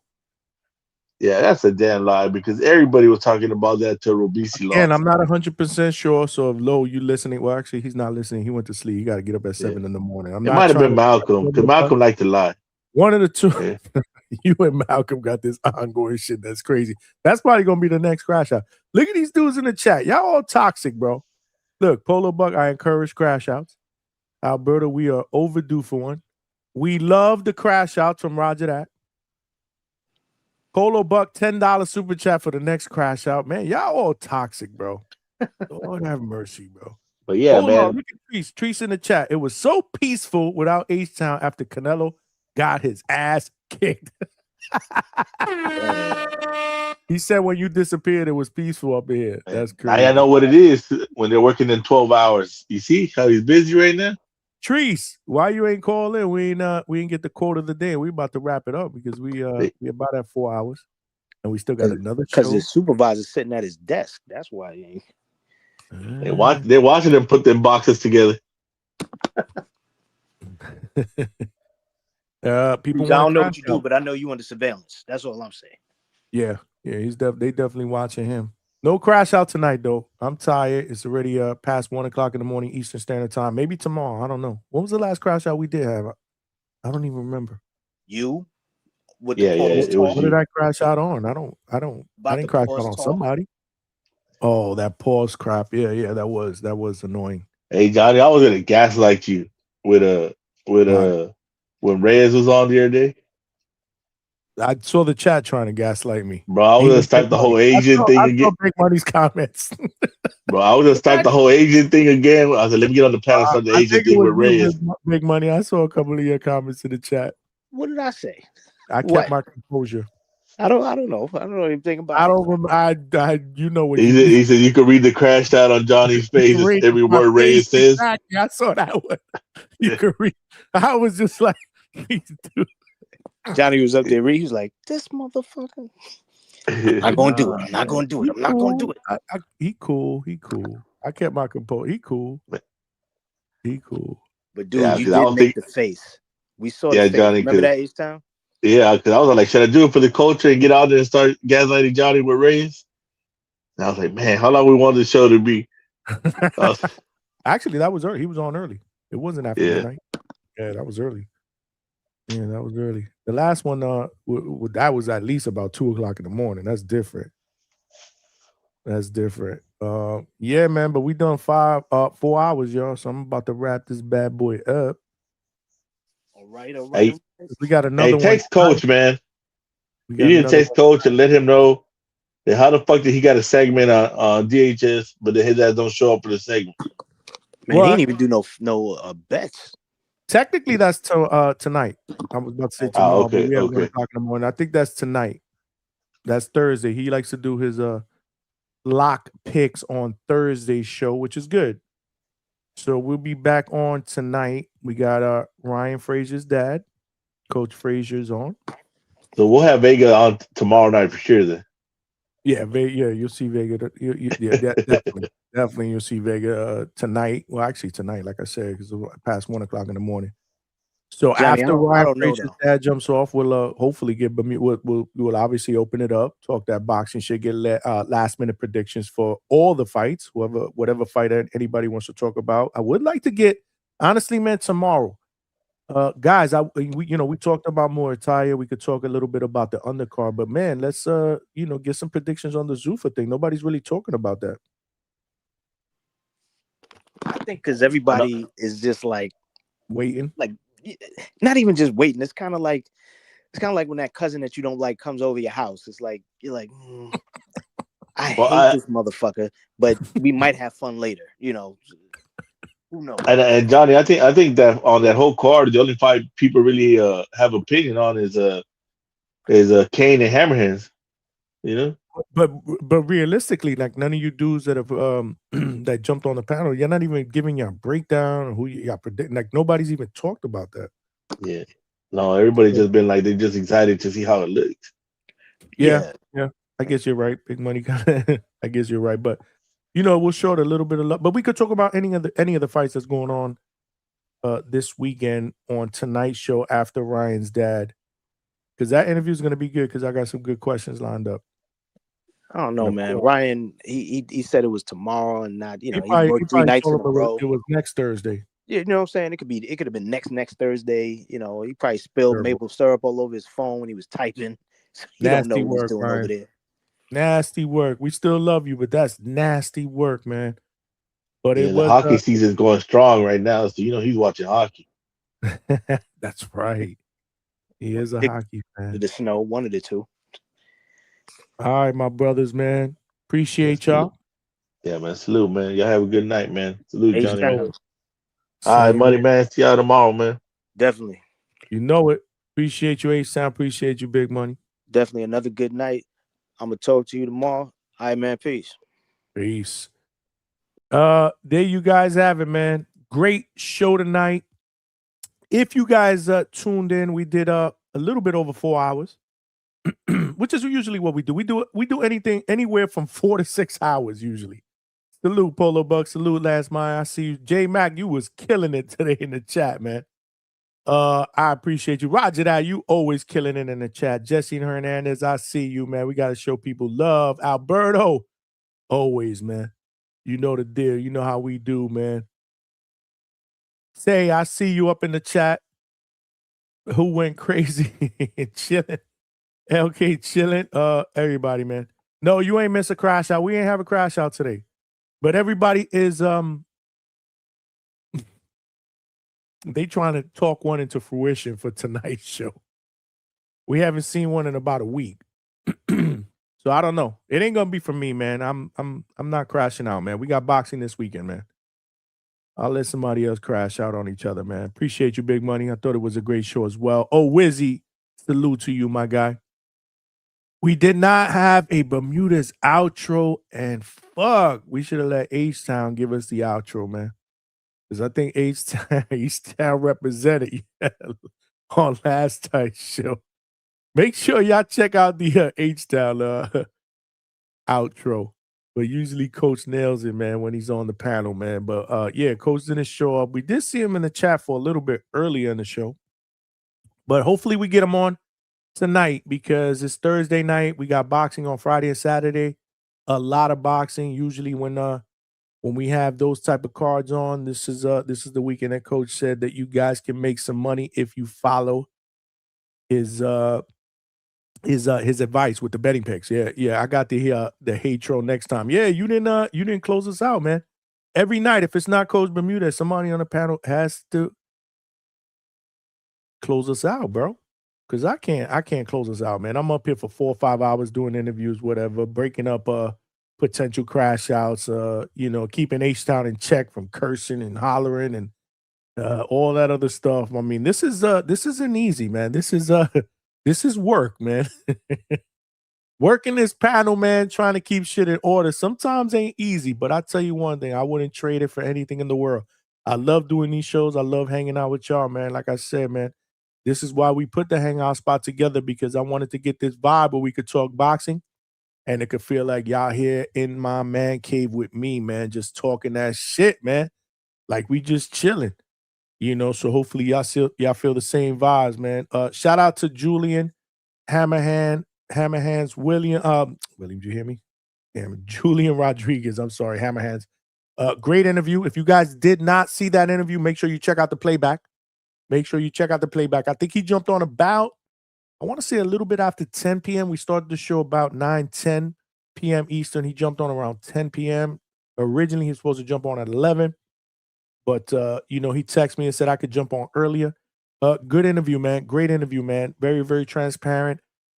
Very, very excited about what Zuffa Boxing is going to do for this part of his career, this chapter of his career. So definitely check out that interview and let me know your thoughts, man. When you guys watch the playback, smash the like button, man. Again, it's not just on the live shows. You hit that like button, and again, YouTube does its job. They're like, you know what? People are feeling this. We're going to throw this out into the algorithm, out into the homepage. We got to get more boxing fans, hardcore boxing fans, laid back boxing fans to check out what they're doing here at the Hangout spot, man. This is how we're going to grow. And make sure you tell a friend and subscribe to the channel. We are trying to get to that next goal of 5,000 subscribers. We're trying to do that before Cinco de Mayo weekend. So, again, everybody got friends. Y'all know what we doing, man. Let them know, man. We cooking in 2026, man. We taking DHS to the next motherfucking level, man. And we will be back at it tonight, 9 p.m. Eastern Standard Time. H-Town. Yeah, you got to do better next time. You did drop the ball, bro. All good, brother. It's all good. We just got to work on you, man. We got to make sure, we can't get us flagged or shadow banned, man. We trying to build something special here, man. It's not just all about what we doing here, man. We trying to make this show even bigger, man. National, bro. Get us to the next level, man. We get to the next level. And again, you know how I always say, we, not just me, we. This is going to be even bigger and better, man, as we continue to progress, man, on these boxing YouTube streets, man. We doing big things, bro. But it's only the beginning. Who? I don't see Coach in here. Polo Buck said, Coach asking me for the link. Link for what? I don't see him in the chat. But if I do bring him up, we'd be here for another hour and a half. I love Coach, but you need to come up a little bit earlier. But that's all right. Good things come to those who wait. We'll get them on tonight's show, man. Oh, you probably trolling. Polo Buck is trolling. He definitely trolling. Yeah, he definitely trolling. My bad. Because I'm like, I don't see him in the chat. He wouldn't be asking you. He'd be talking shit to me. Where's the link? You scared me for a minute because I'm like, damn, it's 1:20. That means I'll be here till 3 o'clock in the morning. Fuck. I don't care. I don't care if we go overtime tonight, man. Because again, then it's Friday. And we got boxing. I'm excited. Not sure what we're doing Friday, man. Hopefully we could do a live fight chat. But again, the weather's going to be nice. I have not spent any time with Mrs. DHS this whole week. And next weekend, I'm not going to be with her either. Because remember, I'm going to be boots to ground in New York City. So I got to spend some time with Mrs. DHS this weekend. So I don't know what we're doing Friday or Saturday. One of the two, I'll try to do a live fight chat for. We got obviously boxing on both nights. So we'll figure it out. Make sure you guys join the Discord. QR code is right here on the side of the screen. Salute Malcolm. Salute Ted Berlanga. Salute Two-Tone if you're watching. Like I said, salute to all of y'all, man. Dope show, man. But we right back at it. So as always, man, appreciate the love and support, DHS family. Y'all the best, nothing but love. We are back at it 9 p.m. tonight. Make sure y'all hit y'all notifications and let's motherfucking get it. Peace, y'all.